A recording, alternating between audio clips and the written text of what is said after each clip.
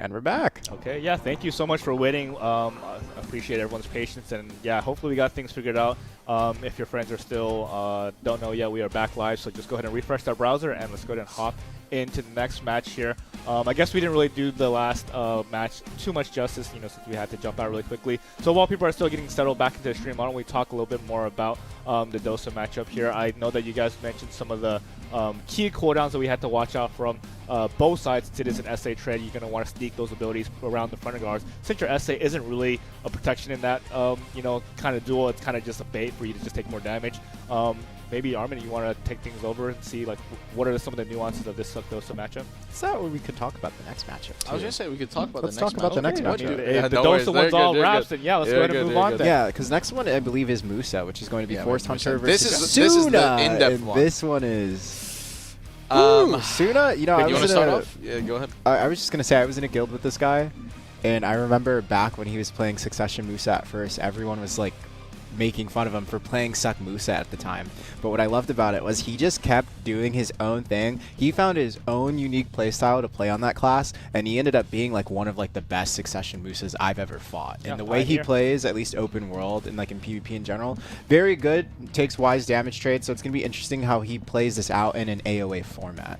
Yeah, Suna alone is... He's him. Yeah, both of these guys, it's not just Suna, are probably the two best Musas I've ever played with in AOS and just kind of open world and a lot of scenarios. I fight against these guys in Node War. Unfortunately, I've never been in a guild with them. I've always been on the receiving end of fighting them. Yeah, so when I fought him, it was like, dude, you need to be in my guild, please. Yes. So these guys are going to be super quick on their feet. Both of them are super mechanically skilled. If you guys don't know, Suck Musa, very mechanical class, actually. So high damage. Yes, high damage, but in terms of just pure APM, there's a lot of LMB, RMB, precise inputs that you guys have to do, a lot of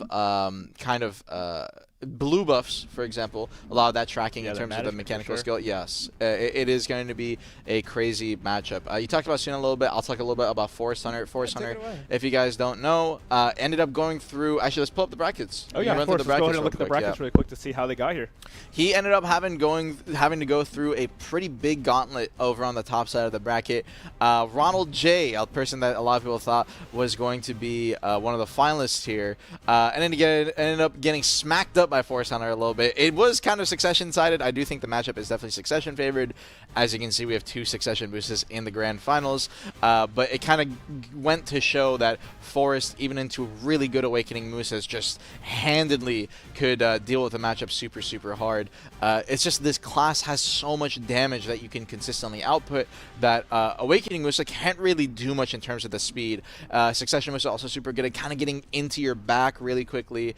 Is definitely something that we're going to have to keep our eye out on. But regardless, Forest Hunter, top side bracket was super tough. Suna, bottom side bracket was also super tough. Had to go through Hilo. Hilo, if you guys don't know, is a Alliance member. That's one of the top alliances for NA. So definitely some experienced players on both sides that these guys had to kind of adverse through. Yeah, but they still have to adverse through each other. Yes. Final match. Sure. Yeah, we're going to find out who's going to be taking it home today. I believe the chat was more in favor of Forest taking home, if I saw the vote correctly. What are you predicting, gentlemen? I do think that Forest is probably more well-known in the community for being that Musa. However, I don't think that this matchup is going to be one-sided like people potentially assume. Yeah. I think Suna is just as good. I've played with both of these guys for so long. I've even tried Suck Musa, and looking at both of their gameplays, I think they're just as good as each other. I think this really could go either way, and it will kind of, in my opinion, come down to who's less nervous today and who's just feeling better. Sometimes you just wake up on the wrong side of the bed and you might not be playing as hot. Yeah, and I feel like, from...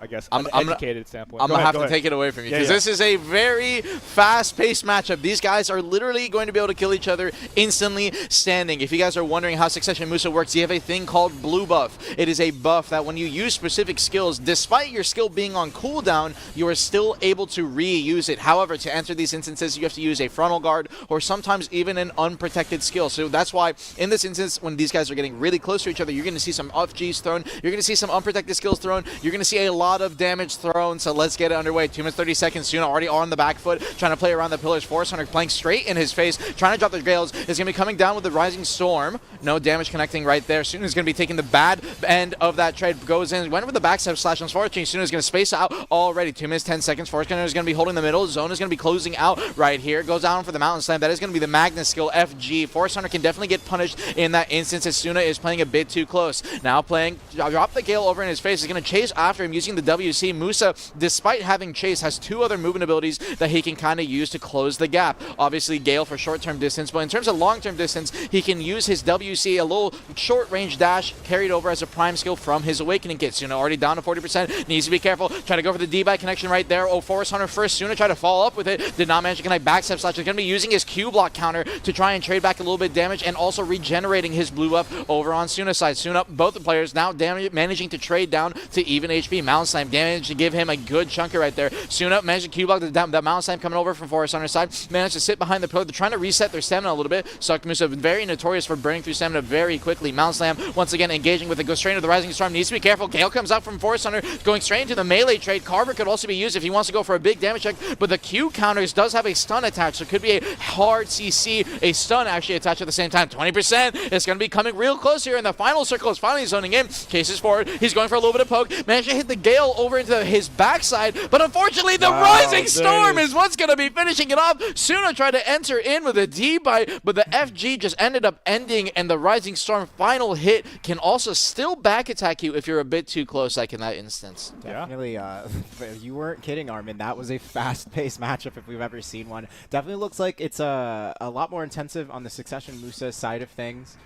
Just trying to find opportunities for those smart trades, but if you're not careful enough, it could put you in a bad position like we saw there. Both players playing it well, but let's see, like you said, it won't be a clean 3-0, hopefully. I mean, both these boys came out to play today, as you can tell. Yeah, as you can see already, it's not like this has been a one-sided matchup. Suna is keeping up the trades, and it really just came down to that final hit that Force Hunter managed to get with that Rising Storm. Suna probably, potentially the nerves kicking in, played a bit too aggressive, goes for the Mountain Slam, and the follow-up skill, I think he went for a Carver into a Cyclone Slash and got instantly punished on it by Forest Hunter. Got the debuff behind, and he and refloated with a Carver of his own. Force the V. Forest Hunter wants to take the aggressive approach, and you can see, despite Suna managed to keep up the trades and play a good neutral so far in the first round, and a beginning of the second round, Forest Hunter's just a bit more calm. He's a bit more composed. Chase goes for it, went for the sub air in the middle of the neutral right there. Did not manage to connect Flame Rush to try and disengage. Rising Storm goes straight into the backstep slash. Managed to connect a little bit of damage right there. Forward, looking for the D-Bite connection. Suna spaces away just in time, comes in, tries to Q counter over on a Forest Hunter, but the Mountain Slam on the chase back.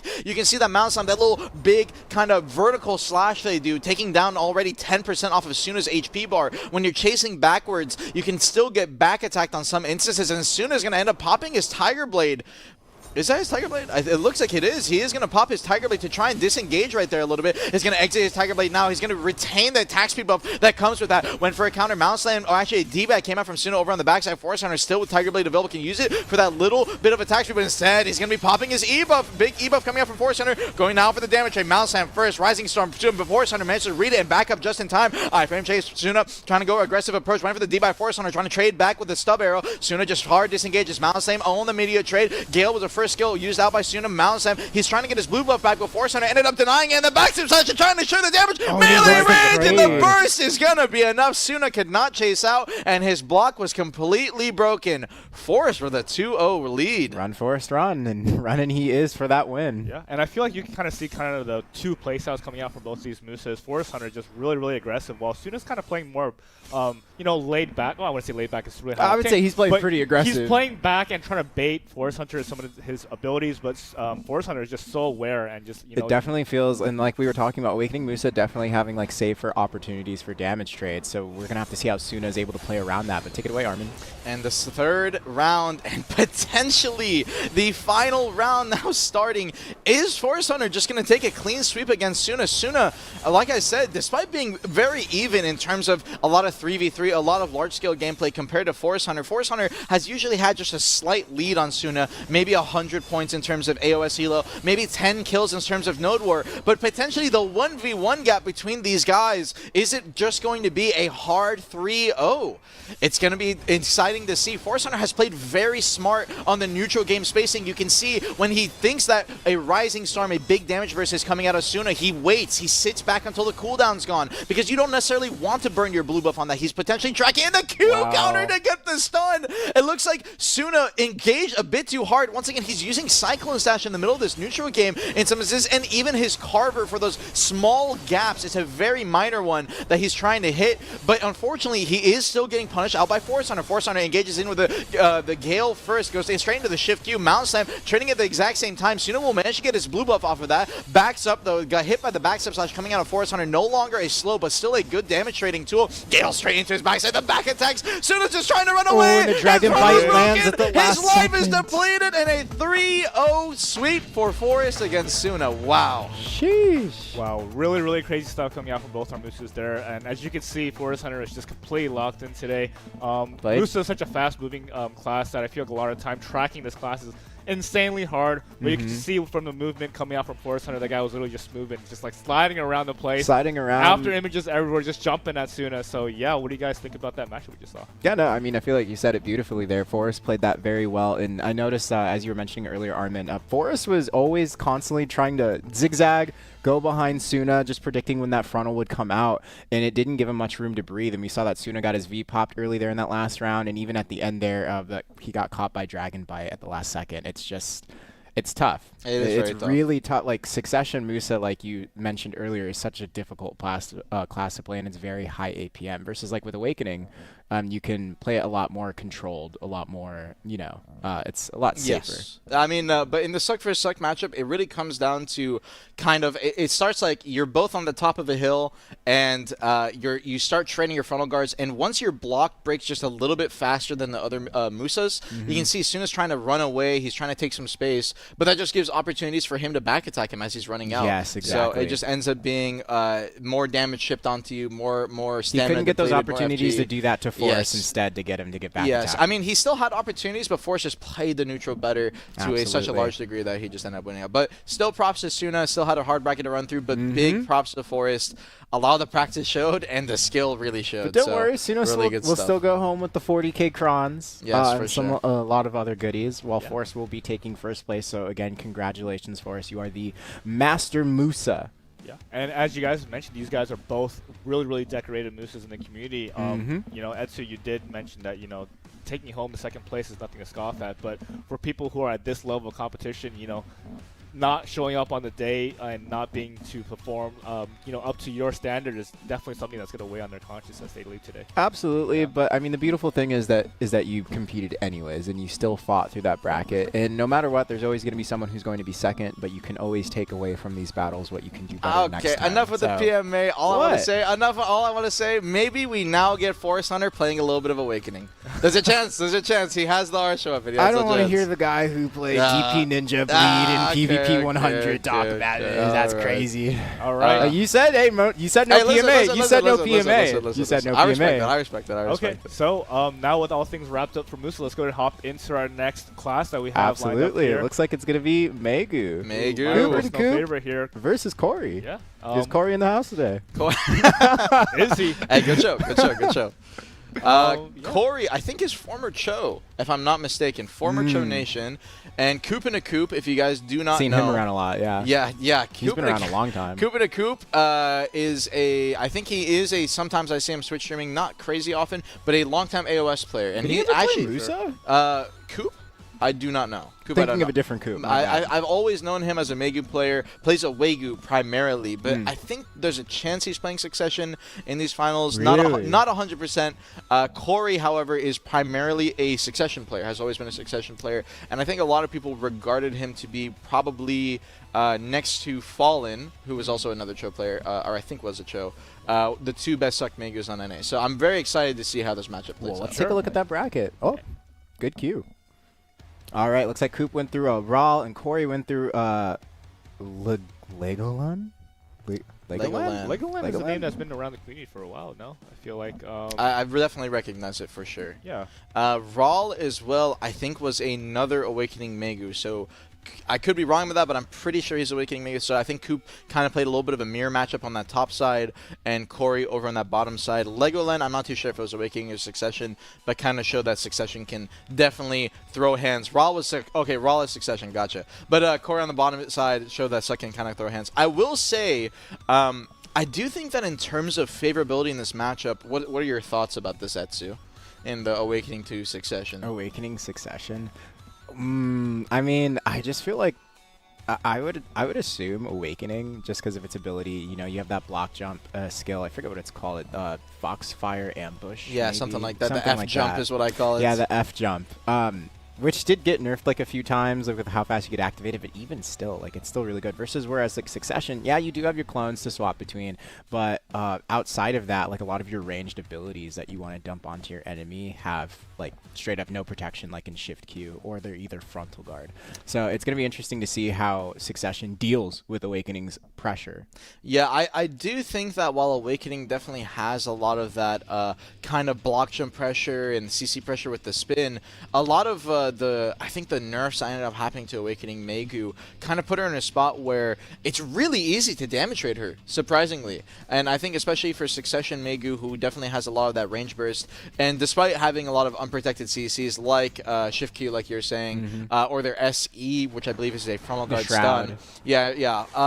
The thing is backwards, forwards, it's a stun. Yeah, they still have so much SA damage trade. And funny enough, you're going to notice as this match goes on over on Coop's POV, despite playing Awakening, Awakening Maegu still has to trade in a lot of the neutral game or use a lot of damage skills from its pre-Awakening. And it really does feel like, okay, well, if you're going to be using your pre-Awakening to damage trade me enemies, why not just play Succession? So I personally think I would give the favorability to Succession Maegu here. And you can see it already. Coop having to drop an FG, ends up getting hit by this backwards kind of stun move. SE over on the Succession Maegu is not going to be able to force his V. A lot of the evasion that comes in this matchup, these players will actually end up missing on each other in a lot of the neutral game. A little side LMB right there. Moves forward with the Spirit Steps. Corey trying to pressure out with the spin. Is not going to manage to connect. Foxfire charge. Ooh, and managed to get the connection over on the Coop. Corey forcing the V out.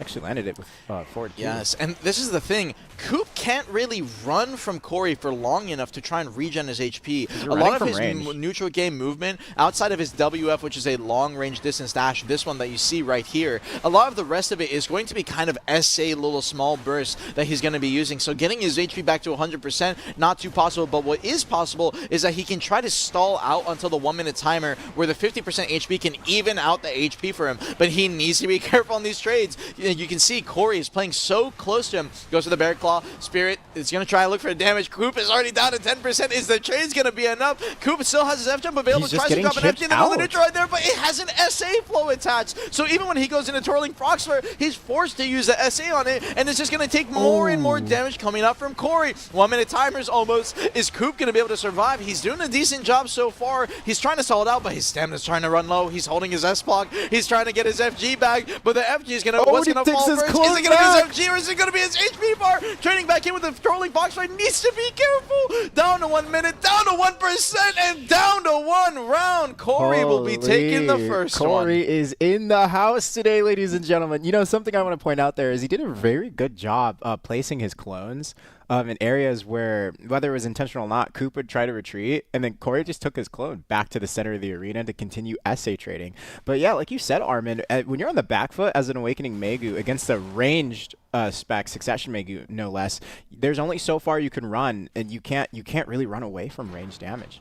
Corey is playing the trades very well, though. You definitely cannot. And Succession Maegu also kind of, while you're talking about that block gem skill that Awakening Maegu has, Succession Maegu still has kind of like a couple of gap close backwards, you know, like a block gem STP skills as well. So while you're trying to run away, she can still stick to you very, very hard. And you saw he used it just there, actually, to kind of gap close over on a Coop. Coop trying to space away, goes in with the F jump, is going to trade out with his SAs, goes for the spin, is not going to manage to hit the side army, the twirling Rhapsody, playing the neutral shift, that twirling Frogstar, trying to trade back some damage. But as I was talking about, Awakening Maegu is actually surprisingly easy to trade damage into nowadays. The biggest instance of damage that Awakening Maegu has the advantage on is when she uses her Twirling Rhapsody, her side R&B, which she also has a 10% on, something that Succession Maegu in this matchup cannot use BSR. If she can get that kind of damage off onto you, especially get a back attack instance with it, you can see like in that instance, he can trade about 20% pretty easily.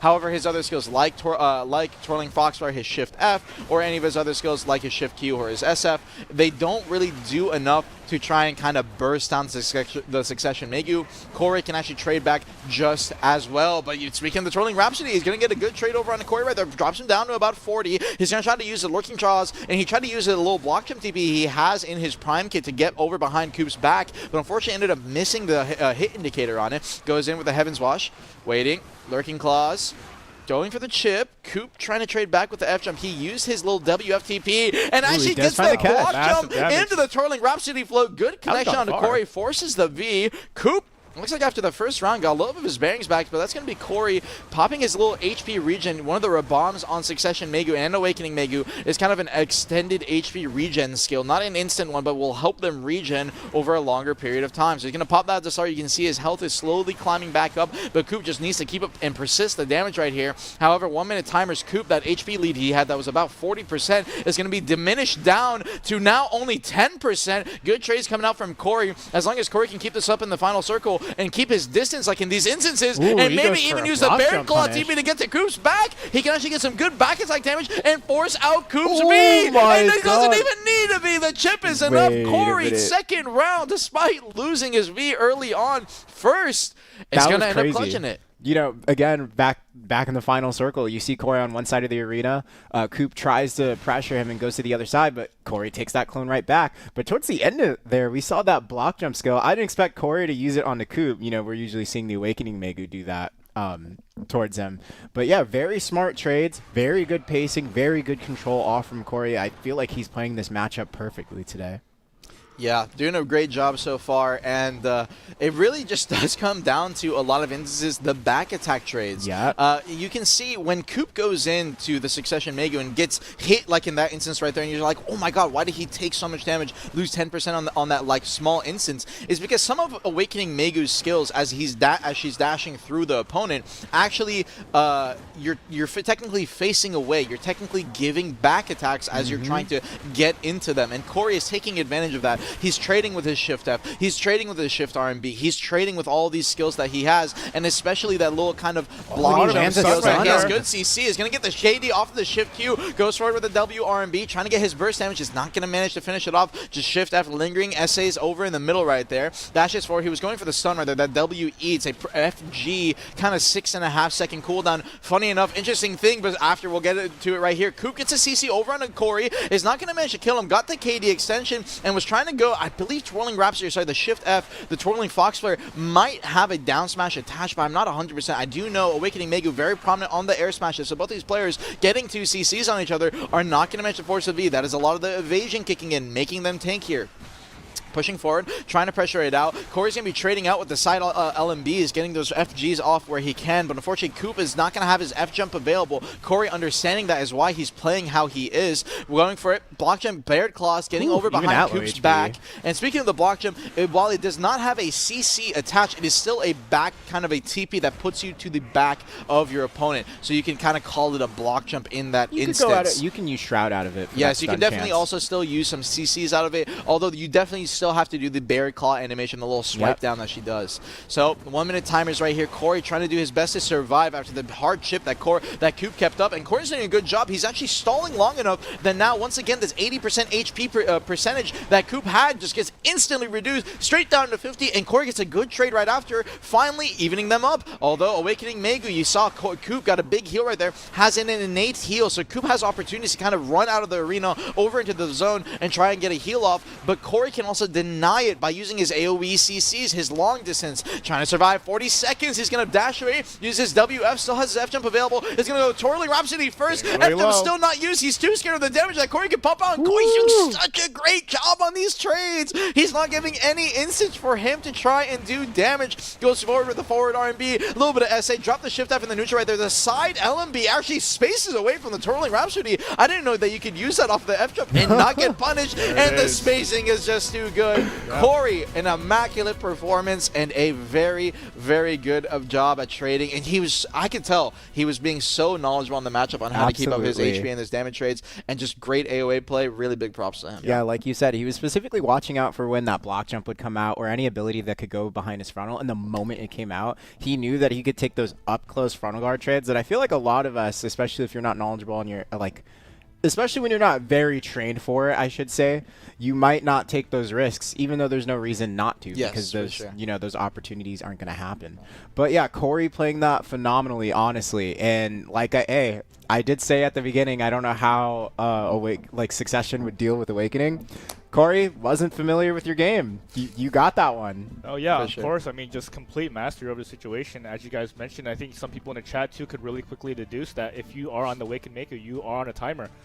The lower the health bars get, I mean, even then, if you think about something like in a Succession Maegu, you might think it's a ranged class that she wants to pelt you from range, but the moment you jump in on her, she still has massive AoEs. We saw Corey trading in his face with the ranged skills anyways. He would use Bardic Claws into just getting more damage with the super armors, so it's nothing to scoff at close range as well. And as you can see, Corey just really on top of things, tracking the whole time and being able to win out on damage trades and, ultimately locking in that 3-0. So congratulations to Corey for becoming your master class Maegu. Super nice plays.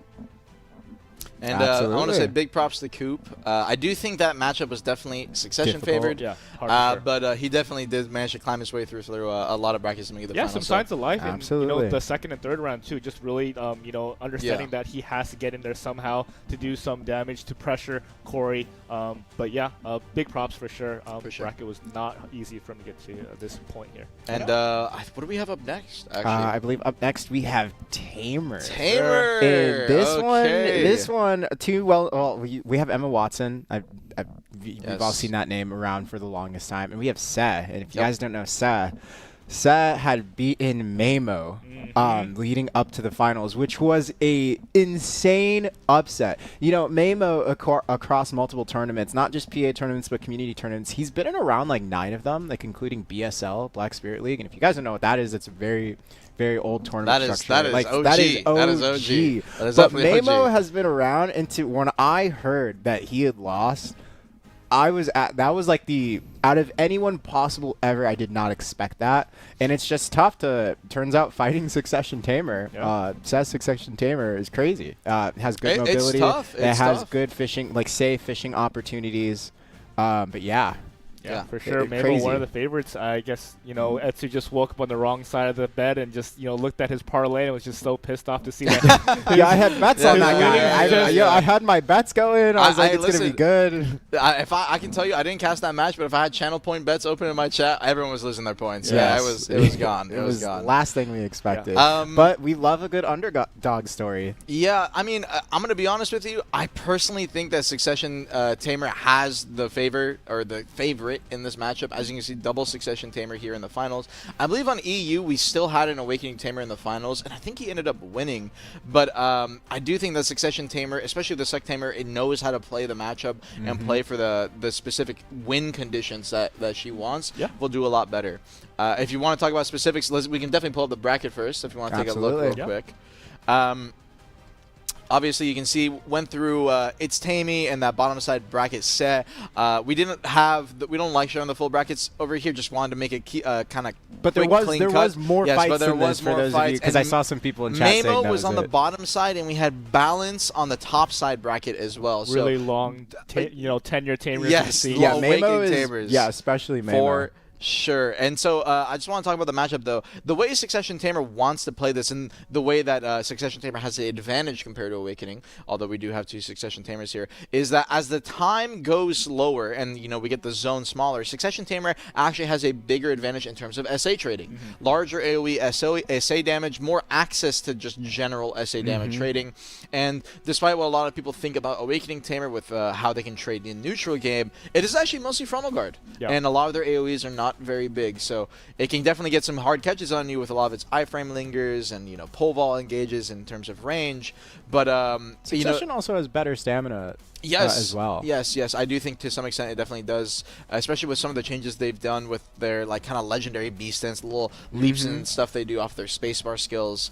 It's going to be interesting to see, but yeah, you know, Watson versus Sav. Who are you thinking, Armin? Yeah, that's Valhalla, what are you thinking? That's the thing. Well, I'm gonna have to go with chat. Looks like chat thinks Sav's gonna take it. It was quite a lopsided vote there, so I think I'm gonna put my money where, you know, chat has it as well. I personally think that it could go either way, and the big reason for that is because Succession Tamer, you know, it's like we were talking about Nova the other day. That's like Chat GPT Premium Plus. Like, you know, this is like the original Chat GPT 2. You know, if you got the right prompt going on, it could work. It could save you from getting CC'd on the ground.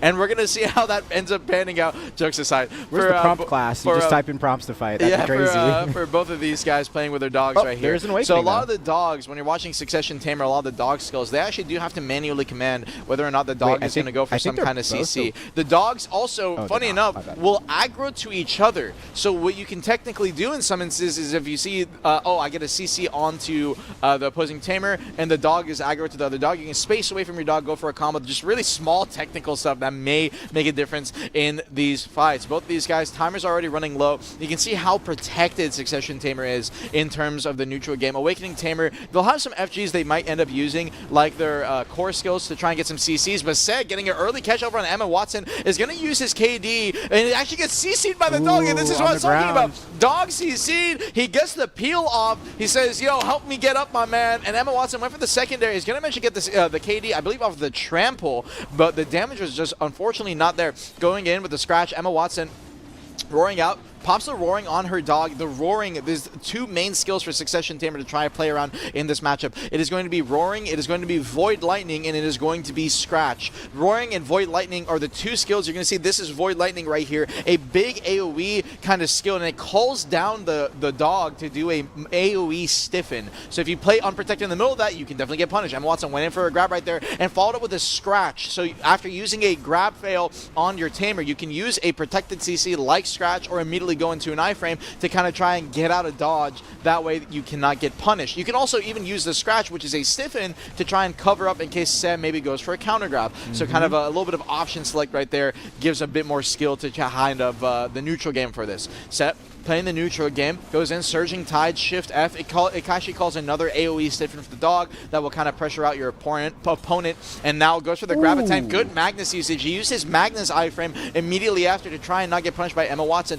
Needs to be careful though. The roaring, whenever you see that dog do that little AoE roar, that is one of the skills that Succession Tamer can use right here. That does really, really big AoE 360 SA damage. It is very good for the chip, and it's going to be more important as the timer goes lower. 30 seconds on the timers right here. He is going to go into his AoE stun, Shift Q, and unfortunately he's going to get punished on the follow-up. Good little CC with the scratch right there by Say. He's going to stand up, and he's going to pop his Absorb, and this is what we're going to talk about in a little bit after this round ends. However, for the time being, he's going to go into a Shift F, actually cancels his Surging Tide, and immediately iframe down. Emma Watson went for the grab right there. Is not going to manage to connect. Lingers his Magnus, goes forward with his Moonlight, going into the side iframe, WW iframe on Tamer. You can use it forward or sideways, and the dog is going to get stiffened. He tried to go for the follow-up, was a little bit too late, but he got the damage chip that he needed. 2 seconds left. Say can just pop the V, and a clean first round for Say. Great stuff to him. Wow. Yeah, you weren't kidding about that. Succession Tamer definitely being a lot safer there. Yeah, Emma Watson.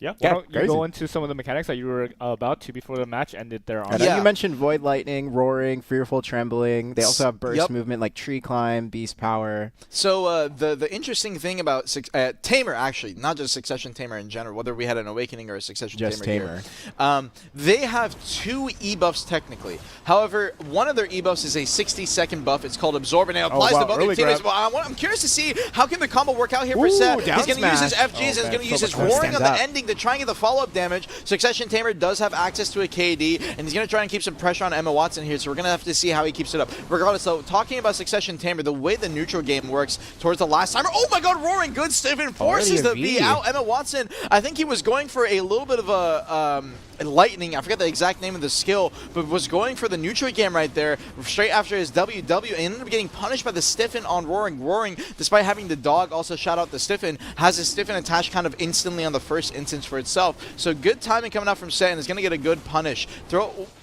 Surging Tide, he can't solve it in the neutral. These guys are primarily using their side WW instead of their normal forward one. Scratch can either be used with a forward kind of, you're going to see a little side claw, or they can use it sideways actually to kind of keep up the lateral movement. Emma Watson, no V here, but the dog said, despite getting the initial catch, they both are getting CC'd by the pets, and ChatGPT. Man, the prompts. Yeah. Playing a little strong right there. But talking about the buffs, Absorb and their natural E-buff. Tamer's Absorb is a team-based buff. You can give either a 30-second AP buff, actually it gives both, but a 30-second AP attack speed and crit rate buff to your teammates, and also a 60-second AP attack speed and crit rate buff to yourself. Second and Con, the neutral, Emma Watson caught at the same exact time. They're not going to be able to CC each other, unfortunately. But It's a 2v2. talking about the buff, if this comes down to time, and let's say, for example, Sed gets caught here by Emma Watson, he will actually have time to pop his E-buff. Unlike other classes, Tamer's E-buff is such a long animation, it can easily get punished by the other Tamer. So these guys have to kind of hopefully get a catch towards the last seconds,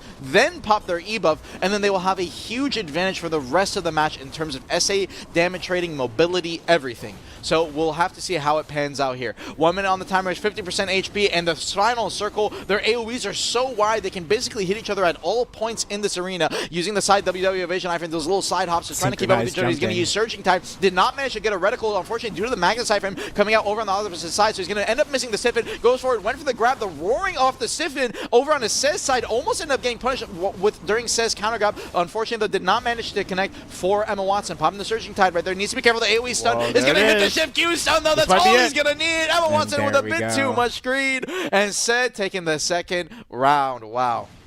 Wow, a lot of hopping around, a lot of damage trades, but it seems like Sez having the advantage here, finding those catches onto Emma Watson throughout the match. You know, they're also, both players doing a good job avoiding those grabs at like the literal split second they come out too. Yeah, I mean, the grabs are definitely dangerous, but I think especially for Emma Watson's side, you really just have to be mindful about the Haylong just being able to, you know, be so prominent on the map there with the area denial, and sometimes just being clipped by some of the CCs coming out from Haylong. Yeah, and talking about some of the neutral game skills, specifically the skills attached to Hailing, we've talked about Void Lightning so far, we've already talked about Roaring, but one of the biggest skills and one of the more interesting skills is actually Surging Tide. It is a frontal guard range, and it used to be a protected frontal guard knockback, but now I believe no longer has the knockback attached. I'd have to double check that, but the main use is when you get your reticle on the opponent, you're going to see a little, it's like almost an invisible, but kind of a ring stiffen. Yes, that appears below your feet during those instances. And that's exactly what Sed gets a grab over on Emma Watson out of. He grabbed Emma Watson's Surging Tide, the FG skill. You're still stuck in it. While you can cancel, Emma Watson popping a Surging Tide as well. There's going to be the AoE stiffen, and as a result of that, he needs to keep mobile. If you do not stay protected with your SAs, any kind of FGs, you can definitely get punished. Goes in, went for the grab. The Roaring Stiff is going to manage to get the punish. He gets the re-stiff and is going to pop his KD right here, trying to go for the damage. He used Surging Tide in the middle of his combo. I believe he's not going to manage to get the most damage that he can off of that. So it's like Tamer has to rely on skills like Jolt and Bolt and a lot of its damage combos, but unfortunately, due to how the dogs can peel, cannot usually get those off, and instead has to use skills like Roaring, like Fearful Trembling, and use those SA chip skills for his combo instead. Emma Watson had Roaring available there, and that was the big burst that you saw and land over onto Sez side, trying to play it safe. It's going to pop the Roaring in the neutral. Tree Climb coming out to try and gap close as well. Tree Climb, a really good neutral game iframe skill that they can use to get closer. Fearful Trembling ends up missing it. Roaring popped one more time. Throatburn kind of for that little bit of FG damage chip in the neutral game. Went for the Magnus. Is not going to manage to get the grab. Set. Good timing on the Dark. The Gowling, I believe, is the name of the Magnus iframe. spaces away. Sei's going to use his Moonlight to kind of get out of dodge. Tree Climb is going to be used over on Emma Watson's side to close the gap. Tree Climb coming out of Se. Uses the Fearful Trembling. No stun connection. Surging Tide is going to pop it behind and try and get the stun. But the stiffen, but unfortunately did not manage to get his reticle. If any kind of iframe connects during the Surging Tide, if you guys know how BDO works, if you are in iframe, you do not have a red reticle ability to land on you. So it's going to end up missing the stiffen, and that will make the skill pretty much meaningless. Good grab attempt coming out from Emma Watson. Ends up missing. Se gets caught on the backside. These guys are just trading CC after CC, but neither of them can confirm. Se went into a tree climb. Actually got stuck a little bit there. Not too sure what that was, but he took a decent chunk of damage, down to about 20%. 40-second timers are left here. Neither player has managed to pop their absorb, but they still did pop their E-buff. Gives a little bit of movement speed, so it can help in terms of movement, but it also does shorten their iframe on some instances, so maybe they don't want that. 30 seconds left right here. There's the Surging Tide. Will manage to connect on the Se, so needs to be careful. The AoE stiffen, roaring, good damage. Goes straight into the Fearful Trembling in case Se wanted to go for a grab, so he can't pressure. Moonlight goes forward, went for the grab onto the Surging Tide, did not manage to connect. Emma Watson too quick with the WW iframe. Goes for the Fearful Trembling, trading at the exact same time right there. Went for the unprotected KD, the throat burn. The FG damage as well for that neutral game shit. Down to 5 seconds. Moonlight trying to connect. Is Emma Watson going to manage to clutch it up and maybe take it to a 1-2 double V? Who will win? Emma Watson still does. Great stuff. Great trades. Yeah, awesome to see some signs of life coming out from Emma for sure. Just looking very, very poised. I mean, like, I feel like the Haylong is just so random with these random CCs coming out. But the amount of times they got CCs, and Haylong is like, I got you. And then the other Haylong is like, nah. It's a 2v2. Yeah, it is for sure. Go ahead. It looks like no, you got it covered. Looks like chat is really, really rooting for Emma Watson to come back in the reverse sweep. So let's see what we have in store. It looks like oh, there we go. I was wondering what was going on right there. But take it away, Armin. Round 4, let's get it going. We've already ran through the skills, so let's try to kind of stick to the class gameplay now, so you guys can get an idea of how this is going to pan out. Popping the Roaring right there. It's going to be going straight into the Void Lightning over on the opposite side on Se. When the Void Lightning is down, you do not want to pressure the Tamer too hard because your grab can get punished, and that was actually the main way that a lot of the Awakening Tamers in the tournament ended up losing to the Succession players. Going into Void Lightning is too hard, going into Roaring is too hard, so despite wanting to end the round early, fighting it to suck Tamer if they're just kind of sitting in their zone, sitting in their little AoE, their spots, their traps, you could call it, is very, very tough. Goes for the grab. He tried to actually punish the Roaring right there. Did not manage to get punished by the stiffen, but did not land the grab either. It was a really good iframe time coming out of Emma Watson. Needs to be careful. Pops a Fearful Trembling right there. Good Magnus. Dark Owling ended up being used by Se to try and play the neutral game. Tree Climb, Roaring popped out. The dog is going to go for the follow-up stiffen. Void Lightning over on the opposite side. He's going to manage to get the grab, but that's a Void Lightning stiffen. That's what I was talking about. Yep. The Void Lightning, if it's coming down, can stiffen you, and Se greeted instantly off of the grab instead of repositioning for maybe a different instance of his combo, just wanted to get the instant re-CC follow-up. So maybe a little bit too greedy over on Se's side, and it might come back to bite him here later on if he ends up losing this round potentially. So, waiting it out, goes for the Roaring. Good move by Emma Watson. He dodged Se's grab on that one instance. Holding it out. There's a Dark Owling coming out straight into the Fearful Trembling. Dashes forward. He went for the Moonlight grab. Did not manage to connect. Se instead backed up and dropped the Surging Tide. Trying to go for the follow-up. Good grab. Grabbed out at the end of the WW. I think a little bit too much greed over on Emma Watson. Actually, no, it was Resonance. He went for the Shift Zero Bomb.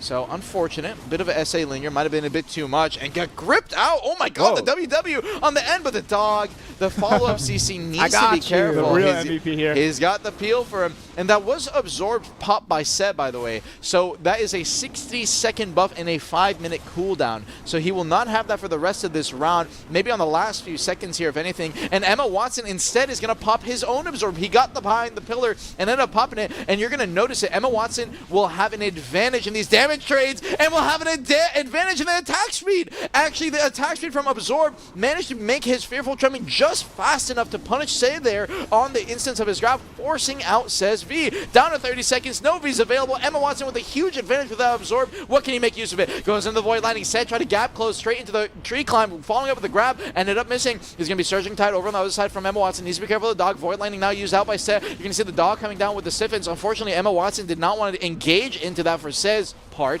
so he's going to play it safe. Dark Owling, he got the punish with the scratch. Greeted the FG too hard, and Emma Watson, the greed will not pay off. Se with a very smart punish and very good awareness to get on top of that. Like you covered it perfectly. That was a crazy capitalization just instantaneously on that frontal guard linger. Yes.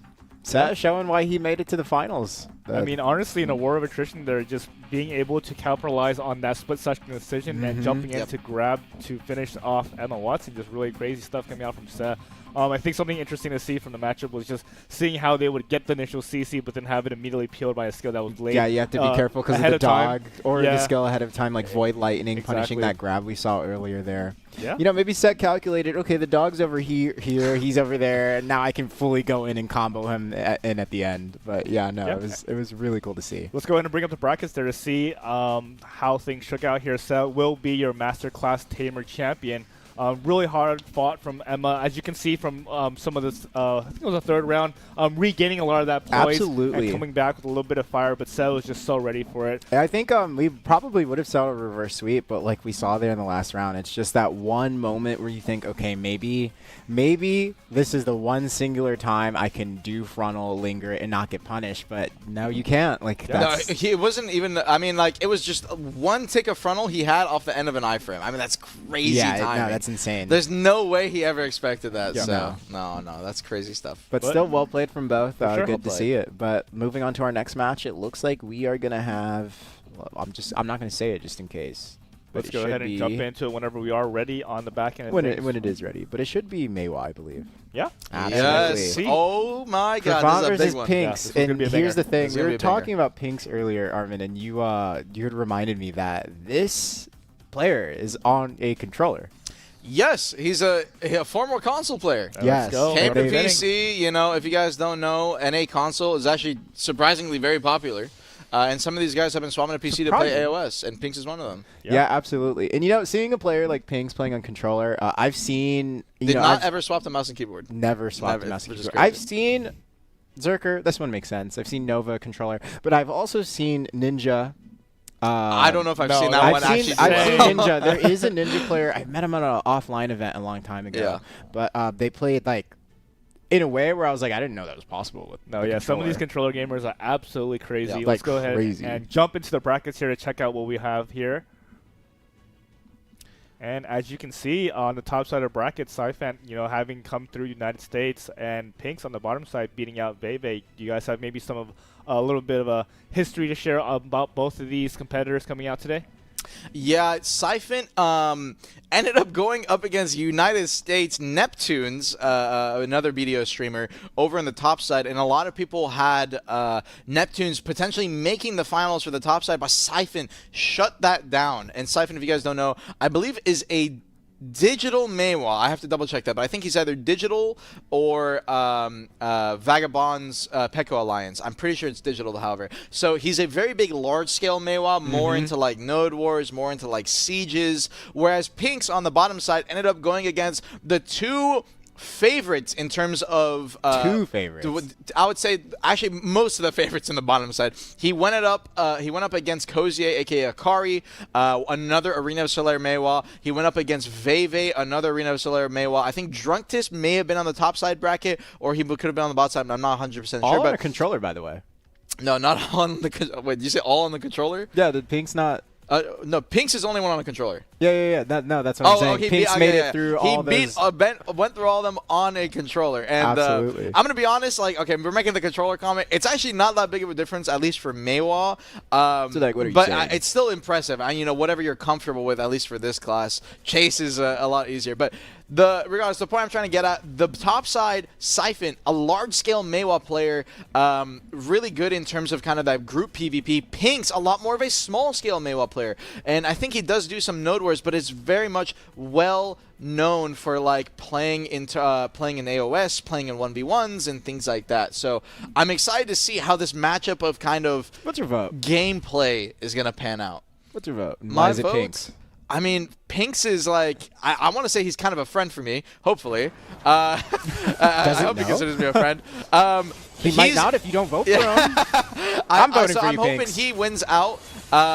Hoping. But I do think that in terms of advantage, just in general, I do think that Pinks is more experienced in terms of the Maehwa v Maehwa. You do so much Maehwa v Maehwa in small scale in AOS, just because there's so many Succession Maehwas on NA. He's probably so used to this matchup, whereas Siphon may not be as much. He's probably more used to fighting sages and wizards and witches in a lot of large-scale range classes where he's dive bombing. So playing the neutral game, Red Moon, Siphon already lost his V early on here, and he's trying to do his best. Now you can see Pinks came in, Red Moon trade as well. Pinks is so good at trading out in this neutral game. Siphon dumping 3 stub arrows at the exact same time. Stub arrow, while not necessarily in this matchup, you can maybe try to predict where your enemy stub arrow is and get the same timing and maybe win out that trade in terms of the stiffen. But it actually does do good neutral game chip. Believe it or not, stub arrow on Succession Maehwa, unlike Musa and some of these and the other blader, is actually really good for chip damage. Does some pretty good chunks, and it's just pressure that you can keep consistently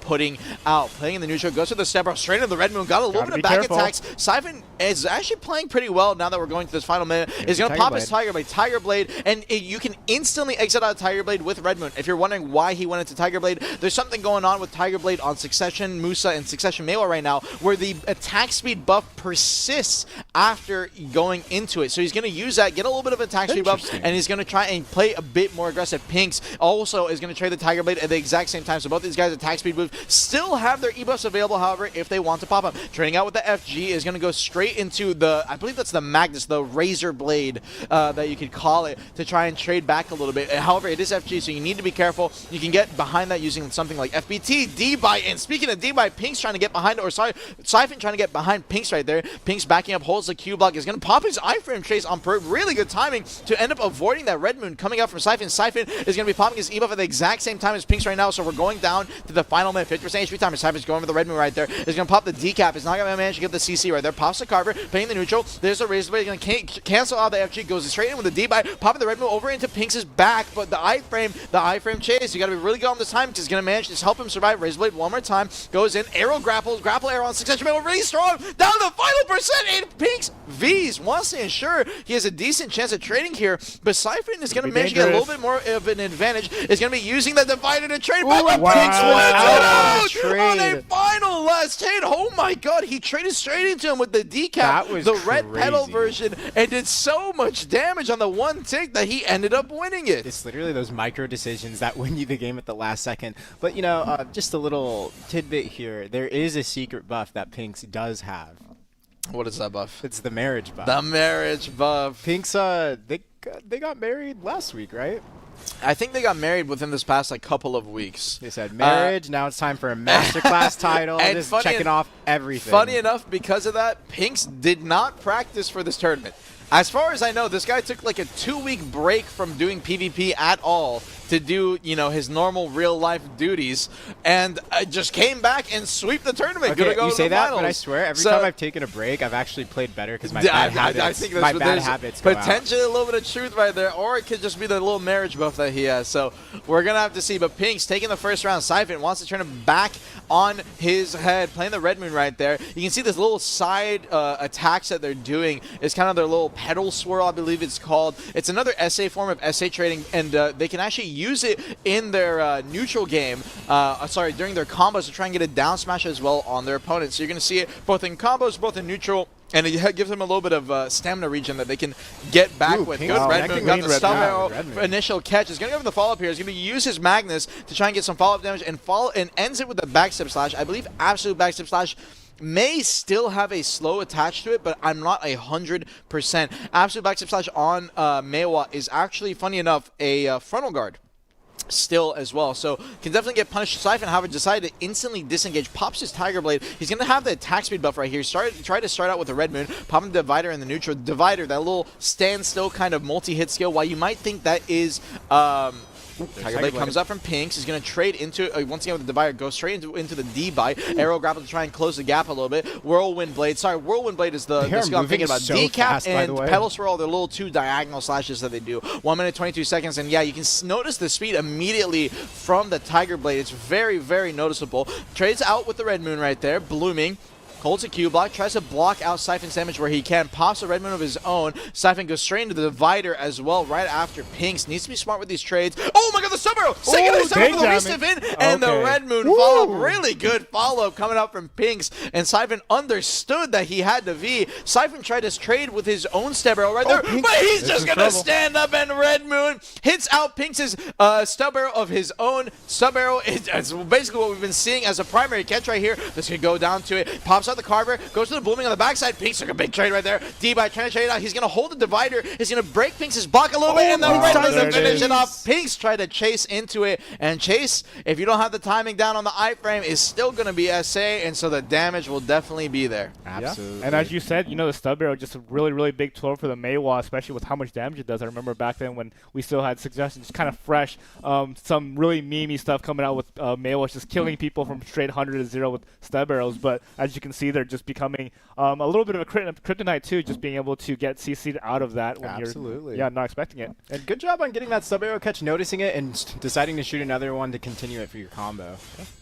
Yeah, and the thing is, right, playing this neutral game, when it comes to that final minute, that final zone, while you may want to throw stub arrows out, the issue is that Siphon, that's how he got the turnaround, that's how he got the V. Pinks wanted to green for the stub arrow, but when you're that close, Red Moon is within range. That is the big AoE protected CC, goes actually pretty far out in front of the Maehwa itself. So Pinks greeted just a bit too hard there, maybe playing a bit too confident, and Siphon was instantly quick on the punish. So playing the neutral game, got hit out of his Magnus, good timing, got a good CC. It was a Carver re-CC, trying to go for the damage follow-up, and we'll manage to get Pinks down to about 20. Pinks is now going to be trying to run away, and you can see these little arrows landing up behind him. It's Siphon trying to get a little bit of chip, a little bit of back attack off the stab arrows while Pinks is running away. They were just barely missing, however, but it does still apply a bleed on some instances if it can kind of graze you.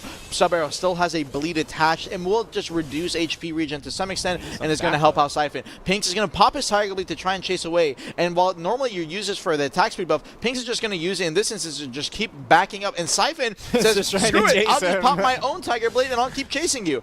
Pinks trying to regen his HP. Siphon is trying to hit him with a little bit of Divider, a little bit of Carver right here, a D-Bite, a Red Moon. Pinks is doing a good job at avoiding. He's just trying to keep his HP lead as long as he can.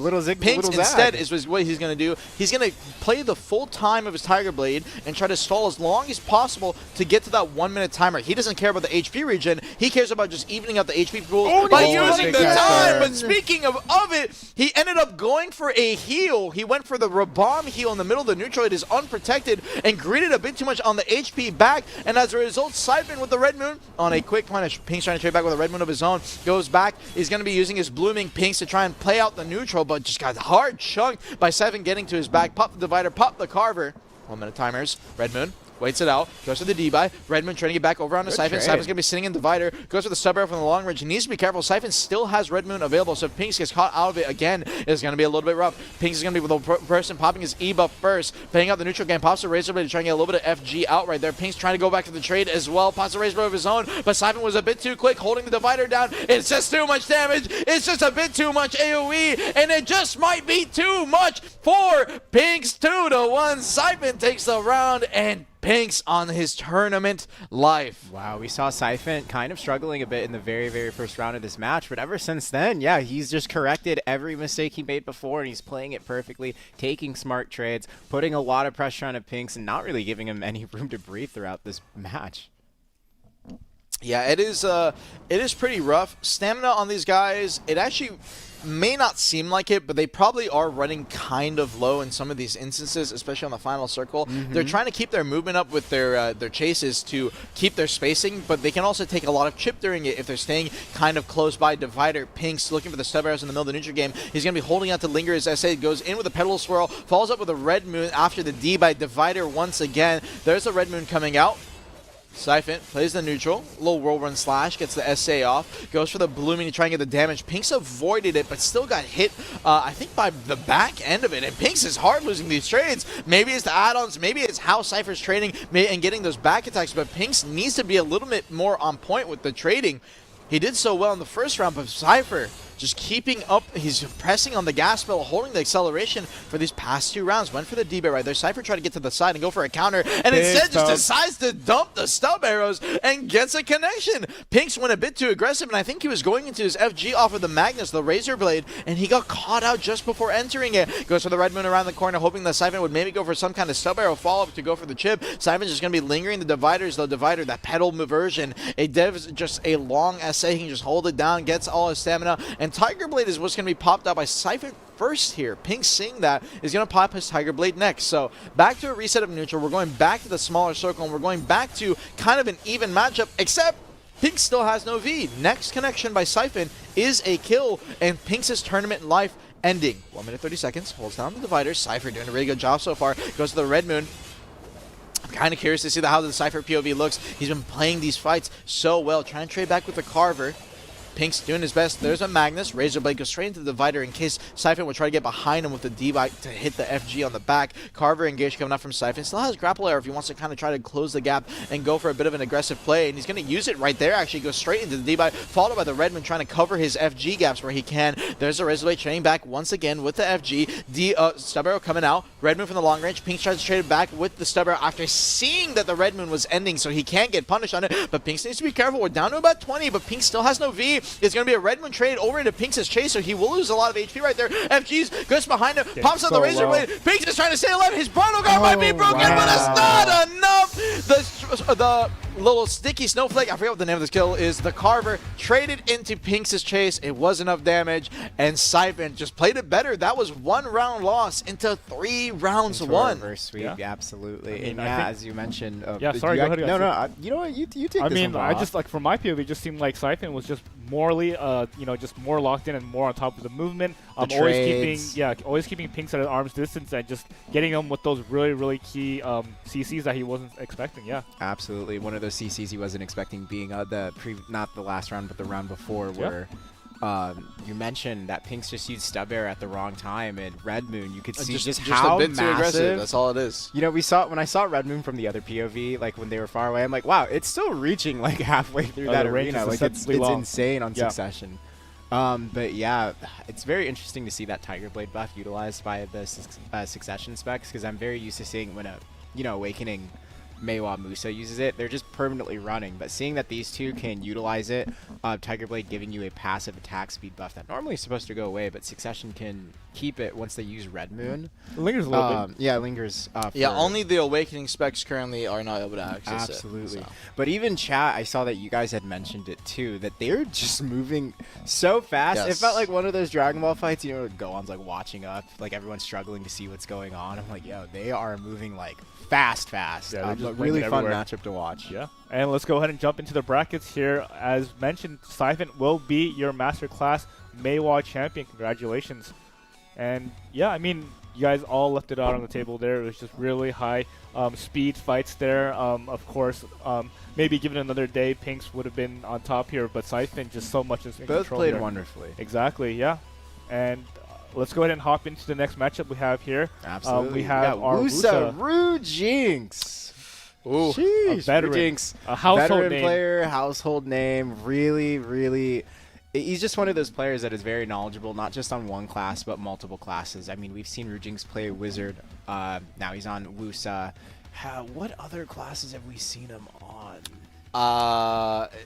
He's Musa. swapped through a bunch of stuff. Yeah, I think he's just the avatar of class Anytime a new players. class comes out, this guy definitely just goes and tries it out. So. Absolutely. Very knowledgeable player. We'll see if that knowledge extends over in the Woosa matchup. But then we also have Saze, Armin. Do you know much on Saze? I do not know much on Saze. I do not know Rujinx is just like the only name. I looked at the Woosa brackets when they first came out. You saw Rujinx like, and you're like, oh yeah. I was like, this is the only guy I recognize in the whole bracket. He will probably make it to the finals. And I was right. He did make it to the finals, and I still think he will probably just end up winning it out. Hey, but no but slouch don't count to Saze size, out. right? Yeah. I know. Even no I slouch see down for chat's sure. mentioning Saze Woosa's main, and Saze is really good too. So yeah, let's see who's going to, if Rujinx is going to keep that household name, or if Saze is going to step up to the plate, and we're going to have an underdog story on our hands. Yeah, let's go ahead and jump into the brackets here to check out how things panned out for both of them to arrive at this point.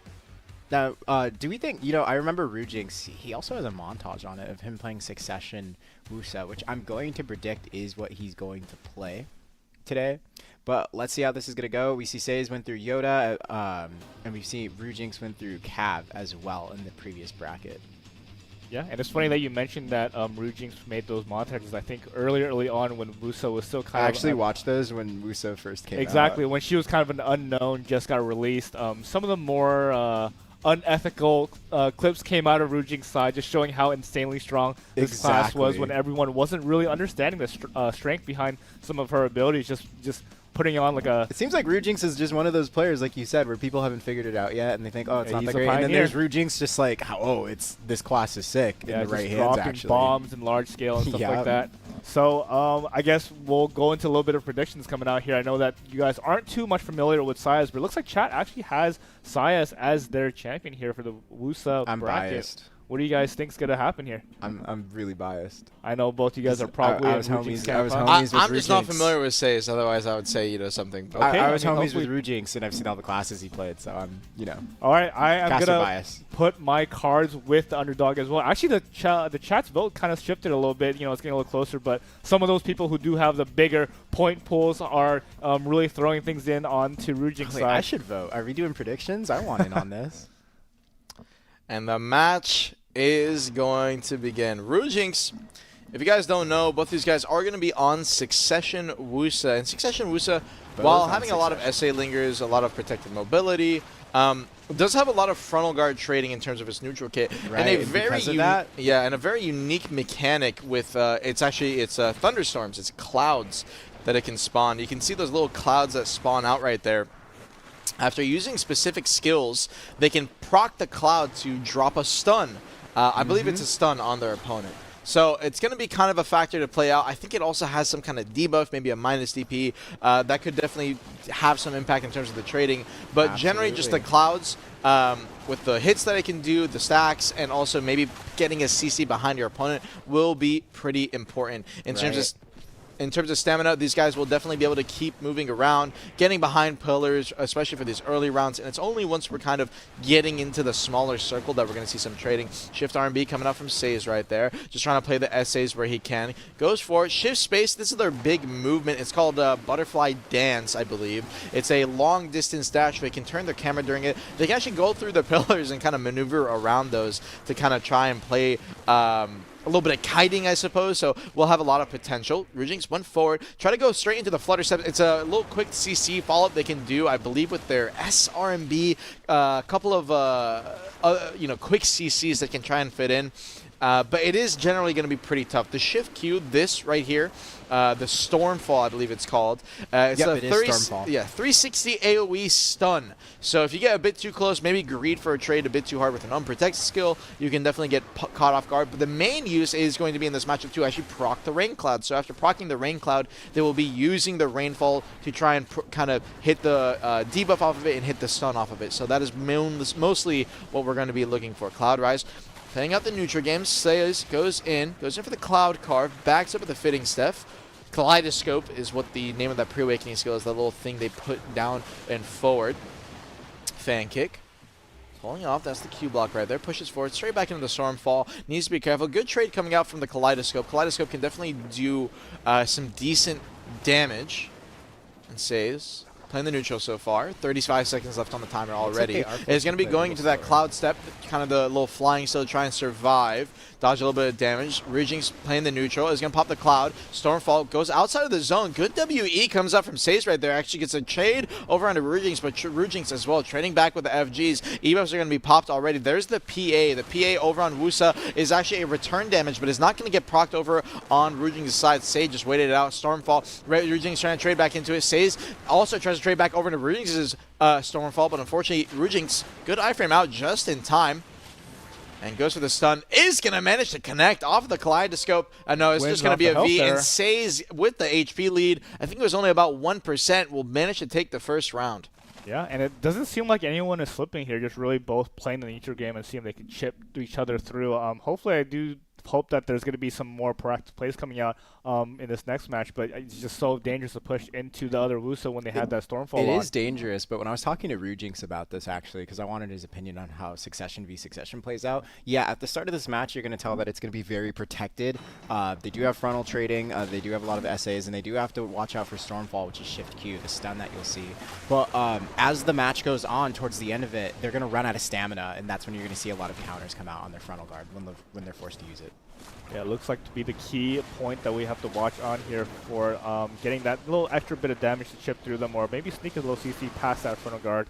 Right, little passive. We're trading weather effects back and forth. You know, it is rainy in LA right now, so this is pretty fitting.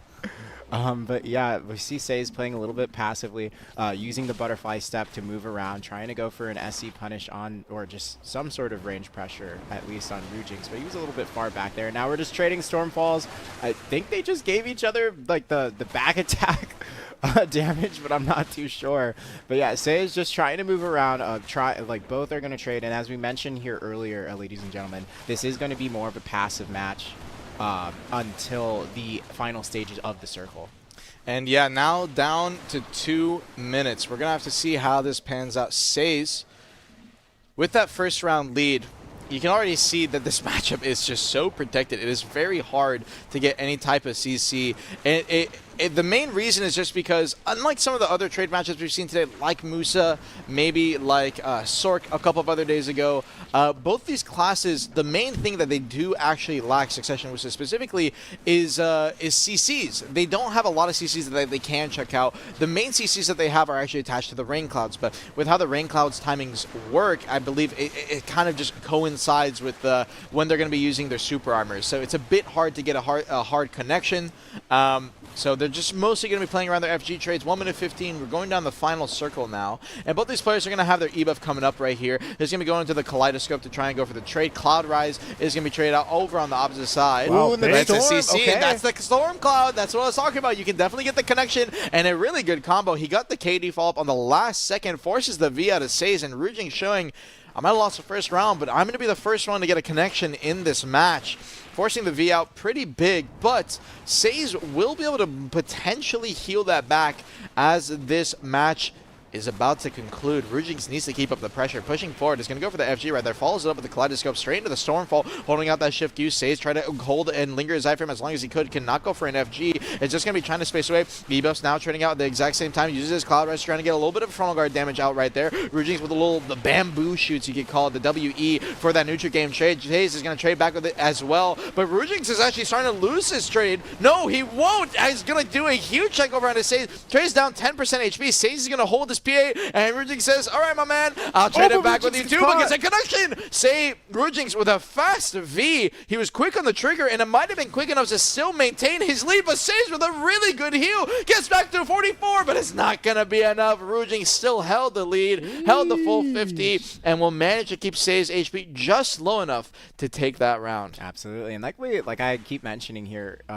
yeah, as the match goes on, it's just going to be a lot of pressure on their stamina bars, and they're going to be forced to use more vulnerable skills, which you could see Rujinx did a really good job at capitalizing on. Even though he got caught at the end there, he still managed to hold on to his V to the last second so he could heal with one tick of SLMB and come back from it. Yeah, when it really comes down to it, you just really have to burn down your options from the opponent's side, especially in a war of attrition like with the Woosa versus the Woosa. You can definitely tell that both of these guys are for sure not going to miss a beat and are going to stay protected the whole time. So really edging out the victory there at the end. Rujinx, really good stuff. Absolutely. Yeah, I think it just boils down to I use my ability better than you did when I did. I mean, that's just how all these matches end up happening, huh? Absolutely. And one thing to notice here too is like you can see that in their standing SA trading. Rujinx even mentioned this too. They don't have a lot of SA damage pressure.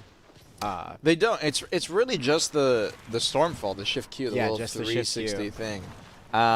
Outside of that, most of their damage, I believe, actually, and Kaleidoscope, you can kind of trade this little skill right here, the little dark circle he spawns. You can kind of trade with that as well. But it's mostly a lot of their FGs, the little bamboo shoot that they shoot out. Which he did just do a Shift good job LMB. trading onto him with that attack. Stormfall. It's going to be a lot more of the FG skills that I believe are the kind of burst opportunities. Tigerfall right there. You can see it has Woosa Compared to a lot of the classes, Woosa and Maegu, the animations are kind of crazy. Yeah. I will not lie. I love Devs went all the out storm for sure. animations. Yes, yes, yes. Went all out for sure. You can see on pretty much almost every instance, a lot of deep blacks. I actually like the color palette a lot as well. Same. But the storm clouds, I think, was always the thing that caught me off guard the most. You can see it spawns like a bunch of water petals on the ground in a lot of the instances too. The So, butterflies, the storm petals. Yes, it's actually yes, very yes. aesthetically beautiful. yes, yes. Really Ooh, good stuff. Rujing's Rujing finding a fast catch. engage. Good connection. there we go. He's going to be able to force Say's V. He was so quick to get to his back right there. 1 minute 11 seconds. Say's Let's see if comes he can out put of the on V. pressure. Oh, Rujing's trying to pressure it already. Rujing's trying to go in quick to get the little float off right there. Did not manage to connect Say's. He's just holding his iframe now, so he's going to be fine. Kaleidoscope backs up. Rujinx is trying to trade into him, looking for a stun. He's going to hold his PA. He's going to eat a little bit of the Cloud Rise, but not enough damage for the trade back. Rujinx follows it up immediately by using his Stormfall, going for that AoE stun, especially with the Cloud attached. Will not manage to connect. Now there's a Kaleidoscope coming out from Rujinx. Pushes forward. Cloud Rise trading it Got back. caught by Gets the stunned. Stormfall. Stormfall. Good connection out from Say's, and neither player now with a V available. 35 seconds left on the clock right here. He's going to start out, and E-buffs are going to be popped on both sides. Starting out with the Cloud Rise, it is going to be coming down the chase. 25 seconds is going to go for the Stormfall right there. Say's trades straight into it with the Kaleidoscope, the little bamboo shoot, getting out what damage he can. Cloud Rise holds it out. Rujing's trying to get the little hard, the tip of the Kaleidoscope over on the other end. It's not going to manage to reach him just in time. Say's trading out with the little bamboo shoot one more time. Holds down. There's the Storm Rise. Did not manage to connect right there. Cloudfall. Rujing's going to try and go behind him instantly with the CC off the little Yangbang step, the shift space, kind of the float that he can use. 1 second left, and the final trade. Rujing's managed to get the last tick, using the Stormfall, getting behind him, and will manage to win the round. Yeah, and it's really coming down to the wire with these 1% or 2% victories here. I mean, at the end of the day, I think they both understand that it's going to be very hard to pick the other opponent off and just really saving their key cooldowns for the last 5 seconds of the match, whether that be winning by, just being in that V, which is, maybe not what we want to see, but, yeah, also utilizing that Stormfall to get a little bit of that chip damage to secure the round. Absolutely. Yeah, and we are going into round 4. Rujinx, after losing that first round 2 rounds in a row, we've kind of seen 2 trends today, by the way, with a lot of the matches. You lose one, you win the next 3. Yeah, like it's been reverse either sweep. a lot Early of reverse 3-0s, sweep. or it's been a lot of lose one and just win the next 3, like you're saying. I mean, losing so. the first one is just, downloading Losing all the first files. one just to see how they Yeah. play it. You Look, say that, but people yep. actually do that. Yeah, I mean, just knowing how your opponent is trying to play the matchup and just immediately finding out what you have to do to turn things around. Super good stuff. I'm a big fan of losing to teach humility. That is a strat. That is a strat. Hey, Rujinx, a lot of these players, the people that people in the community have called really good ones, they have so much PvP knowledge.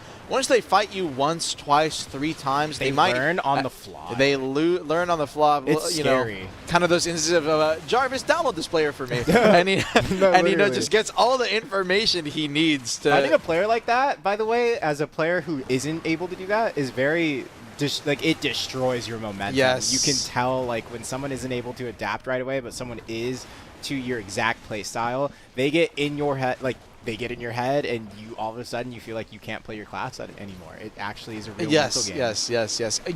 You have to adjust your entire play style because of how they're playing. Without becoming predictive by playing too defensive. Yes, exactly. That's the trick. Then that's the mistake everyone usually makes. Rujinx proving why he is a good player, why he's knowledgeable, but Say's still fighting back. Everything's going down to the last second. We're not counting him out just yet. And that's kind of the beauty of 1v1s when it comes to, not even 1v1s, just PvP and BDO. Kind of that adjustment on the fly and trying to adapt yourself to your opponent. And Rujinx has kept that up for the past 2 rounds now, so we're gonna have to see with this final minute here and them coming down to this final HP trade. No V's CC'd at all so far. How is Say's going to make this adjustment? Playing out the neutral game, it's going to be the Cloudfall coming out from Rujinx's side. Say's started traded back, going into that Tiger Fly. Not managing to get much. He's going to go into Ink Wrath. Needs to be careful of the Stormfall, the big 360 AoE stun. Rujinx went forward for a Say's going to trade back with this PA. The PA, pretty short cooldown. You can use it kind of decent amount of times within an instance. E-buff traded out. Is going to be Sage popping his E-buff a little bit earlier. Started up Rujinx, I think, was greeting a bit too hard right there, but no secondary CC came out from Sage. I don't know if the Cloud ended up capping him, but Rujinx still has not popped his 20 E-buff. seconds left. We're down to 20 seconds left. He needs to look Sage for on the it, but ground. Drop on the Sage ground. lingered the Q block a bit too long. Rujinx with a quick engage. The fan kick for the CC follow-up. Really good movement, and Rujinx will force the V, but he still has to win this trade-off. Sage is down to about 38%. Rujinx is about 50. He's going to hold the PA. I think that's about it. Rujinx can just V here. 3 seconds left. Rujinx on the final instance, getting a little bit nervous, but I think he's fine. 3-1. And your previous godlike, unrivaled wizard winner is going to become your master Woosa winner. So Yeah. multi-talented right there. For sure. I mean, a little bit of a slower pace match coming out from the Woosa. But we did see it get spicy towards the end each time as they ran out of For stamina. sure. I think what really came into play here is what you guys mentioned, just having that, competitor's mind being able to lock in and download the other player's playstyle. And just knowing that in this battle of attrition, what really matters is how you play the last few seconds, saving your Q cooldowns, or in some cases, just getting in there to do the last point of damage that you need to lock away the We round. saw that like 2-3 times. Rujinx just literally living with like 1%. Yeah, I mean, 2% more he totally HP. understood that was the assignment, and he got in there and was able to win that round. So, I mean, congratulations once again to Rujinx on Absolutely. becoming Who was your godlike, masterclass by the Musa. way. I think he was godlike, Yeah. but you know what was funny? He won unrivaled in the Wizard tournament, Rujinx in the original Best in Class. And Wasn't that the everyone one where like no, like Yes. it was like nine everyone wizard players? Everyone was so afraid of him for the trial tournament that no one entered, so he just won godlike by not Jeez. playing anyone. Wait, that is aura farming to the To maximum. the maximum. That is To the crazy. maximum, for Okay, sure. we are actually going to hop into a break here. It's going to be a 20-minute break, a little bit longer than previously, but make sure you guys are refreshed. Get some snacks. Get some I need to water. rest my voice a little Yeah, bit. Armin- Get Armin's ready, chill. because the next one's coming up. Those are the big ones. Those are the big ones. Yeah. All So I right. mean, 20 minutes. You got a lot of time on the clock. Maybe go get something to eat. Go out. Go touch the grass Stretch. real quickly. Yeah. And get back. We'll be here, of course. And I can't wait to jump into the latter half of this. We got some really, really big matchups that you guys. Ninja coming said. up next, guys. Yeah. Hey, I'm gonna be watching you. prepared. You better come back on the cast. We're gonna need you. Don't worry. I'll be hyped up. Slam a Red Bull real quick. I'll be Okay, looking good. I'll okay. be looking All right, good. sounds good. Gentlemen, it does sound good. This is wonderful, but let's go ahead and get into that break. All right. We'll catch you guys back soon.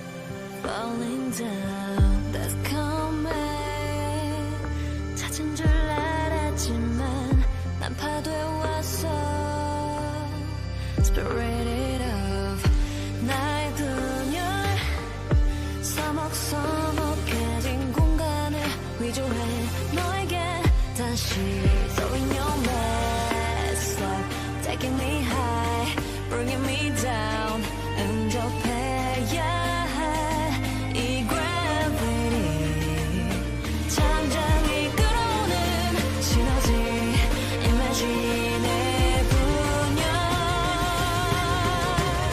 Finally I got to the answer pop to the moment start 여기에 turn to the other side 끌려오는 순간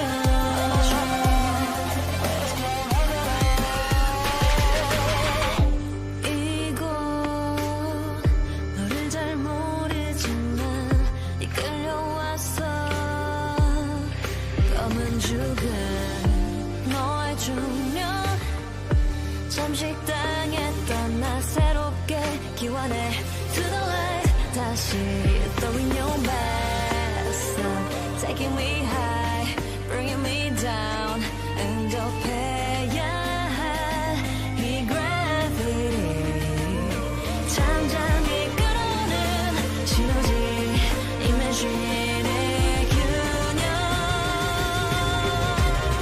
Finally I got to the answer pop to the moment start 여기에 turn to the other side 끌려오는 순간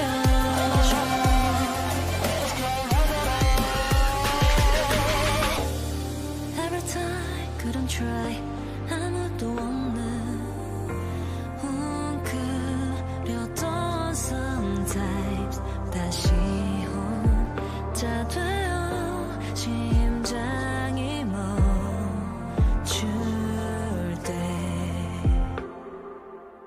Every time couldn't try 마주하기 두려웠던 오래된 나쁜 꿈을 놓아줘 Once again returning up 내 시간이 있어야 할 그곳 Finally I got to the answer pop to the moment start 여기에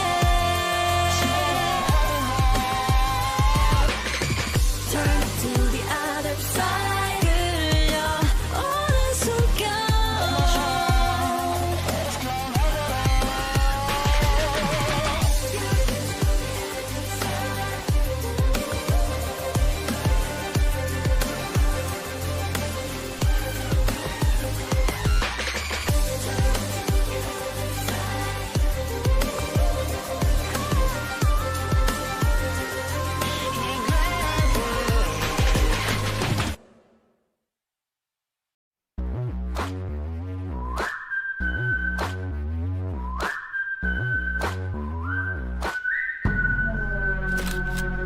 Lately, I'm a savage.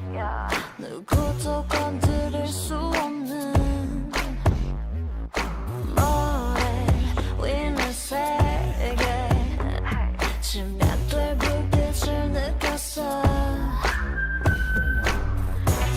Don't feel me 감춰둔 태도에 차가운 눈빛 속 꺼내게 해볼래 Step through the mist 난 알아챌 수 없어 But night show 날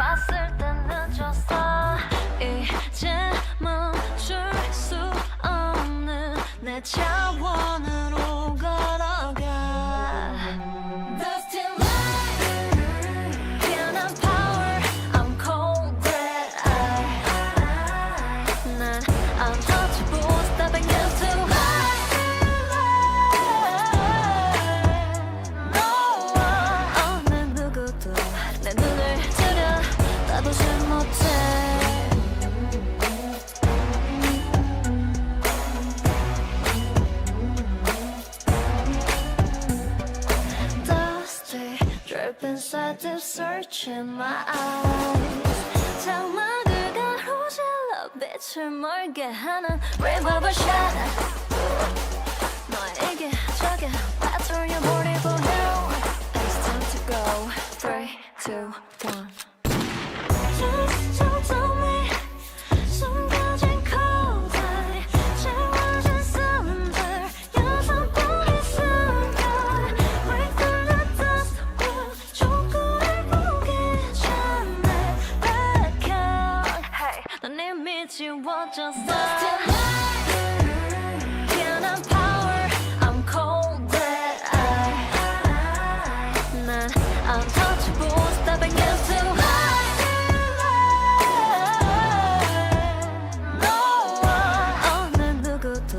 내 눈을 들여 따보지 못해 You were trapped inside dusty velvet shadow You're stuck inside dusty haze will surround you 넌 기회를 보고 있겠지 그건 fake your mistake hey, 널 봤을 땐 늦었어 You were trapped inside dusty velvet shadow You're stuck inside dusty haze will surround you 넌 나를 잡으려 있겠지 That's the trap I got you back 넌 이미 끝났어 Dusty light Can I power I'm cold that 난 untouchable stepping into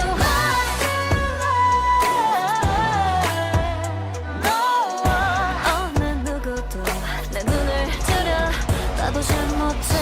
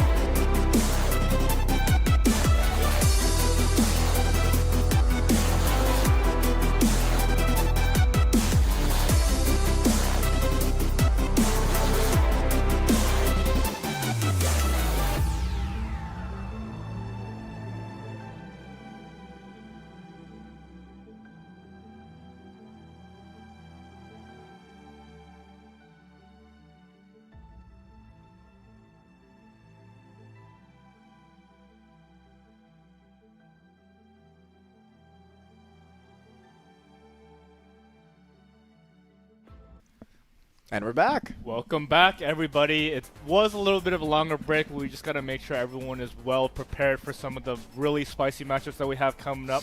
I believe that we are jumping into Hashashin right now.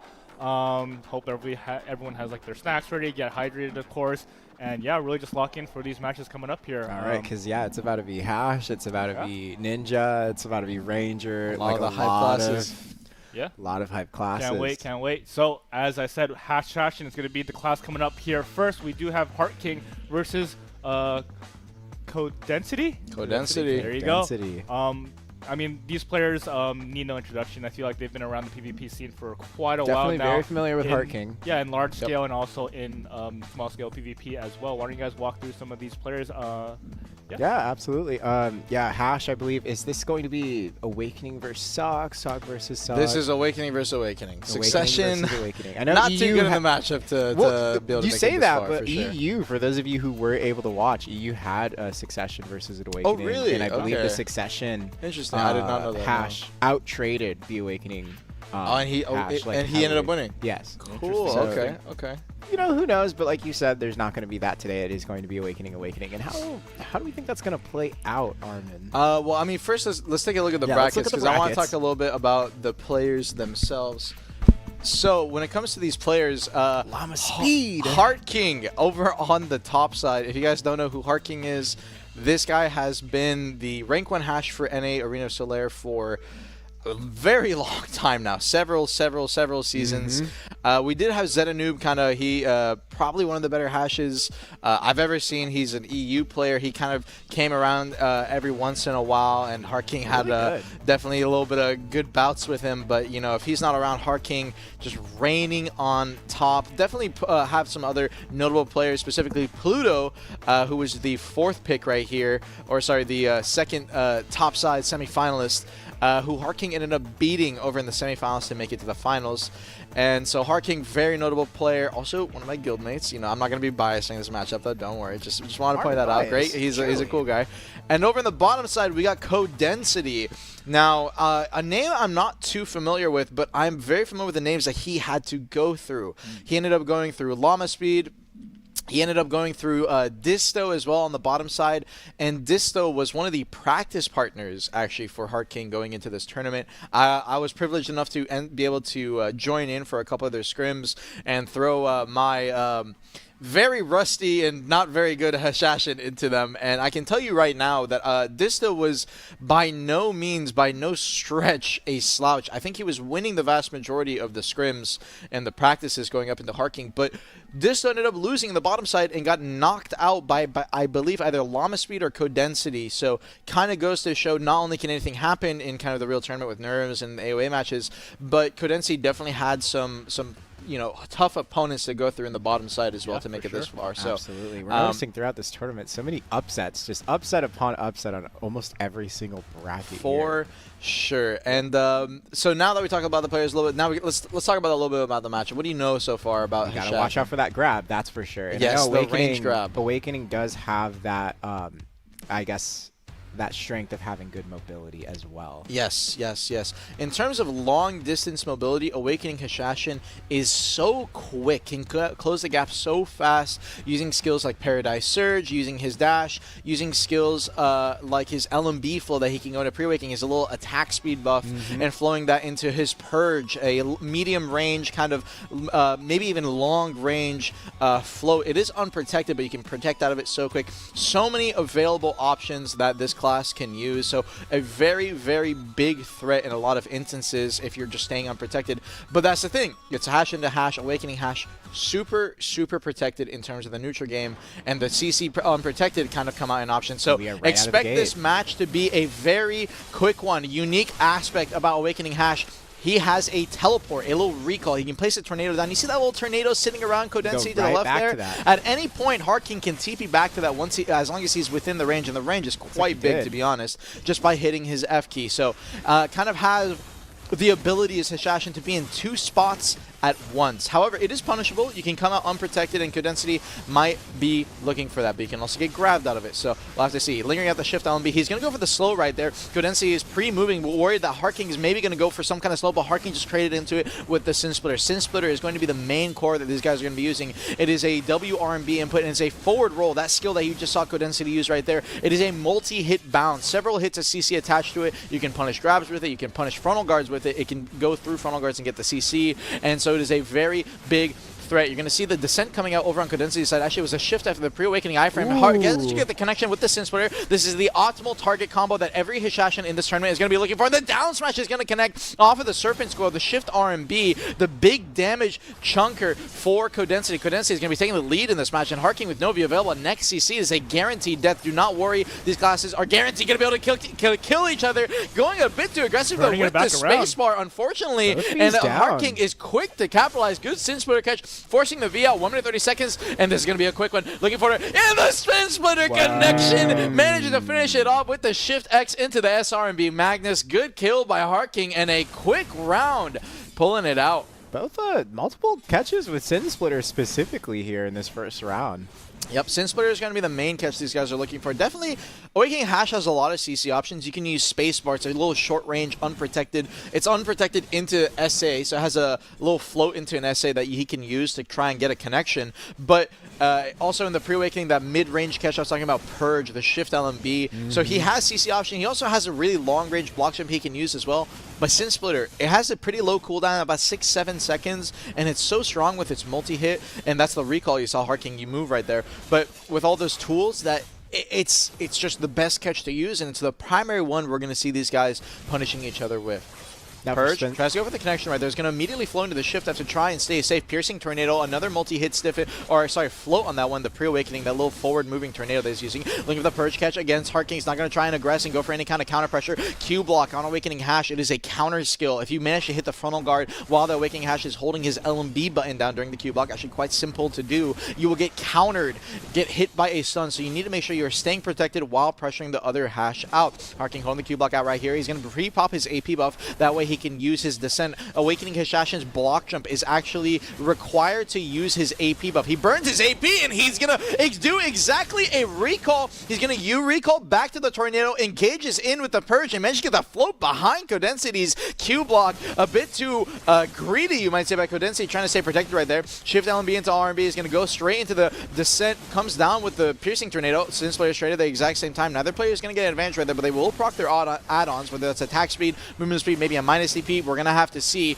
Neutral game goes to the Piercing Tornado, uses it off the hotbar, tap swapping into it. Really good stuff coming out of Condensity. He's going to go for a really quick damage off of his Serpent Skull, maybe trying to proc his add-ons, not too sure. He did use a gap in the middle that he used his RMB, the little poke that he does, more of a PvE skill, but he used it to kind of try and pre-buff or pre-speed up his Serpent Skull in the neutral game right there. Harking tried to go for a recall straight into the grab, did not manage to connect. That is the biggest mechanic when it comes to the Hourglass. The TP back, good counter. He managed to hit the Q-block counter over on Condensity side, and CC's Harking off the back of it. 1 minute time is right here. Novi's available on either side. Next catch, guaranteed kill. Codensity, Novi available, goes in for the Silver Splitter. Is not going to manage to connect. Is going to go straight into the shift, from the shift LMB into the Sin, and he gets a long range counter. Really good timing. Harking a bit too much range, and the shift RMB, the Serpent Skill to finish it off. Good connection from Codensity. And it seemed like he caught him off that counter there, right? Just tapping it a little bit. I guess maybe not what he wanted to do, and just immediately got caught right there. Yeah, so it looks like Harking engaged in with the skill called Purge, that unprotected mid-range CC I was telling you about.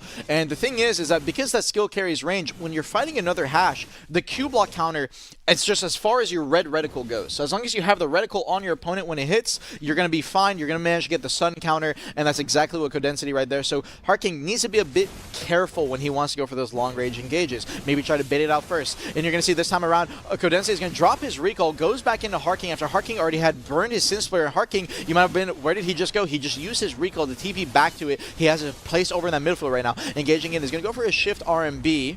Trying to stay safe right there. Goes in, Sin Splitter, uses his little piercing to try and go and speed up his Serpent's Coil. Waiting out, Shift F. Pushes forward, Holiday Assault.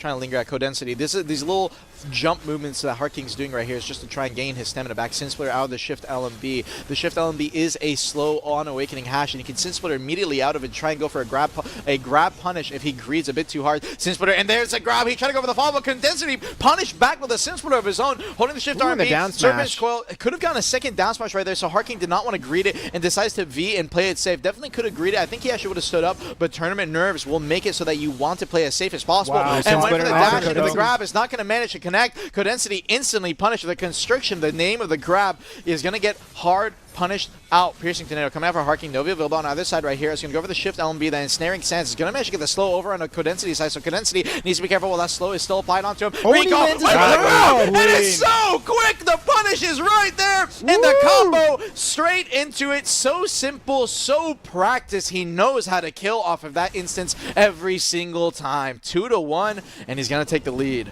And yeah, you really just have to be you have to be so careful about the positionings there. I think standing right next to his teleport just really gave him the window there to jump back in there and grab him. It's tough. You know, I feel like if I was in this position, I would start forgetting, yo, which one's my tornado again? Like, you have to remember where you placed it down. I think there's like a little bit of a red like icon at the top of the tornado, but yeah, honestly, very hard to track. Hard to track, and that's the thing. Heart King told me once when I was learning Hash and I was asking for some advice from him, how does this tornado work? And he said the best way to think about it is that you're in two places at once, and being in two places at once doesn't really matter when Codensity engages hard in with the Purge, just a bit too aggressive, and Heart King is straight there with the Sin Splitter. Codensity is going to reset, pops his AP buff, he's going to E buff, and he wants to play aggressive. Hash E buff, giving him that attack speed, going for the Ensnaring Sands. No Sin Splitter to cancel out, but Heart King did not know that, so he's not going to go for the grab punish right there. Codensity definitely could have gotten caught off guard. He's going to place a recall over behind the pillar. Novi available on Codensity. Next CC, playing for his tournament live. 1 CC, and Heart King is going to be your winner, and he knows it. Heart King taking his time. He wants to play it safe. He wants to play it smart. He wants to play for that win condition around his tornado, around looking for that ground, around that Sin Splitter. Waiting it out. Holiday Assault, he's going to space away, going with that Silent Breach to try and get a bit of gap close. Paradise Surge, he's going to burn his iframe, the long distance one, to kind of get away from Codensity, knowing that Codensity wants to play aggressive now, with no V available. Purge from the long range. Codensity is not going to go straight into Heart King this time. Understand that the Sin Splitter punished him in the last instance. 155, he's going to pop the Ensnaring Sands, looking for the slow. Heart King just spaced away, so the slow will not manage to land. Heart King still playing inside that pillar. He's going to go for the pre-awakening. He's going to spawn the tornadoes, can actually get a hit excel a little bit and speed up your skills on some instances using a Codensity. Trading back the Sin Splitters over with Heart King, still has grab available, needs to be careful, goes in the Q block counter to try and TP and get a stun on Heart King. Does not manage to end up biting, goes forward. There's a shift F to go for the gap close. It's not going to have the CC attached because it's not his descent. Pops a recall, he's going to get out of dodge, going in the Ensnaring Stance. He burns his iframe to try and get away. Shift F could have gotten a grab off the end of it. Codensity does not look for it though. Needs to be careful. Piercing Tornado and potentially a CC out the end there. Sin Splitter, Codensity protects his Purge just in time with his Ridge Reaver on the Shift RMB. Pops out. He's going to use his descent, his pre-awakening hotbar to try and drop a little bit of SA damage. Going out, there's the now Hourglass popped out by Codensity, straight in from Purge into Ridge Reaver. Could have gotten punched by the Sin Splitter coming out for Heart King, but just a bit too late. Going into the Serpent's Skull, no grab coming out of Heart King. He's still playing it safe, and just a bit too safe. Ensnaring Sands, Heart King trying to go into the Sin Splitter, but Condensity's there with the grab. The combo is there, the damage is there, and the V is there. Heart King, one more CC, and it's going to be down to a 2-2. It's going to be trying to play a song right here. Paradise Surge, burned both instances. You can use it twice, and that's both of them right there. Ensnaring Sands goes straight into the Sin Splitter. That's his classic. Goes for the Q block counter. He's going to use his Shift Zero Bomb, followed up with a Infernal Guard damage. Needs to be careful though. The damage is just too much. Codensity with the Sin Splitter into the Ensnaring Stance to finish it off, and we're tying it up. Wow, we have a game 5, ladies and gentlemen. You know, at first I was feeling a little bit worried there. Codensity was playing on the back foot the whole time, and I was almost worried that he was playing, like, you know, those situations where you end up playing way too safe. Very predictable. But no, he was on the back foot, but he was always planning his next move, and he did find those catches onto Heart King. But let's see if it's going to be enough for him to take home the win today, ladies and gentlemen. This is going to be a game 5 for your participants, Heart King and Codensity. Round 5. All nerves on the line. Paradise Surge. No he grab wants there. to play so aggressive. He decides he wanted to switch up the pace after playing slow on the last one. Comes down with the Shift F. No grab coming out from Codensity. He's going to pre-AP buff right here. Goes for the straight Shift F. That is actually going to be usually their other core that they run in the neutral game, the Dune Slash, but it's unprotected in that instance. But Codensity, confident the Heart King was not going to engage, is going to go in himself off the Purge, and the Sin Splitter catch. It's twice in a row. He did it last round, and he does it again. Heart King's just looking for it, and Codensity this time around, after deciding that he should shouldn't do it anymore. Played too aggressive. Sin Splitter is going to be looking for the engage. Did not want to go for the grab right there. Ensnaring Sense goes for Sin Splitter coming out from Codensity. He's going to eat the slow on the Ensnaring Sense, and you can see that's why Codensity is disengaging right now. Harking wants to keep up the pressure. Goes for the slow again. And the Sin Splitter again! The same instance! The same form! And he's so practiced on it. Harking 3-2. He doesn't even need to grab you. Is going to be your master Hashashin. Congratulations, my man. Yo, Sin Splitter is kind of a sick ability. It You is can kind see of a sick Harking was ability. using it very well here in this match, a lot more consistently than I mean, surprising though, coming out from these like high-level players, it's just I'm not really sure how you're being caught by that, because you definitely know it's coming. You have the same capability, and just being caught offhand by two Swim Splitters back to back even there, and then just getting taken out, of course. Absolutely. It's probably scary because you're watching for that grab too, so you don't want to just sit there and super armor and get grabbed, and then if they use sense, it's just tough. It's kind of like the Hashashin muscle member. You want to go in with Purge, and it's like you can normally do that in a lot of other instances, like AOS, like large scale, but once you're fighting Hash versus Hash, and Harking's been practicing a lot, you learn to just play it slow, and it's whoever pulls the trigger first can sometimes be at a disadvantage. In Codensity, just too aggressive. Harking played to punish it, and he played it perfectly. Also, Harking's combos were on point for every scenario, whether he got grabbed or whether he got a Sin Splitter They catch. both do the same combo, actually. I don't know if you know. So it's really simple. You AP buff, get your KD off the Dune Slash, and then you just spin. Just spin. The helicopter. Yes, sir. So, Okay. the combos, funny enough, while some other classes, it takes a lot of practice, Hash is actually one of the simpler ones. It comes down a lot more to the neutral game. Yeah. Hey, Just maybe being able to- Hash is our next class. Yeah. So let's go and bring up the bracket there. Harking will be your Master Classes Hashashin champion. And yeah, I mean, like you guys said, just being able to manipulate the I feel like I talk about the map so much, but of course this is so important, especially when you're playing an AOA, right? Just being able to know where your competitor is leaving their little teleport back tornado, and just making sure you're not like using your abilities too much like in a flowchart manner, like you said. They would always like to engage with that purge just to see if they can figure something out, but sometimes it can come and bite you in the back. I did enjoy that we saw different play styles like throughout the round. It felt like round one, things were like a little push pull back and forth. Towards the middle half of that match, it started being like a little bit more defensive, a lot more drawn out. And I don't know what happened in Game 5, but we just decided, you know what? Let's just full send it the whole time. And yeah, things that was very exciting to watch. But again, congratulations, Heart King, for taking the win on that one. Yeah, great stuff. Looks like I think the next match is the one that Armin is the most excited to cast. It is Kasega versus Chasen? Chizian. Yeah. So we got Zega, a.k.a. Mayzap. If you guys don't know, the GOAT, the OG. Mayzap has been playing since literally like the game released. And one thing to note here, this is another player, I feel like we have a lot of these on NA. This is another player playing from EU with over like 150 ping, but despite that, Mayzap, he does stream from time to time playing an RBF. One thing I do love about his playstyle is he plays a very controlled and slower playstyle, mainly out of necessity because of those ping differences. Now, the name does hold a lot of aura, of course, and that might be a little intimidating, but Chizian has to remember, like, at the end of the day, you do have the ping advantage here, and there's little micro gaps that you can punish on versus Awakening on Awakening. So hopefully he doesn't get too in his head about that. It's still a really, really good player, and he should have just as much of a chance to take home the win today as Mayzap does. Yeah, I do think when it comes to this matchup, Mayzap versus Chizian. Chizian, while still playing for a long time, only really started doing a bunch of this PvP stuff, I think, maybe in the past 2 years. Mayzap, always been a prominent PvP player. Actually, funny enough, if you guys don't know, when I started the game, he was one of the people that first YouTube video I ever watched back in 2017. Hey, there we go. I was like, Mayzap. Everyone would say he's the best ninja, he's the best ninja. So this guy's been playing for a long time, but he's never really entered tournaments like that. Never ended up winning tournaments like that, and he wasn't even in the last Best in Class tournament. This is his first one that I believe he's coming into. And maybe he had been, but he didn't go far. But he's made it to the finals here, and he wants to get that dub. But Chizian, actually someone that I was helping out. I helped practice a little bit for these matchups. Okay, nice. Giving a little bit of advice coming into this. He's feeling nervous.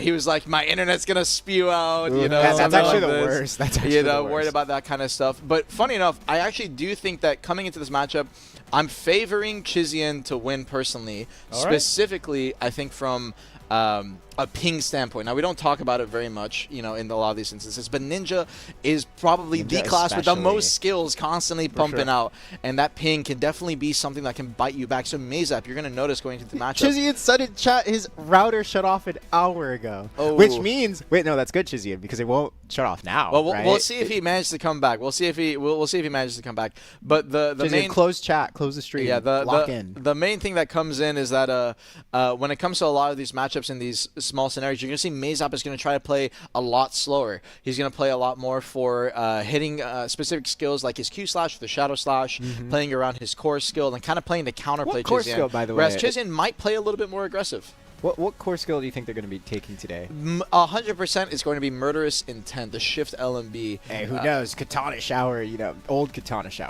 core was kind of sick. Yeah, well, that probably won't happen, mainly from a standpoint that it is very grabbable. Katana Shower. For sure. Especially on Awakening. Yeah, You especially can't on speed it up. Awakening. You can cancel out on Awakening out of the middle of the Katana Shower, so you can make it so that you're going to be completely safe in some instances. But the problem is that if you're just playing for the Katana Shower grab, you're playing purely to punish it, then you'll be completely fine on like getting the counterplay on it. It almost makes it like the other ninja can't even use it.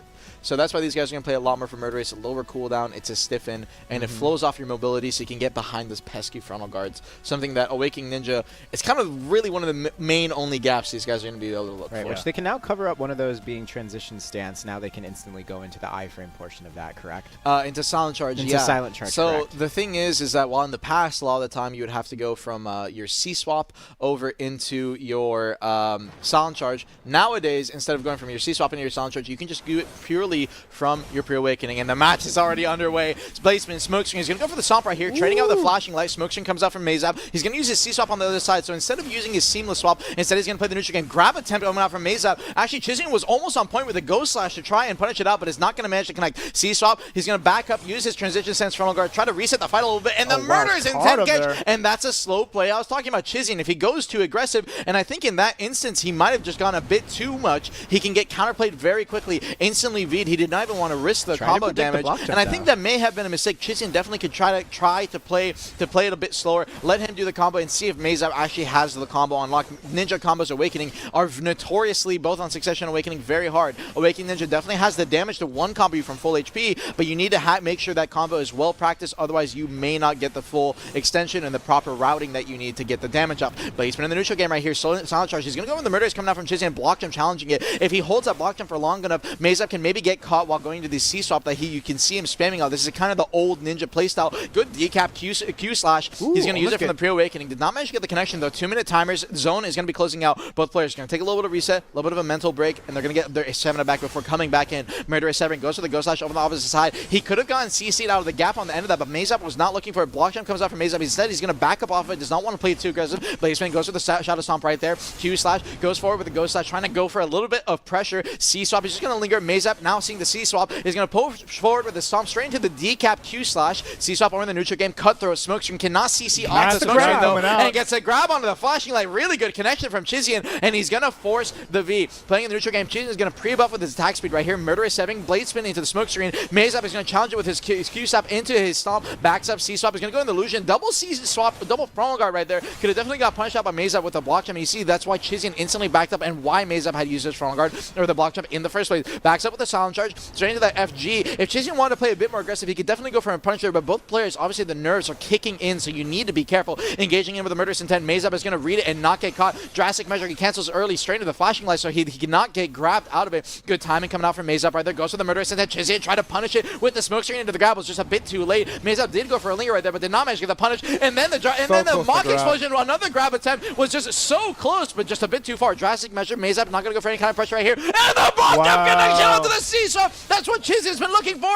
and the combo's there off the Serpent's re-CC. The Corrupt Sword Dance to finish. Chizian taking the first round. Holy cow. High octane gameplay. And might I just add, that's the first. That was the very first round, but it was already very intense. Both players are trying to adjust to each other and see, like, picking and choosing, like, oh, how is he going to play this here? But ultimately, throughout this entire match, it's been very, very aggressive, and I'm even seeing some grabs that I'm perplexed to see that they're going for. But those are like pretty much the only opportunities you'll be able to find when things are going quick.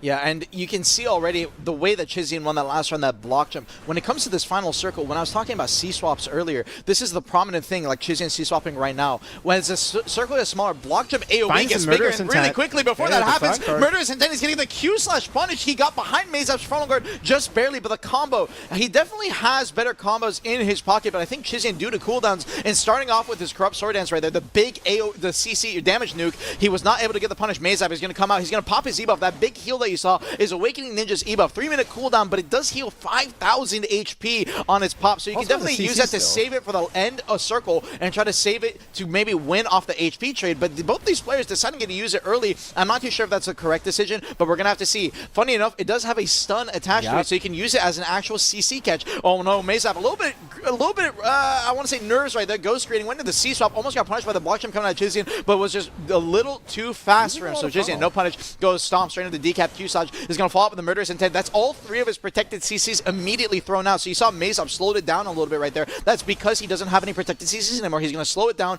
get his cooldowns back, and play the neutral game one more time. Malice comes in for the stomp, goes straight into the decap right there. Block jump is going to come out from Maezap, and he's going to get the connection on the Chizian's block jump. Chizian try to W, and when you block jump W, despite a lot of people thinking that block jump is protected CC, it is not. There is a gap. You can definitely get punished. You just have to know the timing. And speaking of timings, smoke screen, Maezap tried to go into concealment, I think, and unfortunately did not get the input off. He went unprotected for a second, and Chizian is immediately there with a murderous good check. This class is all about small gaps, small timing, small windows, and that's why to take and beat an Awakening Ninja in a 1v1, a lot of the time you need to be an Awakening Ninja, or at least know how this class works and functions. A-Swap is going to be holding the neutral game. Maezap resetting the opposite side. They're taking their time. They want to get their stand back. They want to get their cooldowns back. Backs over the Silent Charge, going in with the Murderous Intent with their strain of the Drastic Measure. No CC attached because he's not using the core. The Q-Slash, so going for the punish. Block him. He's going to be coming out from Chizian, so he's not going to get CC'd right there. C-Swap, he's going into the Malice. Maezap popping a lot of frontal guards. Chizian could definitely look for the punishes right there, but does not want to go too over aggressive, not looking for the smoke screen. Went for a shuriken toss right there. A little bit of a miss input. No punish coming out right there though. Block jump goes in the placement. No block, no grab opportunity coming out from Maezap. That ping denies him from going for grab opportunities. You can see already this entire match he has not popped any grabs, but he has popped the Murderous Intent. Good connection on the Chizian. Chizian with the C-swap got caught on the side and he gets punished immediately. All right, well, if you can't go for grab, you can go for rapid around the frontal guard catches, right, Armin? Yes, you can definitely go for those, and that's why you run the Murderous Intent core. It lets you get behind the C-swaps. The movement is really good, and you can just go for those small clips, and that's the thing that Maezap is wanting to play for here. That's the thing that he has played with for years now, for almost 7 years that he's been playing this game. He is so used to trying to punish behind people's C-swaps, behind people's frontal guards since back in the day against every other class, that he's going to be very good at finding those instances. Awakening Ninja, a very different class from how it used to be back then, but that one essence, that one part still remains today. Playing the neutral game right here, C-Swap pushes forward with the Ghost Slash, is trying to use it to go for the spacing. Spacing is so important. You can see these guys aren't going too far, not too close. They want to keep a minimal distance while they're going for these instances. Goes straight into the stomp, backs up with a flashing light, a tree swap into this Fairy Awakening, and he's going to get the catch off the Murderous Intent once again on the Maezap's side. But the combo goes in, and he did not expect to die. That is the combo I was telling you about. Chizian is so consistent with it. He gets a stiff in, he gets his DP down, gets the KD, and he's there with the follow-up on the ending where he goes into his Cutthroat, the Magnus skill, followed up by the Illusion of Restraint. And funny enough, it has a slow attach, so during the roll-up, sometimes the slow, it feels like it'll affect you a little bit. And as a result of that, Maezap gets caught while trying to iframe out. Now, potentially due to the ping, maybe he died while he was in iframe. Who knows? Maybe he would have stood up there. He did manage to get a hard aiming and a Malice off to go for that extra damage extension, but Maezap has to know these things. This is the challenges of playing such a high skill, high mechanic class on such a rough barrier kind of. So Maezap, aware of it, maybe it's the nerves, not too sure, but he needs to turn around right here. And you can see he's already playing a little more aggressive. Chizian playing a little more slower. Goes in for the Q-Slash. Drastic Measure. He's going to challenge with the Q-Slash of his own. Chizian, this time, after learning from the second round, is not going to challenge it with the W block jump. Instead, he decided to wait until all the CC opportunities were gone before he went for any kind of exit. Holding out, there's a C-swap. Maezap's going to extend and engage with a Ninja Step straight into the Stomp. Chizian just backs up. He's just playing it really slow. Ghost Slash, and understands it's his turn now. Straight into the Blade Spin. Comes down with the Murderous Intent, was just far off. The Maezap already spacing with a murderous intent of his own. C-swap gets his pre-AP buff, gets his attack speed buff, holding the C-swap right there. Comes in, drastic measure, challenging from Maezap. Q-Sash comes out of Chizian, and the grab onto the C-swap. Great block jump timing coming out from Maezap. Forces the V. 2-minute timer. Zone's going to close in, and no V available for Chizian. Next CC should be a kill as long as Maezap has a decent combo in his pocket. 80% a lot easier for Ninja to finish off. Goes in. There's a murderous intent. Chizian's already spaced away into the katana shot. Was a grab opportunity for Maezap if you want to look for it, but he does not want to go for any grabs. You can already see in this match, unless it's a guaranteed one off of something like a C-swap. Good timing right there. He tried to go cut through into the grab. Good movement, but Maezap was already ready for it with the block jump. Could have gone for the punish, was just a little bit too late on the W engage right there from the block jump. Waiting out, murderous intent, challenges with the Q side, drastic measure into mock explosion from the on the backside onto Chizian's back, but it was just a bit too far away to try and get the back attack damage. Holding it off, follows up with a flow murder severing to try and space out a little bit. Drastic measure, went from the mock explosion into the Q side, Maezap spaces away on the Ryan, but oh no! Chizian with a fatal error when raw surface, but he stood up, pops the E-buff for the heal, and he's gonna survive. Maezap could have killed, but the combo was just not enough, and he goes out of the grab to punish the Blazon. Such fast reactions, the smoke screen into the concealment for the grab punish, and Maezap, after a fatal choke coming out of Chizian on the misinput, did not get enough damage on the combo, and it turned from a misinput on Chizian's side to a fatal error on Maezap's side. We're down to no V, and Maezap playing for his tournament live. The murderous intent, and the final combo to finish it off. Chizian is going to be your Ninja Grand Finalist winner. Wow. Wow. Are you good after that? I'm feeling great. The amount of skills that this guy can we, first of all, everyone. You know, I am a little sad that Maezap didn't, but Chizian definitely earned that. You could see that he was very well practiced, played that phenomenally. Armin, are you throwing out like 20 skills a second, like luckily through all that? That is crazy. Yeah. One thing I do just amazed, and I'm sure chat was mentioning it too. They were like, "This is such an anime battle-esque fight." For sure. There's like 4 skills being done like in a second, and it's just the amount of times you see them like in those little skirmishes up close. Honestly, one of the things I notice a lot, going for those grabs at those split second and then like dodging you have it. to be so aware. You have to be so aware. And seeing them, like it would be like Maezap, go for grab, miss, and then immediately Chizian, go for that grab, miss, and then dodge it. I'm like, holy, you two are like playing at 5,000 miles per hour, and that was so exciting to watch. But let's take a look at that bracket, ladies and gentlemen, because Chizian is going to be your masterclass Ninja winner. Yeah, and honestly, you just felt like the match was going at like 600 miles per hour. No one literally, I don't even think they used Katana Shower the whole time. It was just literally. I saw Katana Shower a few times, but yeah, primarily we were using a murderous intent, silent charge. Like, yeah, there was so much going on. And but that was so honestly, exciting I to feel watch. like the matchup could have ended up in a different manner because, like we saw from the, I think the 4th round there, or the 3rd round, correct me if I'm wrong, Maezap ended up... The last round, yeah, Maezap dropped the combo. Well, I mean, not even that, he just greeted his V. Also that. Just not understanding that he could definitely die in this combo here and just... You remember I told you I practiced a little bit against him? Chizian, I was telling Etsu the other day, out of everyone that I'd seen in the Ninja brackets from the tournament, from start to finish, because I watched the whole brackets, he had the cleanest combo out of everybody. Yeah. And, you know, while in some other classes, I've said it actually throughout the past 2 days, combos are everything. If you can guarantee and ensure a kill from 100%, and in the case of Ninja, you saw how close it was. It was right when he was rolling up. If you can ensure that 100%, you might catch someone off guard, and you might kill them without them being. So that was really good stuff from Chizian, and I think the practice paid off. Absolutely. Sure.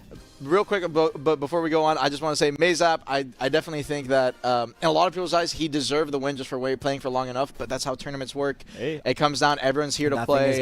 And I do want to give big props to him, especially with all the adversity, and I said it from start to finish, the ping is something that's so hard on Ninja to deal with. Yeah, especially with Ninja. And especially with Ninja. And he still plays at this level that. to this day. I definitely want to give a shout out to him. If you guys are looking for a Ninja streamer to ever check out, I recommend him highly. You can find his stream as well. It's super worth watching. Yeah, absolutely. So once again, congratulations to Chizian. You are indeed the Masterclass Ninja Champion. Let's go ahead and jump into the next class that we have coming up here. It's going to be, actually this one's going to be kind of This one, there isn't a fight, unfortunately. Agony OST. Yeah, Agony OST is going to end up taking this one due to this. Umbress was disqualified for breaking operational policies. So, ladies and gentlemen, just let that be a lesson to you. Don't do that. But my heart is a little bit broken. I did want to see this fight. But one thing that I want to shout out about Agony OST, if you guys don't know the original name that they go by, his name is Q. Used to stream, I don't think so anymore, but he's been a long time DK. I've known him pretty much as long as I've played DK since the early days, almost 10 years ago, which is a crazy thing to say out loud, by the way.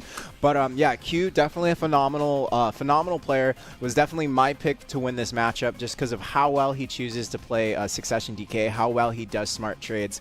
But yeah, he's just been around in the scene for a really long time, and he's a phenomenal player. But with that being said, Q, I guess your aura was so powerful that it just earned you that win here today. So congratulations on that first place. Yeah, I mean, if we could just take a look at the brackets really quickly coming into Absolutely. this one. Again, Agony OC is going to be your champion. But of course, there was a story, right, to get to this point. Q probably definitely had to take out some really big heavy hitters. Had to take out Teeter. Had to take out That's Teeter. true. Thank you for that. Sorry, I'm friends with Teeter, No, so I gotta say I that. get that one. I get that one. I understand that one. Most deserved. But Q, he had a really tough upper side bracket going through a lot of players. Yeah, I think that personally I would have favored Q to win this. Regardless, Q, out of every DK I fought, and trust me, I fought literally every DK on the server because these guys love running down Succession Ninja every time I play against them. But jokes aside, this guy is the best one I've ever fought, hands down. I've always been super impressed by him. And I would have favored him to win regardless. Absolutely. So, Very good player. Very insanely good player. So congratulations, my man. I think it's super well deserved, regardless of the circumstances, for sure. Yeah. Yeah, All right. Minaria said it best. Technically, best skilled DK. Yes, for sure.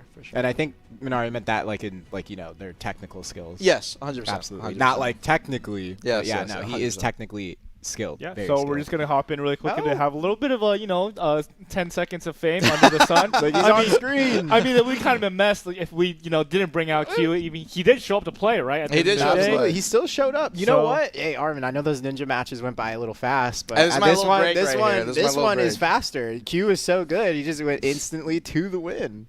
Yeah, for sure. Yeah, and I mean, you guys did sing Q's. We keep on calling him Q, but Agony's Agony OST their, is preferred their name now. official name.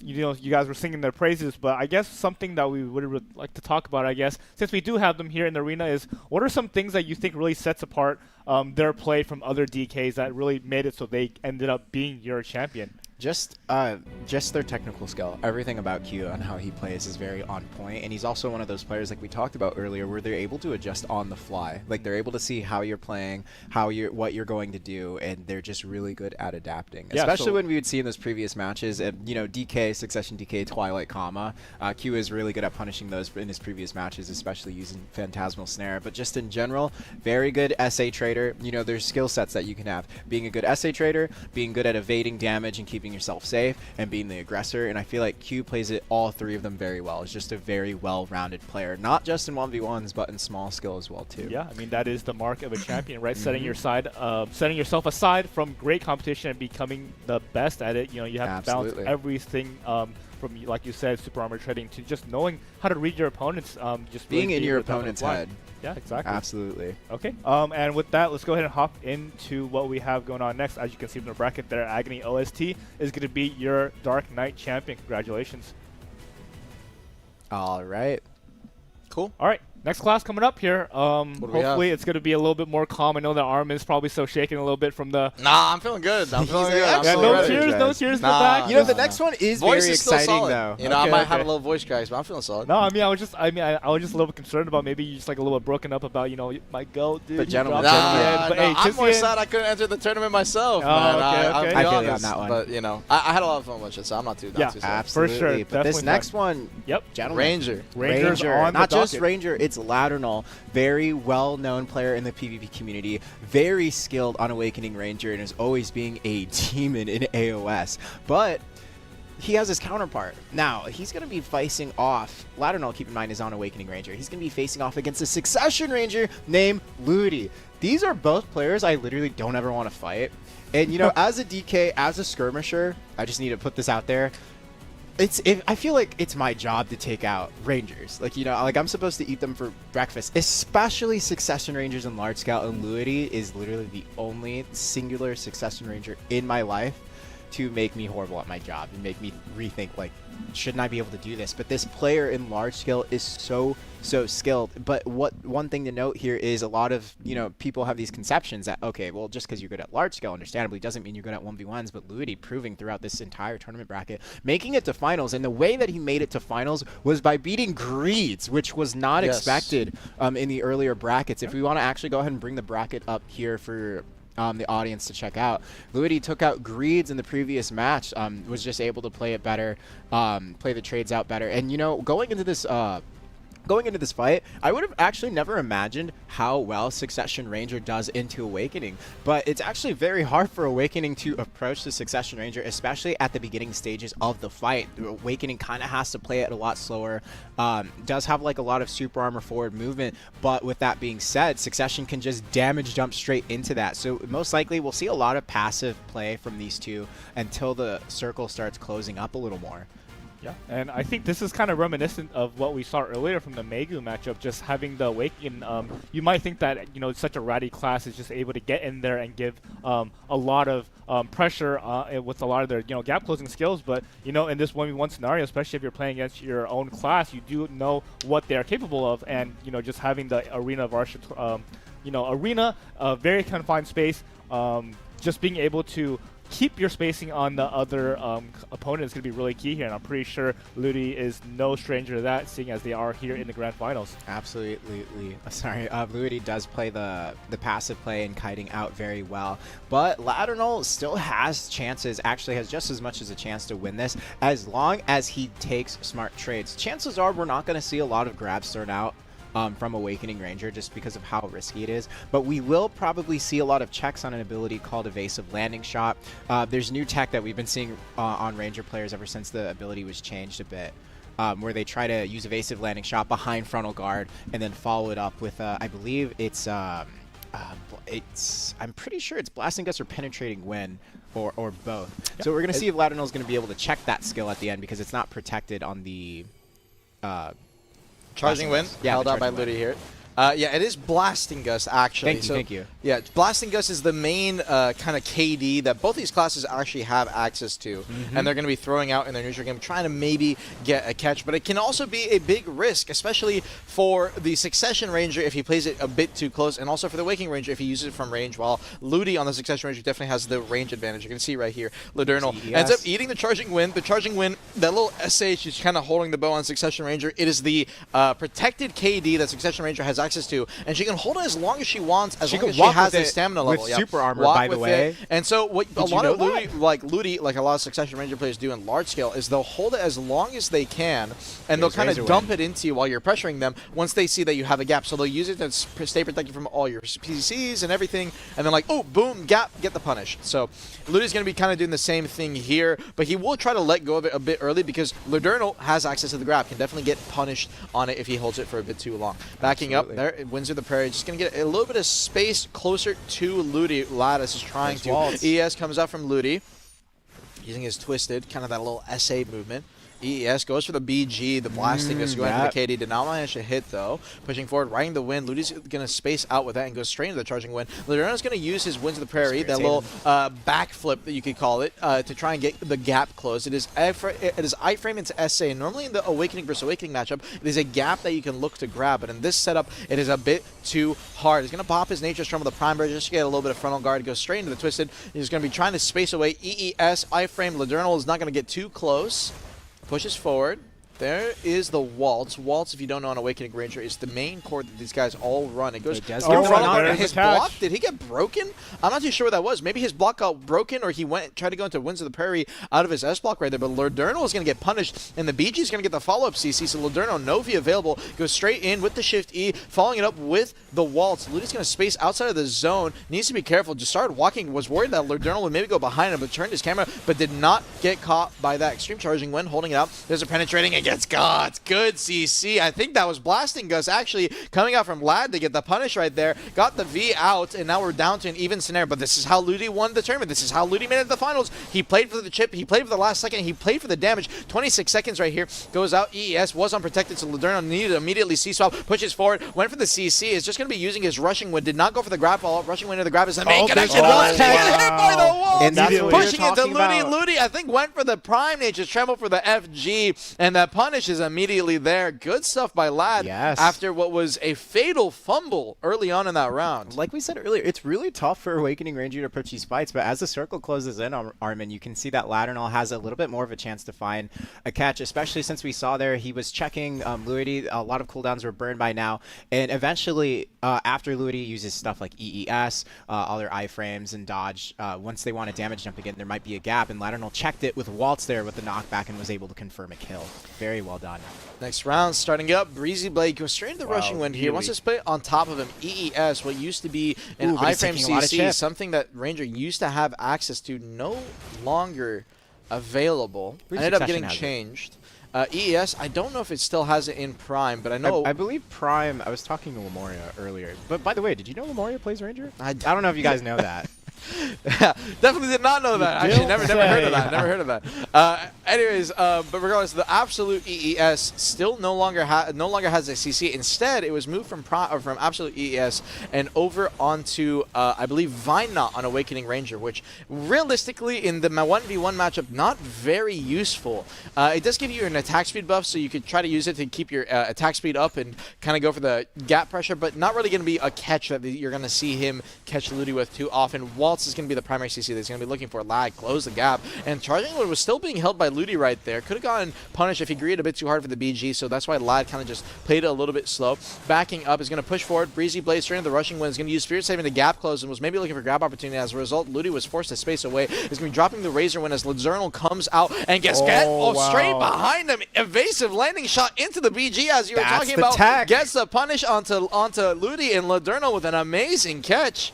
Making Greed's proud, avenging his awakening brother. like, I have you, Ludi my fallen now brother. with no view available comes out. Nature's Trembles goes straight into the flow air explosion. Is going to be trying to space out where he can. There's a tearing arrow penetrating as he went for the BGCC right there, but Ladernal is not going to bite. Held the charging and Ladernal is going to take the opportunity to close the gap now. Riding the wind, backs up. Nature's Tremble a rushing wind came out of Ladernal right there, and he's maybe trying to regen his block a little bit. Ladernal wants to wait for the circle to get a bit smaller, understanding that he has a V advantage, is okay with playing a bit slower, and Ludi is just dropping as many skills as he can. Razor Wind looking for the BG, looking for the penetrating arrow. Razor Wind right here. Ladernal is getting hit excelled a lot from it, so he needs to be careful of those S blocks. If he tries to go into movement on that follow-up, needs to be careful of the rushing wind or the charging wind damage. Oh my god! He tried to space away with the Breezy Blade, and the charging wind did 30% of his HP bar with the back attacks. What was that damage? We talked, I talked about this earlier. If you give Succession Ranger, I was shocked too throughout the bracket. If you are not careful, Succession Ranger will click the delete button on your HP bar. Yes, it was specifically the back attack mods. You could call it the back shots from that charging wind was just so strong. It was, you have to be so careful when trying to space away, and that's why Ladernal has been using the FG, the S blocks while he's in his neutral game. EES waiting out, goes forward with the walls, trying to get a connection. This time around, I think he wants to keep the pressure up over onto Ludi. Keeping close, EES, Ludi trying to get the damage where he can. Riding the wind, spaces back once again. Waltz is going to use to keep up in case Ludi uses some kind of S block in the middle of the neutral. And here's the charging wind. This is what won him the round last time, and I think Ladernal, understanding that this time around, is going to use his iframe to space back towards the pillar. The Awakening Ranger, while having multiple iframes available on their little backflip, on their Shift E, on multiple skills, their EES, very a high frame heavy class, their main iframe that they use in their Awakening is called Wind Step. And speaking of Wind Step, he's going to use it. Gap close, goes into his evasive landing shot and gets the BG to force the V out of Ludi. And you might be wondering, oh my god, the BG hits it on him on the CC. No, the secondary CC, it wasn't there. Didn't pop his region, didn't pop anything, but he just got caught again. That's a kill right there. And then Nature's Tremble to finish it up. What just happened? What just happened? Ladernal downloaded the matchup. That's what happened. I don't know. All I know is that Ludi got CC'd out of his read by a blasting gust from range. The re-CC wasn't there, no regen, nothing. And then Ludi got caught again. I think he greeted. He thought maybe he was capped. He thought maybe he had an opportunity. Went for an unprotected CC, maybe a blasting gust of his own. And Ladernal was just already ready. A little banana peel moment. You might just be right. That might have been a banana peel moment. You might just be right. Ludi has to be kicking himself in the feet after that. Ooh, Charging Wind. hitting. Which, by the way, Charging Wind, fun fact, not only is it a CC, SA, it procs its own air attack. So yes, that is why it does a gajillion damage when you're CC'd. 100%. And Ludi, this time around, goes in the Charging Wind. He instantly canceled out. He's so afraid of the Spirit's Haven into like any kind of Breezy Blade Rushing Wind engage coming out of the Awakening Ranger. Awakening Ranger actually had received a substantial nerf in terms of its grab, both from the grab changes and a small change that PA did where Rushing Wind was no longer usable from any skill and instead was only usable from Breezy Blade. And as a result of that Rushing Wind being the primary grab, the movement patterns are a little bit easier to read. But it seems like on Ladernal's side, that has made no difference. He's been so good at gap closing with Rushing Wind, using the Breezing Blade, using his waltz, and you can see that's exactly what he did. Breezy Blade, Rushing Wind, goes into the Spirit Haven, and he can use that instance to go for a BG if he wants to, and that is why Ludi is being careful not to give his back anymore. Yep, good on Ladernal playing it safe after Spirit's Haven, not getting punished and going for any risky trades in frontal guard as he approaches Ludi too. Yeah, and I feel like, you know, just as you mentioned, Ladernal is just really playing this match super well, just knowing when to go in with that grab, and sometimes just going in and not even going for the grab, just making honestly, sure that Luigi's on his Ladernal's toes. goal should be closing the gap and trying to go for frontal guard trades immediately after Spirit's Haven, but if he's too close, he might get punished when Luigi uses EES and a follow-up CC afterwards. So he's playing it very safe, he's playing it smart and cautious, trying to go for fish CCs with Waltz. Not quite finding it here. There's a evasive landing shot from Ludi. I'm going to have to cut you off right there. Right Ludi, so far, in 1 minute and 15 seconds, this timer has been his major advantage going throughout the tournament. And that is how he won his one round. Played for damage, got the Charging Wind, the big back attack damage over on a Ladernal using his Vine Knot, the skill I was talking about earlier, his new protected CC with no longer ES. Jump at the neutral gamer there. He's going to pop his E-buff. But regardless, this last minute has been what Ludi has been playing for throughout the tournament. And we're going to see, can he do it again? Charging Wind, he's holding it. Ladernal sees it. He's going to pop his iframe as long as he can. But Ludi just held. He held the whole time, and the held works out. Pops him down to 6%. Ladernal might just die standing. Ludi just dumping damage as much as he can. Has his S-block, the Charging Wind. He goes forward with the iframe, pops the Charging Wind straight into the Spirit's Haven. He got shot up at last time, but Ludi this time ended up missing. Ultimate charge. Ultimate tearing arrow. Needs to be careful. The damage is enough. The shotgun to finish it off. Ludi 2-2. Ladernal didn't even V, just died. Yeah, I think a little bit of nerves coming out there from Ladernal. Definitely winnable there, but just not able to keep himself spry. The damage just being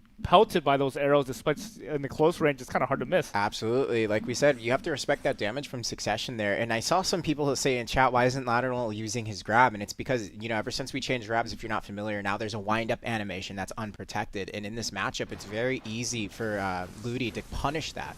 Yes, especially with EES still being a protected stiffen on Awakening, you can just, or on Succession, sorry, you can definitely use that to punish the grab on the same instance he sees it coming. So definitely there's a lot of instances he has that. He has BG, wow, but Ludi, he just has a raw CC. Ladernal, he's trying to S-block, and Succession Ranger, believe it or not, with how many hits it has on a lot of these skills, it's hard to block it. It'll break your block, it'll hit excel you, it's just so much to deal with. He's going to pop his ES right there, spacing away Ludi. He loves this range, he loves this damage, and he loves the small circle too. Charging Wind. And while it seems like this match is playing evenly, Ludi, if he plays his cards right, can definitely play it really smart. He's going to challenge it with the waltz. It's not going to manage to get the CC. Ladernal okay with taking the damage early on. Charging Wind is already back up. He already popped the CC right there. Goes for the ES. Stefan is not going to manage to connect Rushing Wind to try and get close to him. He's going to burn an ES of his own. Ladernal forced to S-block one more time. He's going to use the Spirit's Haven first to try and gap close straight into the BZ Blade, followed by the Rushing Wind, but Ludi is just spacing out. And every single time Ladernal backs up to get his cooldowns, so does Ludi. He can just play for that Charging Wind. He's going to have it right here once again. Ladernal's going to try and stick close and maybe go for a grab on it, but he still has a CC attached. ES riding the wind. He's going to space out over to the side. Goes for the Razor Wind. Ladurnal getting closer. He cancels that. Goes the Charging Wind. He's holding it. Gets the back attack damage. 20% instantly off of that. Went from 80 to 60. And the damage is just so hard. And now the hits. Here's the hits. Tearing Arrow. Here's all the damage. And any kind of hit. So if he misinputs just a little bit, he could definitely get insta punish. A little bit of a hold shift too long even. 1 minute 25. 50% HP timer soon. Goes for the Tearing Arrow. Holds it. Extreme evasive landing. He's trying to get behind Ladurnal in case Ladurnal goes for a C-swap, and Ladurnal, understanding that, decides to reset the fight a little bit. There's a Spirit's Haven, goes for the same engage he's been looking for. He's managed to get it a couple times for the connection onto Ludi's FG, but Ludi this time is not going to give him any kind of space. Rushing Wind, he went for the evasive landing shot, but did not manage to get any kind of blasting gust CC right there. There's a penetrating Wind. There's the ES. Backs up a little bit. Winds up using his iframe to try and zap close. Waltz. You're going to see the Twisted coming out from Ludi. Ludi just uses the Riding Wind to go back to the opposite side. 52 seconds. This is a space that Ludi wants. He's holding the Charging Wind. Iframes come out. He does not manage to get the FG off, but Ladurnal does manage to get the iframe. Gets a little bit of a trade. There's a 3-swap, but Ludi already did the damage. Gets him down 10%. 30% HP to 50 right now. Ludi leading 35 seconds. Goes in. There's a shotgun. Cancels out immediately. The finish it! The slow play, the method, the methodical gameplay, and it's enough to topple the Awakening players. Ludi, your Master Ranger. Succession. Wow. I mean, honestly, like you Ranger. said, the whole time just keeping the space between him and Ladurnal. Yep. I feel like I mentioned that Ladurnal kind of did switch up how he was playing, just going in to maybe kind of scare Ludi, not even going for the grab maybe, but then as Well, you it's can also see, tough too. Going for that grab will get you punished. exactly in this like you matchup. mentioned, that Ludi knew that he probably wasn't going to commit all the way either, and just holding that Charging Wind right in front of his face at many of those later stages of the match. And I was actually going to bring up that as we got to the later stages of the small, the ring getting smaller, it seemed like Ludi just, he was more in his element, even though it seemed like, oh, we do have a Ranger Look at showing this up guy. on stream as well too. He's Lamoria here for the giving his Ranger. He's here for the Ranger. stamp of Yes, approval sir. for that matchup there. Just really, really great match That's being played crazy. by Ludi. That's of course. crazy. Yeah, Ladurnal no slouch, but I mean Ludi just completely in control that whole time. Absolutely. Yeah, and understanding his class's limits. What So do you guys think? I did mention as the circle, and I was talking to Lamori about this literally as we're going in this today. Yes, the circle closing does give Ladurnal giving. Maybe at the beginning of the match, saying that it gives him that advantage back was a bad wording. It just gives him better opportunities to find those catches in those instances. And But you as saw it you in the could first see, round, too. we saw that in the first round. Yeah. But unfortunately, it doesn't guarantee anything. Succession Ranger is still, especially with that Charging Wind. Again, Super Armor, you can hold it. You can walk around with it in Super Armor. And let's say that CC, even if the CC doesn't land, the chip damage is insane. And if it does land, that air attack instantly procs and deletes your Yeah, opponent. just so imposing. It's just very imposing is a good way to put it. Congratulations to both of our players. Ladurnal, you fought well and hard throughout this entire tournament bracket. There's nothing to be upset about, Like, of course, you're going to take those losses hard, but we just get back up and keep going. But, Ludi, congratulations. You're Yeah. the GOAT. And Like I said, 2-2, going into it was this, down to the wire. it Really was down to the wire. But Yeah. like I said, this player, just to give you an idea, every time you flank them in large scale, if you think you have the wraparound on them, you don't. And one That's time what on they their, want you to think. Yeah. every time, like they had like a eye tracker once on their stream, and I saw them staring at their mini map the whole time. They looked at I their know what you're gameplay. talking about, They actually. I looked saw at that, the yes. gameplay less Yes. than they looked at their map Yes. instead of the opposite. So yeah, definitely a phenomenal player, very well known in the large scale scene, and now they have proven that they are also phenomenal and #1 and master of their class here at the Master Class tournament. So congratulations for taking home the ranked 1 win. Yeah, for sure. And with that put aside, let's go ahead and jump to the next match. We So got do Zach have versus our Archer. other Archer. Bow class Archer here. Zaki Skip versus Demon. I don't know too much about Demon, but I know Zaki Skip is we quite a know big Zaki name in the Skip. Archer community. From either PvP to also PvE. Just all like, I think this guy was born to play Archer. He's Zaki Skip, definitely born to play Archer. Phenomenal movement, phenomenal performance in large scale, but also seems to be very well is able to adjust to changes very well. I know when Archer was getting a lot of back and forth changes, some would say like, oh, you can't like play like this, or I don't know how to play. But Zaki Skip would just instantly, okay, I'll just play this way, whatever, and then he would just still top frag no matter what. Yeah. So I definitely think this player has the caliber to adjust to gameplay changes on the fly in this matchup. Not really sure too much on Demon. Do you have any info on them, Armin? Let's pull up personally? the brackets Yeah, first. let's pull up the bracket. So Demon, also known as, I believe, Raya.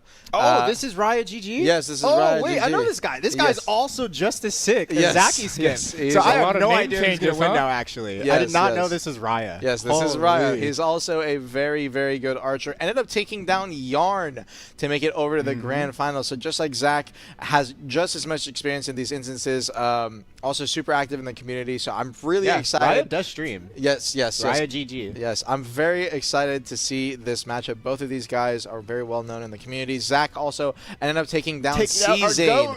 They ended up taking down C-Zane. Yes, sir, to take it over to the finals. Fun fact, if you guys didn't know, last time we were here for, I think, any tournament, I was casting with C-Zane. Ended up losing my hearing in my right ear for a couple of days. So, really, you know, he brings the hype, Great you know what I mean? memories. And Yeah. he brought the hype Now to you the know what Zach it's. Hey, Iskip hey, I'm match. just saying. Now you know what it's like because we're the ones sitting next to you and you're screaming in our ears. I'm just saying. Yeah, for sure. So, but anyways, regardless, both top side and bottom side were some very, very good matches, very fun matches to watch.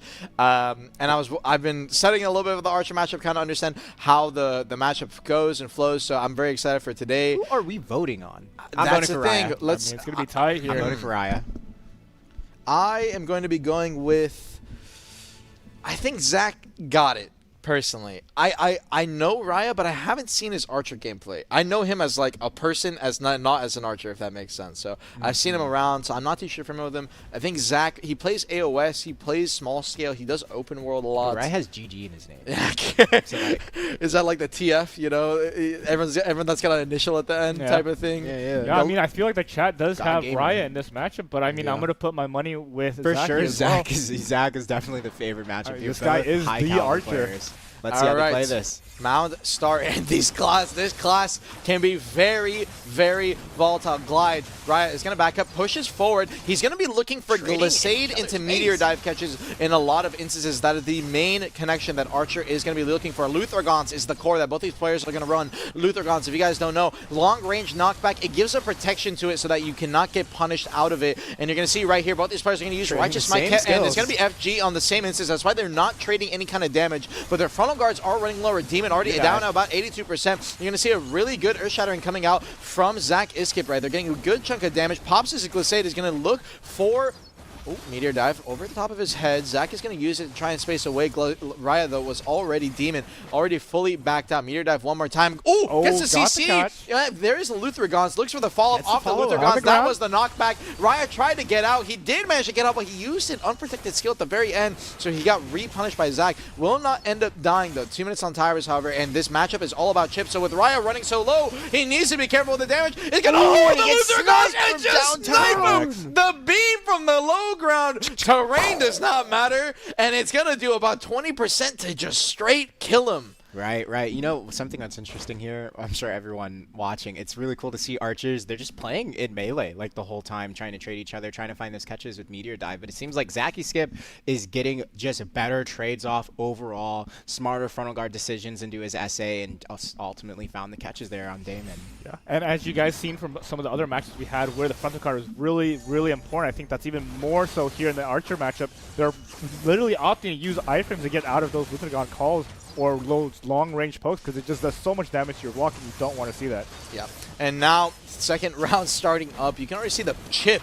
Zach is already down to 50%. This is Archer E-buff. Raya ends up popping it early, going demon mode, some might say. Ultimate Zephyr Leaf, he's going to try to use it to get a bit closer, using that glide iframe to try and stay protected in the middle of the gap. Gets behind him, pops a good frontal guard. Earth Shattering is going to close the gap one more time using Zephyr Leaps here. He looks into the Righteous Might off of the Lights Trail to get a bit more damage. Uses Luthergons once Zach was on the high ground, maybe hoping that Zach would drop some kind of FG. Zach is going to back up, holds the Luthergons, goes straight into Steady Breath, backing up with the glide once again, resets a little bit here. Guys over the side, Radiant Explosion, trading it back over into Demon while he comes in with that little Zephyr Leap. Zephyr Leap, I believe, does have a CC attachment, but when you're using it for movement like that, you can Wow, the definitely catch. get close. Good connection from Zach. Hit him with a Glissade and forces out the V. Glissade is going to be used for movement gap close a lot of instances, but it can also be used as a KD. Get that punish, and Raya just gets caught off guard. Really close range Righteous Smite. You need to be super careful about those because Meteor Dive, that little leap over when you do those beams into the ground, can definitely get punished. punish. Raya's only 1 CC away from getting hard punish. Needs to be careful. Goes for the uppercut. knockback. No, there it goes. No, he was too late. Demon immediately coming out of the V. Out of the knockback is going to challenge with the Glissade. No punish right there, though. Backs up. Is going to use his Luthergons. No connection. Zach's going to challenge with a right trail into Righteous Mind of his own, knowing that the Glissade into the meteor dive is not available for Raya. And now it's dangerous. No punish. Ooh, And wow. the charge shot damage. Good lord. Chunking out 20%. 2 kills back to back now for Zach, where he is just burning you standing. A CC is not even needed. Yeah, and you can see there from that round, you know, Raya Demon just really coming out with that fire, popping the E buff immediately, and it looks like Was playing like a demon, but yeah, it looked like he had the lead, but honestly, as Zach wore down that E buff and then just played very weathered, and once that cooldown was gone, it just became much more so in Zaki's playing field, especially with the catch after that. It kind of sealed the deal, I think. Yep, and Zaki's use of Glissade was also phenomenal there too. Yeah, and despite a lot of people in chat wanting Raya to win, giving him a lot of support, I can still hope. Zach is just too practiced on this matchup. And that's exactly the punish you want to look for. He tried to go for the charge shot, and I believe if you don't have the core, there can be a kind of a gap towards the end of that, and Zach just waited. Look for it. Meteor dive to get the stiffen, and his timing is too perfect. Raya no V. He's down to 20% HP. We've been in this situation before. Round 1 is Zach. He's going to look for the Luther Guns. Waits for the health beam. bar, the health Gets him bar. down to 1 off of it. Raya is on his last legs trying to survive. Clyde for the close range and the radiant explosion to finish it off. Zach 3-0, taking away the title. Congratulations on that bow, my man. That is a very well-deserved Archer. Hey, honestly, you can't be mad about it. You cannot be did mad. lose to the Archer. Zaki Skip has been an Archer for as long as anyone can remember. He probably was Absolutely. born with that bow in his hands. So, I mean, as you can see there, just really, really controlled play. And, you know, I mentioned it before, but... Controlled well, aggressive. Exactly, and just knowing the limits of his class and getting in there with the meteor shower, or is it meteor dive? Or Meteor shower? dive. Meteor dive. Meteor dive, and just catching him on that last life there, just really, really well played from Zaki Skips. Absolutely well put, Vaha. Let's go ahead and take a look at that bracket, ladies and gentlemen. As we can see, that Raya, well, sorry, not Raya, Zach Skip is going to be your #1 masterclass Archer. Yeah, Taking it home. Congratulations. He's going to get that license for the Griffin, the 100K pearls. You know, I feel like the Griffin actually. actually really fits the Archer, too. It does, feels like a actually. mount. It Imagine feels if, very imagine thematic. if like mounted combat was still a thing. No, and you it's said it's Archer. just the region. Camisylvia, that's Also where the that Griffins are too. from. That was kind of with the Archer region. You know? Yeah. Absolutely. But yeah, Zach took 3 rounds down, and I don't know. I feel like chat feels this way too when you're used to watching like range classes, especially since we're used to, you know, watching archers sit from range and large scale play. It's really exciting to see them play in each other's faces, constantly going for catches up close and close damage trades. So Yeah. phenomenal gameplay from the two of you, and yeah. And It's good. And it's very different from large scale, where you're Very literally just different. standing on top of the castle wall and just Yes, getting yes. damage down. The matchup Mhm. between the archers, especially if it's in a mirror match, it's all about the, I wouldn't say even neutral game, it was just right in each other's face, seeing who can get the other one, you know, caught in a CC, maybe in a flow or a KD. Absolutely. And just, you know, deleting them immediately, just like that. I say it like this: any Archer can pull up to large scale and drop a top frag. You know, that's just kind of what the class is built for. It's But ranged, small yeah. scale PvP on Archer is genuinely very hard, and Zach High is the APM. toughest and the best I've seen at it out of everybody. So For sure, very well absolutely. deserved for him. Well, Yeah. let's move on to the next one. Next we have Quicks versus Corrupt Gargoyle on Scholar. Yeah, one of our newer classes here. I feel like ever since Scholar came out, it kind of felt like she was the red-headed child of the roster. I mean, she does have red hair herself. She does have red hair. But it just seems like the class didn't really get the spotlight that, you know, new classes do deserve when they came It out. did in AOS. A little bit It did in muted. AOS, that's Yeah. for sure. Until it became kind of prominent in AOS, people were really finding their bearings with the class. So what do you guys have to share about Scholar with everyone today? It's definitely like one of those classes where, like, if you don't know anything about it and you see like the hammer, you're like, oh, it probably will like be a heavy, not mobile class, and then Yeah, you yeah, realize this class jumps all over the place and has high mobility. Yeah, it's definitely one of the more protected classes. That is for sure. But funny enough, especially in this matchup, in my opinion, you can actually get caught pretty easily. Absolutely, we were talking about this. There's a lot of yes. gaps for you to grab on Scholar here in Yes, this match. Especially with Yes. the range grab, too. She really just Especially teleports with- in front of your Yes, face, yes. grabs you, You chokes can do a quick grab with WF. I don't remember the name of that ability. Yes. Yeah, it has good catches in neutral games. I think that there's going to be a lot of people saying that this is going to be a boring matchup. This is going to be really slow. Believe it or not, I think this is going to be probably one of the more fun ones that we've seen today. Quicks has been practicing and playing for Scholar for a very long time now. Used to be a Zerker player, and this guy was insane at Zerker. Why are the casters like, we're not lying? I actually think it's going to be fun. And regardless, Corrupt Gargoyle over on the bottom side, also another very good player. Had to go through Admiral Tux. Admiral Tux also made a run on the bottom side bracket and played it super well.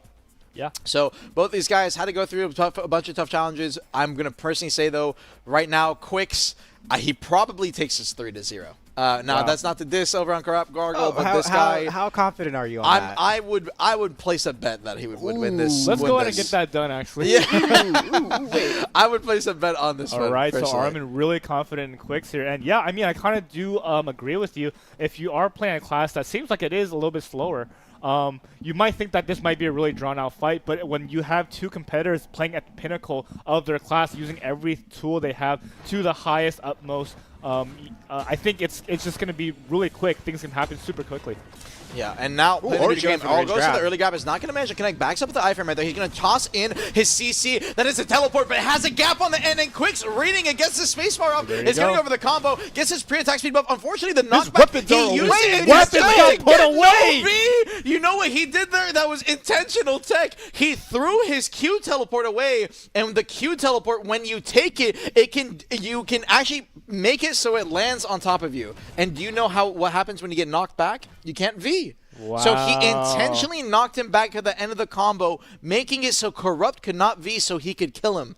That is some insane level tech. I mean, that's just, as you saw there, just being one-pieced by, Quicks immediately. I mean, who said it was slow? Who said this matchup was This slow? matchup is going to go insane. WF, he's going to go for the fast engage spacebars, training at the exact same time. He's going to use his Gravity Anchor to try and TP around. Gravity Anchor, that TP right there that you just saw him take. Remember, unprotected at the end, but it has a knockback CC. Can be punished, but you can also get punished. Playing the neutral game, he's going to throw the Gravity Anchor away. TP's back, uses the iframe. He's going to follow up, goes for the SF, did not manage to land the Siphon. Coming down over with the spacebar, Hammer, Corrupt Gargoyle, trying to space away. Comes down, there's the Magnet skill. Trying to go for the grab punish over onto the end of the Magnet skill. One of the many grab attempts you can go for, but Corrupt Gargoyle not going to manage to land it. Meanwhile, Quicks is going to use his C-swap, that little DP buff, the side movement that you can use in the neutral game. Is going to be spin. No grab available from Corrupt Gargoyle, so he can't go for the punish. And Quicks went for the grab attempt off the Magnus, but Corrupt Gargoyle was just a bit too quick. Followed up with the protection, went for the grab, was just really far away. I think he was trying to predict where the Gravity Anchor CC was coming out and ended up not managing to read the timing correctly. So one of those more risky grabs, but potential ones you can go for. 2 minutes on the timers right here. Grabs are once again available. Uses Gravity Anchor to TP away. Gets his SRMB. He's just trying to pre-buff a little bit, getting his attack speed where he can. Comes down. That's the Magnus. He gets a space bar CC. There's the full combo. Gets the pre-buff, the Shift F, and is going to force the V. Quicks now popping his E-buff. You get DP and accuracy off of the Scholar E-buff. So Corrupt Gargoyle needs to be careful. Barely got the iframe out. Quicks went for the grab attempt right there. Went for the home run. He gets the Magnus follow-up. So now Quicks is going to play a little bit more safe, but it's still going to be looking for the CC attempts like the Hammer Smash. Shift LMB. That's the core skill. And he managed to get the CC timing. Corrupt Gargoyle had to use his movement to get out there, and he used his iframe off of cooldown in that instance. A lot of the time, Scholar, you either have to use your C-swap or your unprotected iframe, even though it's off cooldown sometimes, just to get out in case the grab is coming to hit you. So trying to space away is kind of like the Warrior matchup where it's about the brains. He went for the Hammer Smash to try and punish. He pre-predicted, maybe he iframes, and he got the timing. Good stuff to Quicks. Yeah, and as you can see, this is kind of the same mechanic coming out from Hashashin with that teleport on that hammer. Just you have to be so vigilant about where this other Scholar can be at all times. Oh my god, that grab, he just walked up slowly. He saw the Gravity Anchor coming out, and he's going to get the full combo. Shift up for the follow-up. This is the knockback I was telling you about, but he didn't manage to get it this time. Corrupt Gargoyle got out just in time, so no knockback follow-up. He will get his attack speed pre-buff, though. Corrupt Gargoyle soar low. This is the thing about Scholar. Scholar's unique mechanic. You have an anti-heal. Anytime he hits you with any of his hammer skills, you're gonna get your HP regen cut in half, maybe even more sometimes. I forget the exact numbers, but that's why Corrupt Gargoyle's HP regen is going up so slow right now. Goes to the grab attempt, won't manage to connect, still has V available, so next quick scrap, like that one on the hammer. You cannot go for spin. Hammer spin is not going to be a safe option into that instance where Quicks is looking for you. Yeah, that's for sure a misplay. I think there, Corrupt Gargoyle is probably not even using the grab to fish or anything. They're just trying to get some distance away from Quicks. Yes, I think he was looking for Golden Thunder, the spacebar skill to knock down that little hammer smash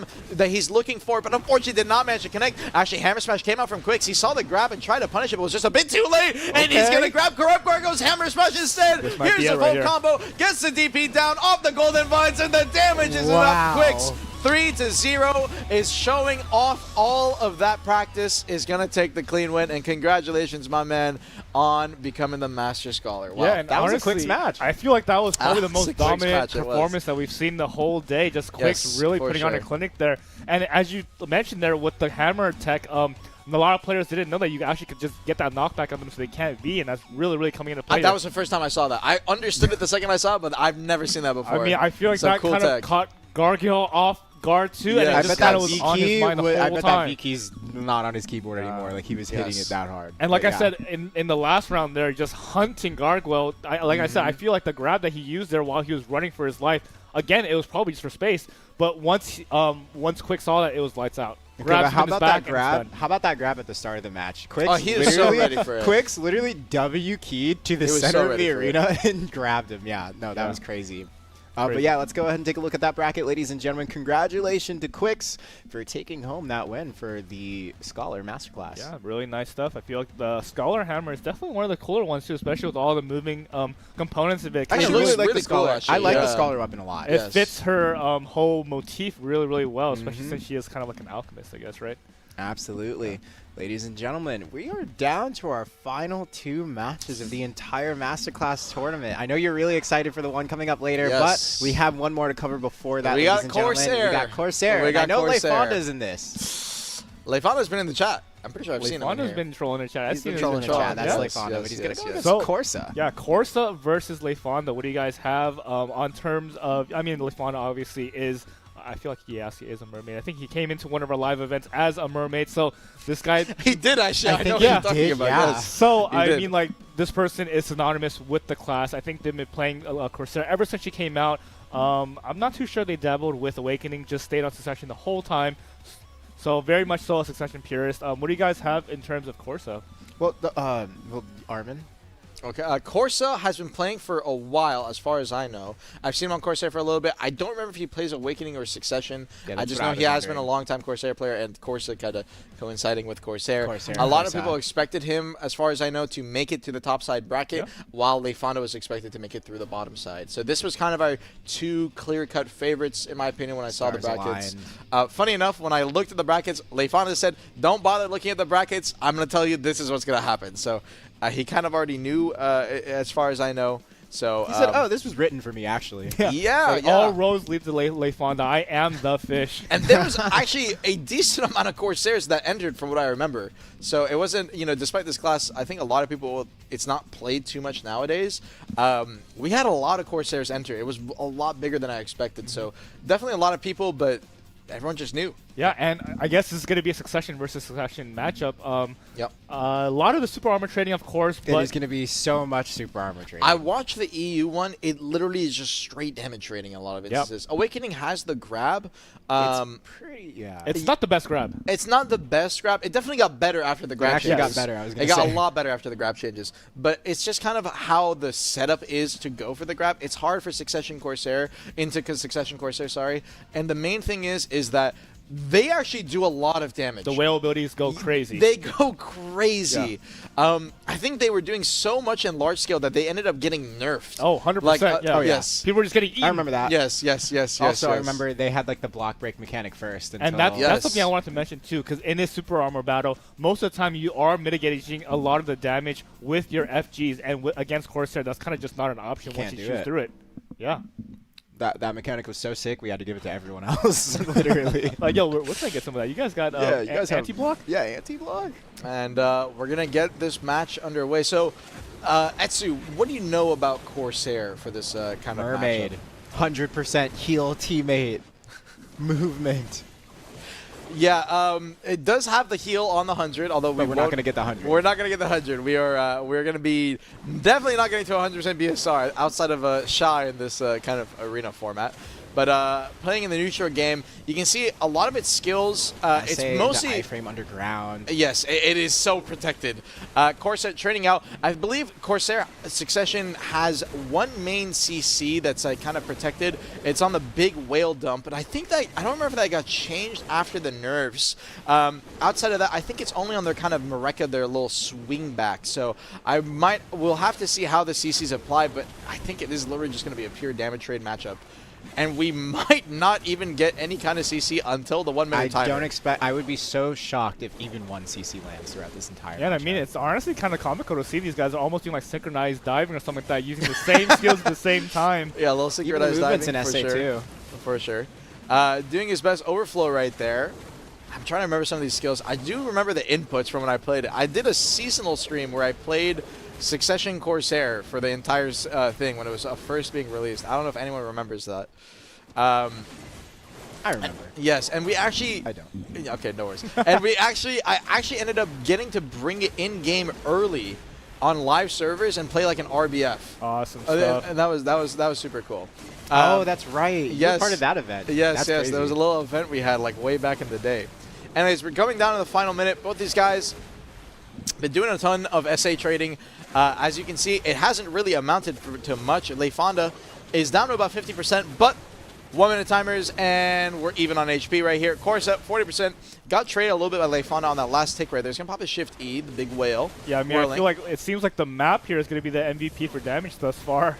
Yeah, best thing they can pretty much do is during the super armor trades try and get back attack damage off on each other. Yes, it's like and Leifonda's taking a lot more. And the thing is that I believe a lot of this on the last second, actually good trades coming out from Corsair over onto Leifonda. Is going to pop the double whales. He's going to do a little bit of chip. This is the big one, Wipeout, that I believe chunks the most. And Leifonda is going to get a decent trade right there. Needs to be careful. It's going to be locked in his animation during some of these trades. And I don't really know how you decide who ends up winning this. He actually gets CC. For the FG. I stand Yeah, corrected. he went for the overflow right there to try and get an FG for a trade after seeing that he was in a rough position. And now Corsair, if he gets the lead here, can linger his iframes as much as possible and then pop his V to try and survive. So Leifonda's going to try to go for the hard trades, but Corsair is just one step ahead. He's starting his skills a little bit earlier. And he and the actually overflow kills is going him. to get hit from behind with the backdash skill, and Corsair will be taking the first round.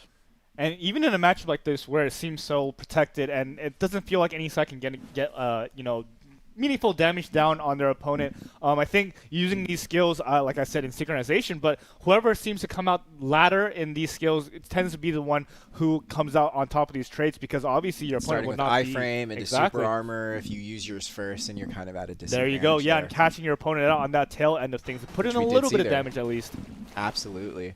Yeah, I wonder if what happened for Leifonda, I don't know if he got like a little bit impatient and just lingered the frontal. Honestly, I feel like the real difficulty here for me personally if I was playing this is the self-control not to get impatient and just try to extend a trade because you're just sick of just, I gotta hit this guy, I gotta get something, but you have to play it patient even if it's painful. But yeah, we see Leifonda kind of on the back foot here, just tossing around, using the mermaid, skilled forward E, just trying to trade in the center of the arena, but yeah, it's just gonna be mermaid versus mermaid. Yeah, and I mean, since it is a little bit more, I guess, uneventful in the first minute or so, I think both these at least the competitors... effects are pretty. Have you guys ever tried Suck Corsair by chance? As my enhancement alt, so like I know the movement. Yeah. I know the How movement. can I get to the blacksmith quickest? Everyone has like an enhancement alt. They practice some movement to get to like the blacksmith. I love and the Corsair's central movement, like marketplace. Succession Corsair for my enhancement alt, because I'm like skating and like you do like the tether against the wall and like you like. Okay, Corsair is nuts, but what about Hashashin? Especially with that, I think it is like. Oh wait, Hash is my Fisher. What's with the zigzag move? I think it's either their bomb. I love that one. Yes. Like, Absolutely. yo, I'm there, underflow, what's up, repair my stuff immediately. You know, I'm there. Repair, I go get back, that. go back to value. I will say, when I played Corsair, I think one of the biggest things I kind of noticed was just a lot of her skills. It's really flowy, but I don't know. Going from ninja, it was kind of rough for me. It's different. It's way. It is way different. different. Just less mechanically intensive. Yeah, I feel like that's The what voice it is. change came in. it's nothing like that. It's more so just a lot of this class comes down to, especially, I mean, you can see it in the trades, you're really animation locked. And some of the skills will definitely flow into other ones, but it's not like you can definitely do a skill and then cancel out, do a skill and cancel out. And funny enough, that's why when this class was released, if you guys don't know, it had a passive on a lot of Grab its skills. That, resistance. yes, that when you used it, you got 30% grab resistance. I remember. On the Those were skill painful startup. days. That was the day I was like, no way. That was the craziest class passive I had ever seen. Resistances now gone. in PvP. And You guys couldn't see, but he put his thumbs up after he said resistance is now gone. Big Yes, agree. I did give a thumbs up on that. And we are now, we're now here. We're still super protected, but definitely can get grabbed on these classes when you're playing in large scale. And we're going to the final 30 seconds here. These guys are going to be trying to trade out, popping their Something fun vacuums. on There's that. the Mareka. Oh, Of course, and it's gonna be popping that V. V. I think he was trying to dodge the mermaids at the last second. So Yes, he he wouldn't lose out on the understands that trade. he's losing the trade, and because they mirror each other so hard, and like I said, they kind of flow in this exact same way, whoever kind of starts the skill trading pattern first is just winning. So Corsair decides to V to avoid the damage, He's and losing the Corsair trade. is going to be up 1-0, but I think Leifonda, massive it didn't damage right start it now. earlier here, is going to end up winning it out, uses overflow on the very end, and that is going to be it. Yeah, very controlled from LaFonda, but I think, as you mentioned, just adapting the usage of their V to avoid a little bit of the damage coming out in the whales as you are losing some of that protection in your iframes. Absolutely. Gentlemen, is this going to be a game 5 on Corsair? I Oh. feel this is already going back and forth. We're I'm just happy with skating it. around. I'm happy with it. Honestly, yeah, chat. Honestly, for the next match, I believe going into Kudo, Armin kind of needs like the vocal break because he's about to go rap god later. For sure. Yeah, let's just take a. We're Please, at the no, beach. respectfully, it's crazy. We're at the beach. We're chilling, seeing the mermaid skills. Love the purple effects. We're just gonna hop around, and like we said earlier, Baja. It really does come down to whoever's gonna use their ability first, especially if they're mirroring the same abilities. The person to use it second usually It's comes going to out come up on top. Yep. Unless you want to just V straight up. Yeah, great Okay. use of that there, but of course, It did LaFonda not pay just off. pelted in. We saw the damage. vision though. Yeah. All right, yep, Corsa doing the little skate. You know, I know that skill when I'm hopping into blacksmith. You know. Yeah, can we maybe turn up the volume on some of the in-game skills? You know, get a little bit of ASMR. Yeah, action let me going do on that. there. Let me do that real ASMR quick. is crazy. A little bit of ASMR is crazy. Oh wait, it worked. I That's think Corsair actually has some voice lines when she uses her whale abilities too. Huh? Oh, she does. I Yeah. forgot about that. I haven't yes. heard voice lines.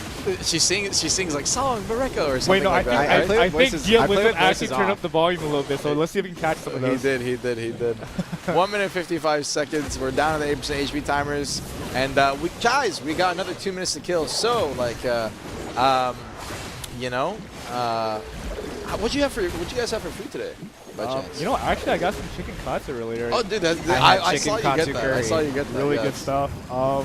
You know, Armin, it's been a minute since you've been back in LA, so Did you how have miss you the been lately? food? You know, like leading up into. I know you've been doing a lot of streaming. You did have your one stint in Korea playing AOS out there. Yeah. I mean, it's been fun. AOS is back. You know, AOS is generally Only always time I see this guy stream like 12 hours a day. always a pretty good time. And that AOS comes back. That's when I start hitting the lab again a little bit. Yeah, that's when he hits the hyperbolic time chamber. But it is what it is. This season of AOS, I think I'm having a decent time with it. I'm kind of feeling like I want to try some new stuff. Maybe Corsair. Oh, yeah, I I bet. feel like Corsair would be pretty fun Looks in like the we're new in the season. last 50 I mean, you can seconds just see of a this lot of new match. skills. The vacuum looking insane. I don't know. I mean, AOS is always a good time. But you know what? I'm waiting for hardcore servers. That's the big thing. Yeah, I big mean, thing. the first iteration, a lot of people did have their concerns about how it would be rolled out. I mean, of course, there's going to be a lot more improvements to be made for the game mode itself. We're coming up to the last 30 seconds of the match here, so let's get ahead and get lost. Yep, Corsair already losing down to out on about this trade. 20% here. Leifonda is doing a pretty good job at trading him. Shifty's on the exact same time, Mareka. Whirling, goes forward, and he kind of FG. He's going to Okay, do that yeah, little actually, overflow, the Leifonda Mareka is swing, winning getting heavily on this behind him. matchup. Needs He to can be just play it safe. careful. The forward, the kind of slashing skill. When that first came out, I always thought it was like Warriors. It's going to be a V coming out from Corsa. We saw this in the last 5 seconds. Leifonda gonna Last be? time, Leifonda needs Oh, to look yeah, for the he damage. just He knows. just has to lead. It's just going to be. course. Yeah. Corsa already ended up losing the trades, and so it's going to be a 2-1. Leifonda with a very big lead there, and it's going to be after losing the first round, this is the same thing we've been saying throughout the day. Lose first one and then win 3 in a row. Winning the Sweet. first round might actually be a disadvantage. You might have shown too much tech. Might you know? might have shown just a much bit too much tech. Might have shown a The bit too much of mermaid your tech. card. Yeah. And, Yeah. you know, we do kind of joke a little bit about the Corsair matchup being a little bit more lax and a little bit more slow paced. But you can see here the experience from Leifonda, just understanding his skills, really shining in the last few seconds there. 2 rounds in a row now, just being able to itch out a little bit more damage on the side of his Corsair and being able to lock in that win. And a little bit of, you know, just, I guess, taunting at the end there, just popping the E-buff, standing there for a little bit and just not even afraid. Absolutely. Well, we got these mermaid v mermaid skills going back and forth. I will say, thanks for turning up that volume a little earlier. The sound effects actually are, I like the water sound I like effects it. for sure. Yeah. Yeah, for sure. For sure. And, you know, anyways, back to the convos from earlier. So, like, outside of Corsair, though, I mean, is there any of the new classes you're vibing with? Oh, no, I'm all in. Dosa, I'm all in on Succession. Savior. Savior, all in, bro. Savior. Oh, my God. Speaking Yo. of Savior, I'm pretty excited, too, man. Hey, I don't know how we don't have a class like this yet. I'm so Wait, Corsair glad. got a catch on the Okay. He's on the Let's ground. see He's the actually combo. getting comboed. Okay. All right. But, yeah, Savior, I'm, like, really excited. right back at the I'm Savior. really excited for Savior. Hey, no, but for real, I'm just so surprised that we haven't launched a class like this. It seems like such an easy answer, right? Big sword, you know, big wife. We have the big wife classes, but she never had a Guardian. big sword, right? No, What? nothing Guys, like that. Draconia? Yeah, but it's different. Dracania. It's like, different. The great is sword it? is I just don't got think that. it is. That thing is ginormous. Yeah, but She literally I holds think, it okay, one on is a her claymore shoulders. and the other one is a great sword. I'm just saying, by technicality, well, actually, you know, Draconia has a big sword. Yeah, but I mean, honestly, very exciting class, so I can't wait to see what kind of skills that it Also, has. Dark Minari Knight's saying Vediant. Dark Knight doesn't have a Yes, big we sword. do. Yes, Dude. we do. Why are you lying? Why are you lying to your Okay, team okay. right The now? correct- Kriegsmeister, I mean, it does look nice, so I feel like It does look No, nice, but the it's not like Kriegmeister a, is not the big like, sword, the when I look Vediant. at the I look The at the Vediant. Savior sword. The Savior sword is like That's- it's like dude, it's bigger than her. You know Look, what I mean? hey, imagine, think about how. Draconia's sword is bigger than her. Well, okay, think about how insane. No, it's not. It's not actually. Have you seen how tall she is in game? No, dude, the Savior one is like towering, Yes, bro. it's like towering. Yeah. Yes. I don't know. Savior's got some aura. I'm very much excited for the release. Yeah, I'm curious to see super, how super it cool is. themes. I'm hoping, I'm praying, it's like kind of got some warrior vibes to it a little bit. We'll have to see. But yeah, Savior is gonna be a good time. And you know what else is going to be a good time? This Corsair match, we're coming down to the final seconds, and is Leifonda gonna end it? We're gonna have to see. Leading 2-1, 35 seconds. The damage is gonna be ramping in. E-buff not popped yet Going on for a back either attack trade there. side. Weighing out Storm Surge coming out from Corsair, or sorry, Leifonda right there. Back, so there's a little backswing, looking for a little bit of damage. You can get back attack damage on that. I think it's actually noticeable, although they're trading on the same dodging pattern. the So iframe once last again, second. That comes was out of the really iframe. good.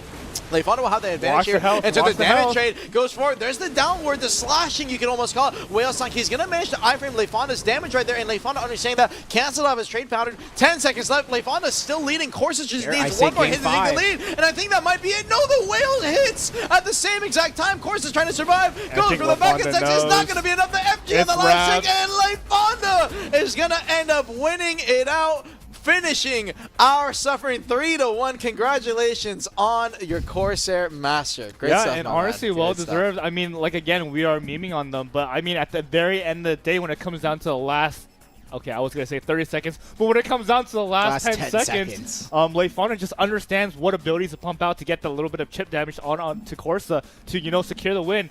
Being able to play around with his E-buff too as well, and of course the V just to top things off, the cherry on top. Not only that, I'm but saying, like little things here and there. To be honest, we saw. I know it's like one of the few things we can notice in terms of like things to capitalize on.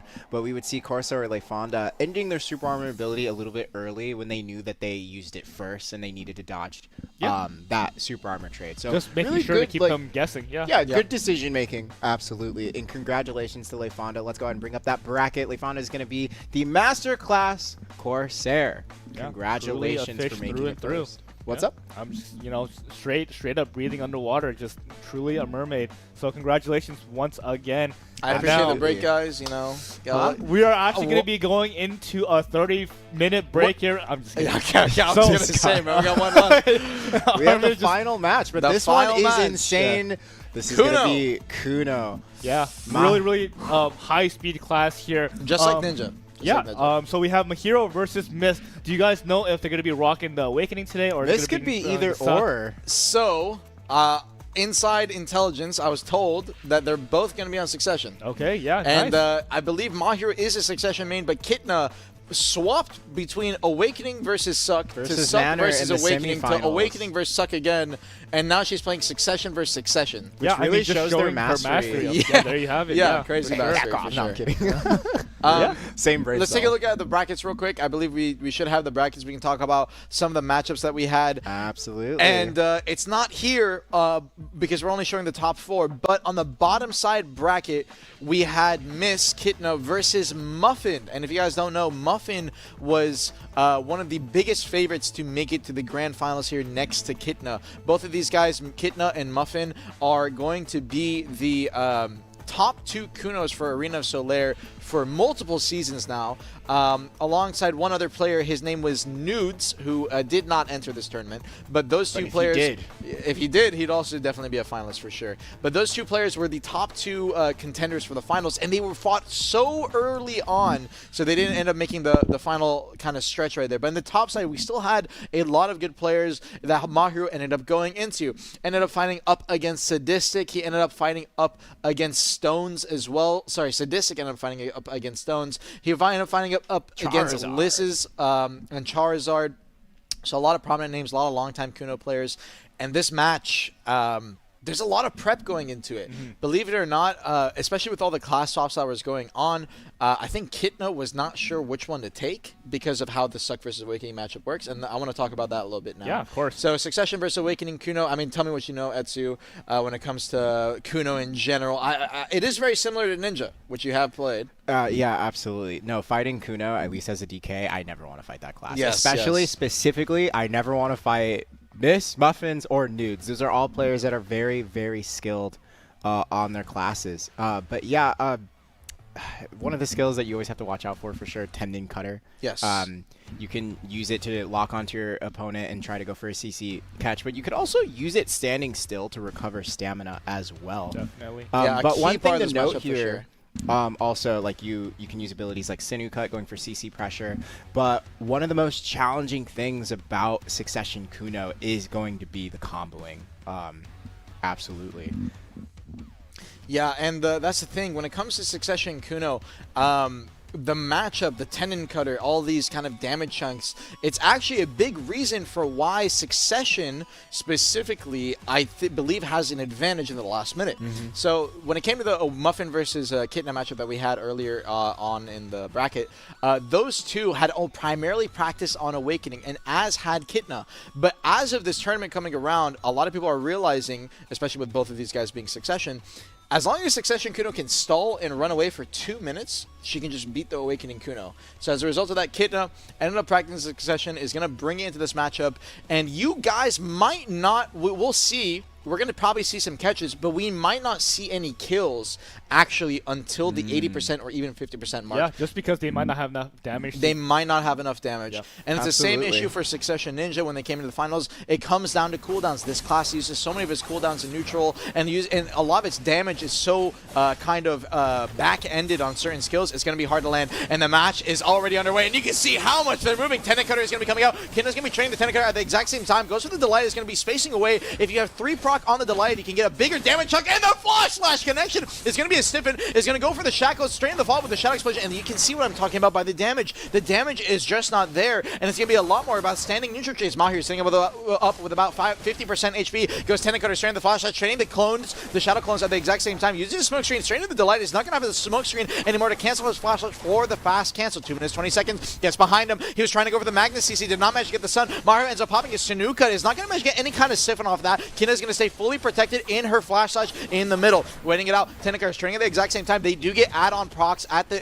same timing as long as they're running through each other. So if you're having an attack speed add-on, a DP add-on, or maybe a Big Flash catch Slash add-on, there. gets the CC on a Kit. The Shackles is going to maybe force the V right here. Goes for the Magnus to try and get some damage follow-up, but it's going to be a bit too late on the Shadow Explosion. Kinna disengages, resets, down about 20% HP, and the chip could be fatal here. She needs to be very careful with how she takes any form of damage. Is going to slow stomp intentionally to get the formal guard, and is going to cancel out of the Shadow Stomp. Kuno has Prime Shadow Stomp and can use it and cancel out of it later, so can primarily use it only for the frontal guard and then kind of back up a little bit. Use the Shock Explosion in the neutral to try and get a little bit of stamina back. Waiting out Tendon Cutter, using it forward. Is going to not use the W movement. That way he can regen stam in the middle of Tendon Cutter. Same thing with Flash Slash. If you don't use the movement with it, you can kind of regen stam by staying stationary. Going in, Stomp, goes straight into the clone. He's going to use that to maybe proc a little bit of Adams. Went for the Shackles. Shackles is unprotected, so definitely a CC opportunity that Kitna can look for. Waiting out, resetting in the neutral. 1 minute 10 seconds left on the timers here. We're going down to the zone close, and E-buffs are going to be super important. Maehwa already burned through his, so now Kitna has a huge advantage here. He popped it after Kitna had disengaged with about 20% HP. Going for the grab, ends up missing. Pops a smoke screen. Kitna's going to be on the opposite side using her flash just to make sure she has an SA linger, and there's an E-buff coming out. She saw the flash slash, use her E-buff on that timing so she can't get grab punished, and now she's going to go for the hard damage trade. Looking in, Shadow Stomp, ends up missing. Pops her S-block for 1 second. He's going to go for the flash slash to not end up hitting Maehwa. Maehwa pops his S-block in time, but he does not S-block. The Tendon Cutter gets behind him so fast that attack speed so noticeable, and he's going to be on 30% HP. She has her E-buff for a couple more seconds right here. Goes in, ankle cutter, almost got punish on the end right there. It's going to be FG on the movement. Maehwa goes for the grab out of the block jump. It's not going to manage to connect. 30 seconds left on the timer right here. Shadow Explosion. Kina still had grab available out of her block jump, but did not go for it. He's going to disengage instead to look for the shackles and manage to hit the slow over on a Maehwa. 20 seconds left right here. Flash Slash looking for it. Trading clones at the exact same time. Those add-ons are going to be super important. Delighted ended up missing the 3 proc right there. So Maehwa, huge advantage on that instance. 10 seconds left. HP coming close. Looks for the WC. Managed to hit it. Kitna's going to be on purpose so that she doesn't lose any HP in the neutral. She did not get CC'd. She's trying to buy some time, and she's going to maybe even run out of the zone right here. Flash Slash gets a connection, and the trade is going to win Kitna to take the first round. Sheesh. Yeah, Kitna playing that very well. Both players playing this very well, but Miss finding that catch with the Tendon Cutter behind the frontal was such a pivotal moment on that matchup. You know, one thing that we had talked about before the stream had started, Armin, was the thing with Flash Slash? Flash Slash, yes. Yeah, sorry, Flash Slash is an opportunity for you to get grabbed in between like the animation when you're like in super armor for it. But it hasn't happened yet, luckily, for either of these two. Yeah, it has not happened yet, and you can see already playing in the neutral, it just, these first minutes, you can still technically get a 1 combo kill, but it's just really hard to land. You need a lot of specific cooldowns to get that burst damage. Which you're using a lot of in your movement. And specifically, funny enough, it's actually Tendon Cutter that you need in your combo off of like grab start to get the kill. Succession Kuno does not have a KD. Right? So you get the grab start, you go for a full stiffen extension, you use your Tendon Cutter during that timing to get a bit more damage off, and then with that finally done, you can go for the SC, the big little she does a little flip with her sword, and then she does a 360 AoE. The 3-shard explosion on that with the air attack is the biggest possible damage in Succession Kuno's kits. And correct me if I'm wrong, because of the shard mechanic on Succession Kuno, they're constantly applying DP debuffs to each other throughout the fight, correct? Correct. So Succession Kuno's shard system makes it so that any of her skills, like her Shadow Stomp, any of her prime skills, they all will just instantly minus 20 DP debuff you. So that's why Succession Kuno, if you've ever wondered, man, I take so much damage from this class standing up, but maybe sometimes in a combo it doesn't feel like they do as much, it's because the DP debuff is constantly being procced on you in the neutral game. So they're really good at chipping, but in terms of combo, it's just a little bit harder. Absolutely. 1 minute 40 seconds, and now this is where we're getting into the real threat range. Looking for the shackles, is not going to manage to connect. He's going to engage with the Tendon Cutter, looking for the CC behind the frontal guard, but the Q block was not able to sit there for long enough, so no punish coming out. Stomp goes in. He actually went for a grab. Yeah, the grab attempt was good. I also saw Maehwa, I think he threw a little kunai. You can throw kunais in the neutral and get a slow on your opponent, but it's kind of risky, so really interesting timing he was looking for right there. Goes to the Shadow Stomp. He tried to grab the Tendon Cutter. You can actually grab the middle of it, or then maybe even the start. So it was a good timing to go for, but was just a little bit too late. Senuka gets a connection off the Rabam, and that's the Wheel of Wrath, the SC, the 3-shard release, and you saw Maehwa just having that 1 skill, lost 30%, and we're down to the final circle. Kina already had popped her E-buff, so Maehwa still has his. He can use it a little bit later right here, and Kina's going to be looking for a grab timing on it. Succession Kuno E-buff takes so long to get off, but the Crescent Slash is going to manage to get the timing, and Maehwa is going to get a huge advantage because he can pop his his E-buff now, and there it is. E-buff comes out right when Kin is exiting her V. No E-buff available. She's going to be losing on these trades pretty hard, especially in terms of the accuracy. That's the biggest reason, and the attack speed, obviously, but mainly the accuracy that the E-buff is so strong in these trades. 30 seconds left. You may just use the ankle cutter to try and back up Flash Slash trade at the exact same time. He goes for the strong strain of the grab. She trades the Shadow Explosion over to the back of his Tentagar, getting a couple of back attacks, so not too bad. But the Crescent Slash and into the ankle cutter. The WC, the delighted to punish Kitna's back, is going to be enough damage, and it's going to manage to kill her. Yeah, things are lined up 1-to-1 here. Things were kind of looking kind of choppy for my hero there, especially when he used his Flash Slash, almost too overstepping with just letting the animation play it out, and then Mist just immediately grabbed him out of it. It was That's what we really talked dangerous. about earlier. Like, there's a very big gap, well, a big opportunity to grab punish there. There was a catch earlier with Sinew Cut, which you do have to pay attention to, because you can just sack CC on top of CC pressure while that's out.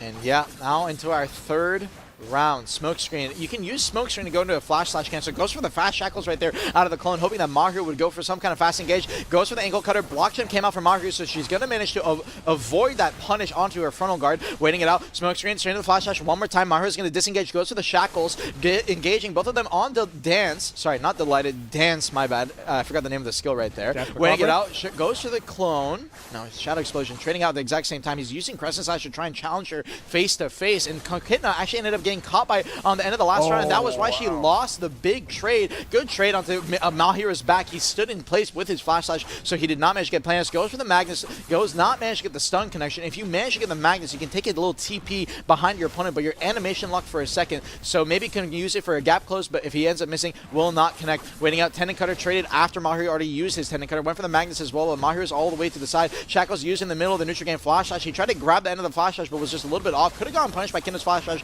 if she aimed it just a little bit closer. Waiting out, Tendon Cutter's traded in right there. She's going to use Crescent. Holds the S-block. Needs to be very careful with the S-block because block jump cooldown, as he just used it right there, can definitely get punished. Maehwa kind of using it not a very smart timing. Did not manage to get much value out of it, but still is going to be enough for the neutral game to kind of reset him. Ghost grading. Use it off cooldown. Needs to be careful. Maybe the nerves kicking in. Kitna can definitely take an advantage off this, and that's exactly what she does. Punishes the ankle cutter, uses her Shadow Stomp, gets the CC, and forces the V.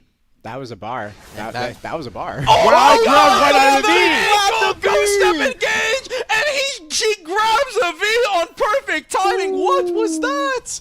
That was a crazy timing around the pillar too. Yeah, that was insane. Good read on maybe a little bit of a sixth sense coming out and just being able to capitalize, immediately grabbed and killed. That was speechless. Insane. You should have seen my face. Timing. That was crazy. That was crazy. Holy. You saw right when she popped to her POV, she saw, I mean, just the aim you have to have on that instance, by the way, to know your spacing. You have to know your spacing so perfectly. Yeah. She went perfectly through the pills and Ghost stepped right on top of him, not too far, not too short. Otherwise, you'd have to flip your camera. There's a lot of skill involved in that. Unlike a lot of the kind of newer S classes where movement is kind of attached through skills, Ninja, and especially Kuno as well, is a lot more about these short distance skills and these skill connections. You can already see, you can look on the sides right here. I haven't been really noticing it, but you can look at the sides and you see how long the skill list of cooldowns they have is. Look at that, it's ridiculous. And playing in the neutral game, going with the block jump, trading out with the Flash Slash, goes straight into the stomp, into the Shadow Clone to try and back up. Shadow Clone, one of the primary add-ons they're going to use. She's going to actually use her third bomb to try and space away. The third bomb is grabbable. I forgot the exact name of the skill. I think it's Shackle Target actually, and they managed to hit a slow if they run into it, but it is grabbable, so definitely need to be careful about that time. It goes in, going for the grab. Maehwa could have gone for the block jump punish, was just a little bit too slow. Waiting out, block jump comes out right there, hoping that Maehwa would maybe go for some kind of S block. Is not going to manage to connect. Flash Slash comes out. Maehwa is still with grab available. Is going to be holding the S block right there. Is trying to go for his attack speed buff. Needs to be careful. Chucked out his Magnus, looking for the punish. Instead, she's going to hit the shackles, but Maehwa just responds back by hitting the stomp. Gets a Shadow Clone, but not enough damage. The combo was a little bit scuffed. He CC'd just a bit too early off the sifting. He definitely had kind of a later re-CC potential to greed more damage, but obviously those tournament nerves can be a big killer, and especially on Kuno where the combos are so strict and you have to be so aware of every cooldown, can be hard to land. 1 minute 30 seconds. She's going to use her shackle target again. It's not going to manage to land the slow over on a Maegu though, but she can still land it using her normal shackles. It's going to pop Shadow Explosion right here.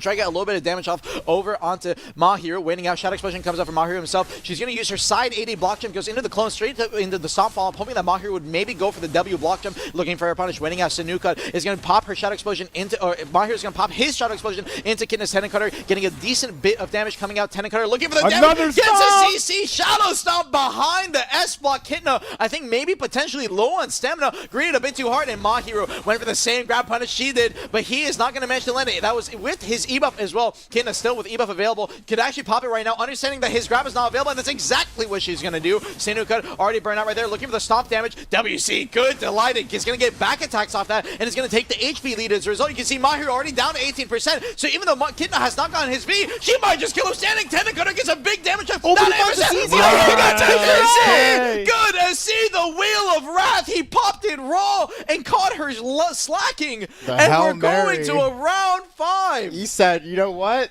Whatever, maybe this will work. And it did. That was absolutely insane. Especially until the literal last microsecond. We were thinking, oh, Kitna has this in the bag. Kitna's the champion right here. But no, Maharu just proving that even when the going gets tough, he's going to do whatever he needs to do and whatever it takes to win. And now we are in a game 5, ladies and gentlemen.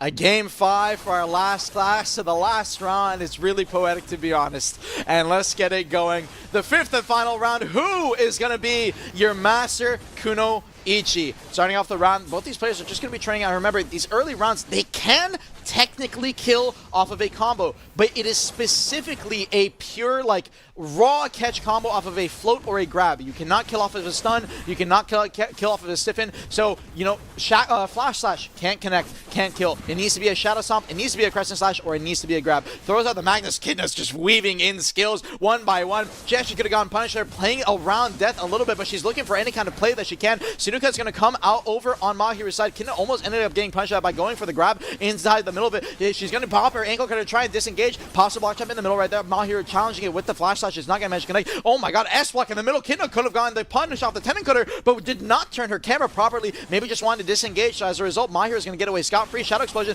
trading over into the Flash Slash. Waiting out, stomp straight into the Shadow Explosion, backing up. You can notice when these guys have their attack speed buff and when they don't. He's going to check out his Magnus up, hoping that maybe Kitna would pop out of the Flash Slash early and potentially get punished. Pushing forward, he's going to stomp straight into the Tenon Cutter. No grab coming out from Maehwa's side. He could definitely potentially go for a grab punish right there, but it is risky. Kind of a coin flip. You're trying to predict what your opponent's going to do. Waiting out for the neutral. S-block came out from Maehwa to try and deny the Flash Slash damage. Kitna's going to be doing the exact same, but is kind of playing with death. If you do not know the exact spacing, you can definitely get punished. 1 minute 30 seconds. Goes forward with the ankle cutter, falls up with the Crescent Slash. No punish coming out from Maehwa on the ankle cutter. Frontal guard. Block jump straight at the exact same time. Kind of poetic. Really, they're really just matching and mirroring each other on some instances. Despite so many cooldowns and so many skills available, it's just how the flow of the class works. Goes to the sun, off of the Magnus, not managing to connect. Maehwa is still using Ghost Screen off cooldown, but Kitna is just way too late on the punish. 1 minute timers. E-buffs are available. Goes to the Flash Slash. He's got to get the catch. Kitna's on the ground. He goes for the Symphony Extension, and she V's barely in time, but she's so low on HP. She might end up dying standing. She gritted a bit too hard. WC delighted. She needs to be careful about the damage. I don't know if she can regen this HP. Flash Slash waiting. She's avoiding the delighted. Tenon Cutter goes in for the engage. Ankle Cutter trade at the exact same time. Goes for the Shadow Explosion. Maehwa still has 15 seconds of E-buff left. Ghost Screening one for the Foxclaw. This neutral game is actually so tough. Shackles just trying to get edge out any kind of HP she can, but she needs to be careful of the Shadow Explosion. Just Just so barely low back here. to no! Gets a CC, gets a V. Maehwa gritted too much. She still has E-buff. She can pop it right here. There's the E-buff now coming out. She now is holding the advantage in this instance, but any player can die to just one skill. Tenon Cutter's gonna be the first skill coming out. Maehwa. He's going for the stomp into the Shadow Explosion. Now following it up with the Flash Slash. Kitna's just trying to trade it back. Went for the stomp, ends up missing it. Maehwa holds the S-block. Ankle Cutter could have gone the punish off the block, did not manage to connect. Tenon Cutter's trading at the exact same time. She's gonna use the Shadow Explosion to try to trade back into it. Shadow Explosion comes out. Kitna on a nail biter ending off of a block jump save. 3-2 is going to take it and become your Kuno Master Champion. Good lord. Wow, what better way to top things off the end there. Wow, super well played from both Kunoichis. But yeah, as you mentioned, Miss just coming up a little bit on top there. Yeah, she did such a good job in this tight situation. Yeah, but Maharu was also like when they were at the edge of the seat. You guys can't see the camera, but literally me and Vaha over here are just like hand over heart. Like, I mean, what's going to happen? I don't know who mentioned that. I think it was either Armin, but just especially with playing with Kunoichi, having that mastery over your skills and seeing how much space that you have. It's all about getting that perfect spacing. So if you have something like the flash slash or something like the stomp, just being able to know how far my skill is going to go. I mean, you saw it come out from Mist, that perfect range grab, perfect knowing spacing. exactly how much range all of my ability is going to get me to, and then I'm just grabbing that person right there. Really, really awesome stuff. I couldn't have asked for a better last match to top everything off. Guys, why don't you kick things off about No, this? I think that was just pretty much beautifully said. Nothing more needs to be said. Everyone could see that back at home. Both players played phenomenally. Congrats to both of you competing throughout this tournament, and congrats especially to Miss for taking home the Master Class title. But you know, one thing I do feel like deserves a very good shout out, and chat is doing it as well, as Armin. Yeah, I lost my voice. Hey, there. that was crazy right there. The Because cat of was you, insane like from it was last just even more hype. Like, good Yes, job sir. casting that. That Because was you a good one. mentioned this guy's literally saying midway through, look, they have 20 abilities, as he's saying 20 abilities at the same time and putting in like little yap comments in there at the same time. So thank you so much for being on desk casting this and really elevating definitely S tier shout casting. And for every single player who participated today, thank you so much for participating in the Masterclass tournament. Those matches were crazy. Yeah. I had a blast watching, man. I Yeah, was so for sure. excited for a lot of matches. I had to do a lot of studying for a lot of these matchups just to make sure it was up to par. Some of them, you know, Corsair players, Corsair. I apologize. You know, it was a bit hard. Woosa players, but on a lot of the other ones, I tried to do my best to make sure they were hype. And could honestly, it was more about the players. They brought a great showing. Absolutely. Yeah, Easily we could wouldn't have be here been some without them. 3-0s. Yeah, and I mean, dude, some of those matches, you can hear the excitement. I really am excited watching these No, he matches. literally is. And that Kuno one, I think, was definitely the best one for today by Yeah, far. so Absolutely. I mean, you know, we're so happy to have you here with us, of course, just being that ace shoutcaster and, you know, just being a whiz at the game yourself, you know, just having such no a high worries, no worries, no mastery. worries. We can show with the glaze. We can show with the glaze. Hey, no, but nah, honestly- you're good. We can glaze the players, though. Glaze the Yeah, players. of course. Congratulations, Kitna. Exactly. Absolutely. And This Maehwa as well. I want to say that. This event wouldn't be the Absolutely. same if the competitors Yes. didn't come out to play like For this. sure. A lot of great matches from today and also yesterday. We saw so many great. I think today, you know, like we said, the one up, you know, Yes. the yes. 1-0 is very dangerous because it It seems like is. It is. yeah. I mean, I think even this last match too. Maehwa. Wait, does Miz take the first No, round? this was full even. It was Okay, 1-1, it was 1-1, back 1-1, and forth, 1-1. back Yes. and forth, Match back and five. forth. Yes, yes. But yes. yeah, maybe let's dive into some of the matches that you guys had as your favorites. I know that Armin, you cited the last match as your Kuno. highlight. I think the Kuno one and the Ninja one, I'm biased. Oh yeah, but of course the short swords. Yes, but it's just the fact that I think compared to a lot of other classes where even like the Hash one was really good, right? But it comes down to kind of trading out with one skill. The Kuno Ninja ones are a lot about like the micro details Definitely. in the matchup, and I think that kind of just elevated it for me. But Absolutely. there was still a lot of other good games today. Like Mystic. again, the Hash one, the Mystic one from yesterday. Valk from yesterday. Valk from yesterday was good. Even the Archer one, that was a 3-0. I still That had a one was lot sick. of fun watching it just Yeah. because Guys, Ranger. Zach, it kind of showed how dominant he was in a lot of those Yeah, and instances. you don't really expect an archer to be up in your face like that. No, but, you I mean, don't. with You these really top don't. archers, You really yeah. don't. Also, Ludi on the Succession Ranger. Yes, yes, Taking yes. home I yes. mean, that was just clinical. Oh, just I throwing them forgot at about that one. bait. Actually, that Yeah. Ranger one was crazy That good Ranger too. one was yes. insane. Ludi surprised me even throughout the whole tournament. I casted his match against Greeds. I didn't expect him to make it to the finals, much less win. And we even had Lemuria come on here because he was like, "Dang, I approve." Stamp of approval, yeah. Stamp of approval. So definitely, yeah, a lot of crazy good games. Okay, man. for sure. Etsu, what about you? What are some matches that really, you know? I are said mine. so Valk, Ranger, Oh, yeah, same ones? Mystic, Kunoichi, Ninja was really cool. Okay. No DK match, sadly. I was so excited to cast that one I too. was And we So- I should was we so should have threw excited. him in the, you know, on those pieces in the back. Yeah, just like, yeah, you know, yeah, really yeah. quickly do a show match with Just everyone. give me a laptop out. Let me go out we can there. host a little event on my stream. It'll be Etsu versus Q. That'd be a good one. There was a real fun. grand finals Yes, this year. Real yes, grand yes. finals. Yeah, Real grand but finals. anyways, yeah, I think for myself here, I really enjoyed the Bladers. I think that just having this very, very high-speed class, I mean, like a lot of people give them a bad rap for just saying, oh yeah, just your class is so easy. All you do is spam your right click and just chase around, especially with that Tiger Blade being able to reset your neutral game. But I mean, as you saw with both our Blader classes, Maehwa and Musa, these people are just they're dialed in, Yeah, right? absolutely. Yeah, Every time you like use the skill, the other one is around your back, on your side, trying to either drag and bite you or trying to find some sort of opening.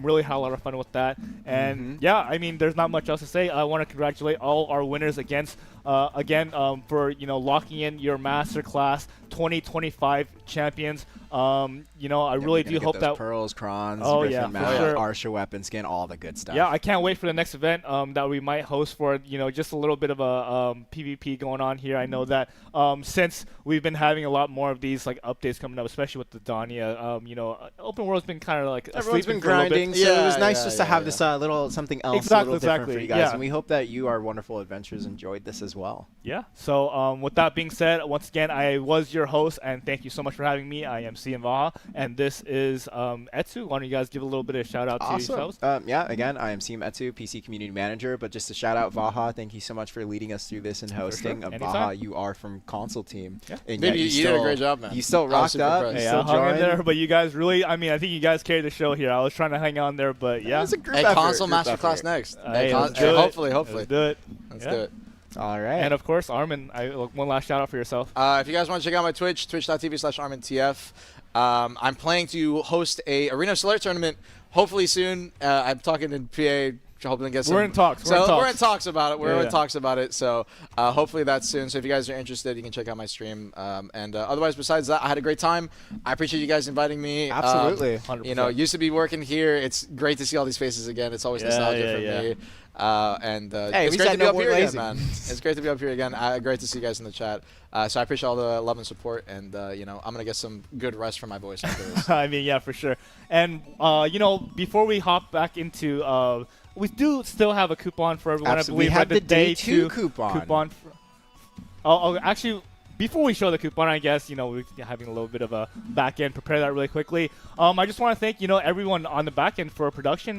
This thing. Production, graphics Yes. team with Exactly, the wonderful yeah. stream assets. Nothing could be done without our adventurers, without our Pearl Abyss America team to put the show together. Our for all of GMs you. and CMs on the back end, just making sure all the matches going according to plan. Our operators, our production team, just putting on a great show, making sure everything's going smoothly. We did have a little bit of hiccups with the bitrate and stuff, but hey, every challenge is met with some persistence. Yeah, exactly. I do want to Diversity. say, outside of the bitrate, compared to the first best in class, this has been the best run tourney I've seen from Hey, you we're guys getting ever. better every single Like time. the Yeah. production on the back end and all the management and everything, it was super smooth. Yeah, hats off to you Yes, guys. absolutely. And once again, like we've said this a million times, but the adventures, you guys coming out to these events, making it so hype for everyone. And of course, I know that it's really cool for some of your friends and maybe some of your enemies to see you out here competing. Yes. It's just a good time for everyone to come together, whether they are in the audience or actually playing in the brackets, to show off what they got, represent their friends, represent their guild mates, and it's just always a great time. Absolutely. Yeah. And I guess we do have the coupon ready, so let's go ahead and pop Let's that show on it. the stream for everyone to see. What do you have in store for us, Vaha? Well, today it's going to be the Masterclass Finder. It's going to be your Day 2 coupon. It will also be the same one that was released for EU, so if you did use that, then... Oh, okay. Actually, sorry. This was not the same as EU, so this is going to be a exclusive NA coupon. It's going to be the Masterclass Final. Okay, I am just totally wrong. It's but for anyways, both regions. Don't it's for worry. both regions. Make sure you use this coupon. I'm sorry for getting everyone confused. It's okay. EU stream didn't show it. That was the only thing. But this coupon is for NA EU. Yeah, but anyways, you will be taking home a Masterclass Battle Cry. You're going to get 4 of those. Once again, I'm going to be running down the list here. Enhancement Help Kit 5. Got some nice little supplies in there to get your gains going. Perfume. Don't get to the next two. Deep Sea 4. I'll say the best for last year. You get a Performance of Courage.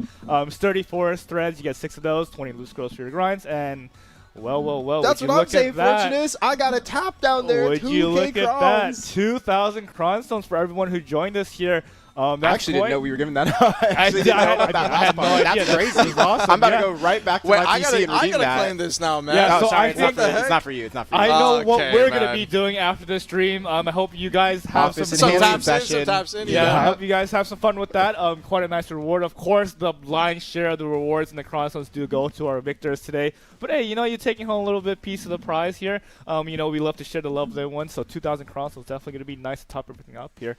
Do you guys have any last words for the stream before we check out here? No, I'm good. No? All right. Appreciate Yeah. everyone coming out. And once again, that's going to be your Masterclass tournament for 2025. Can't wait to see you guys back in the next live stream. Whether that's going to be some fun with CM Etsu and whatever they'll be doing on Who knows? Maybe PC I'll go side of back things. to. I've been on console stream before Exactly. for you guys' Hey, you tournaments. never Maybe know. I'll go over there We'll be again. hosting stuff. Yeah. Absolutely. Well, everyone, thank you so much for joining us here for Masterclass, and we hope you have a wonderful rest of your weekend. Yeah. Later.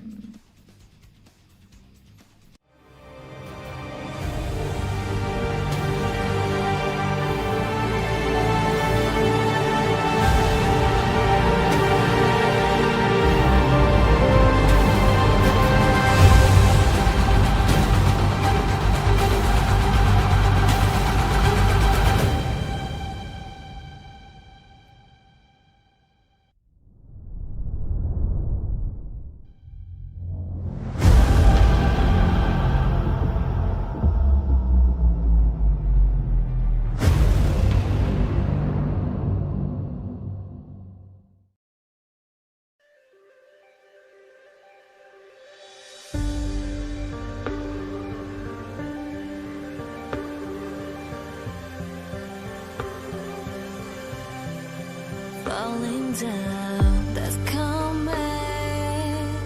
잦은 줄 알았지만 난 파도에 왔어. Spirit of 나의 분열. 서먹서먹해진 공간을 위조해 너에게 다시 throwing your mess up, taking me high, bringing me down. 응접해야 해 이 gravity. 잠잠히 끌어오는 시너지 imagine의 분열. Finally I've got to the answer. Pop to the love star. 여기에 turn to the other side. 끌려오는 순간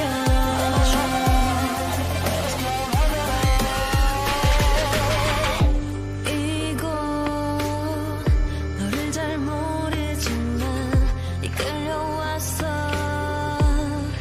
검은 죽은 너의 중년. 잠시 당했던 나 새롭게 기원해 to the light. 다시 throwing your mess up, taking me high, bringing me down. 응접해야 해 이 gravity. 잠잠히 끌어오는 시너지 imagine의 균형. Finally I've got to the answer. Pop to the love star. 여기에 turn to the other side. 끌려오는 순간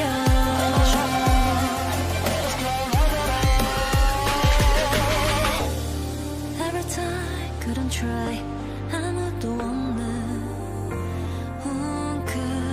웅크렸던 sometimes 다시 혼자 되어 심장이 멈출 때 every time couldn't try. 마주하기 두려웠던 오래된 나쁜 꿈을 놓아줘. Once again returning up. 내 시간이 있어야 할 그곳. Finally I got to the answer. Pop to the love star. 여기에 turn to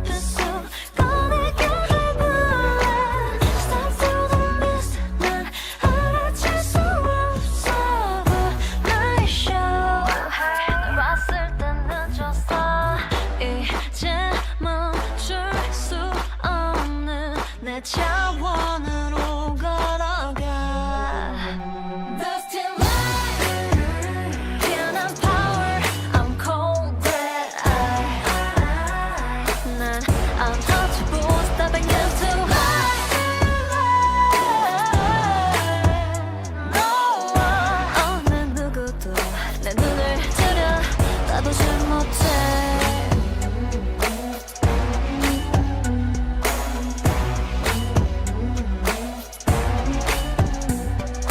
Dusty drip inside deep searching my eyes 장막을 가로질러 빛을 멀게 하는 revolver shot 너에게 저게 pattern을 버리고 now It's time to go 3, 2, 1 Just tell me 숨겨진 cold 채워진 somewhere 여섯 번의 순간 Break through the dust 촉구를 보기 전에 back out Hey 넌 이미 지워졌어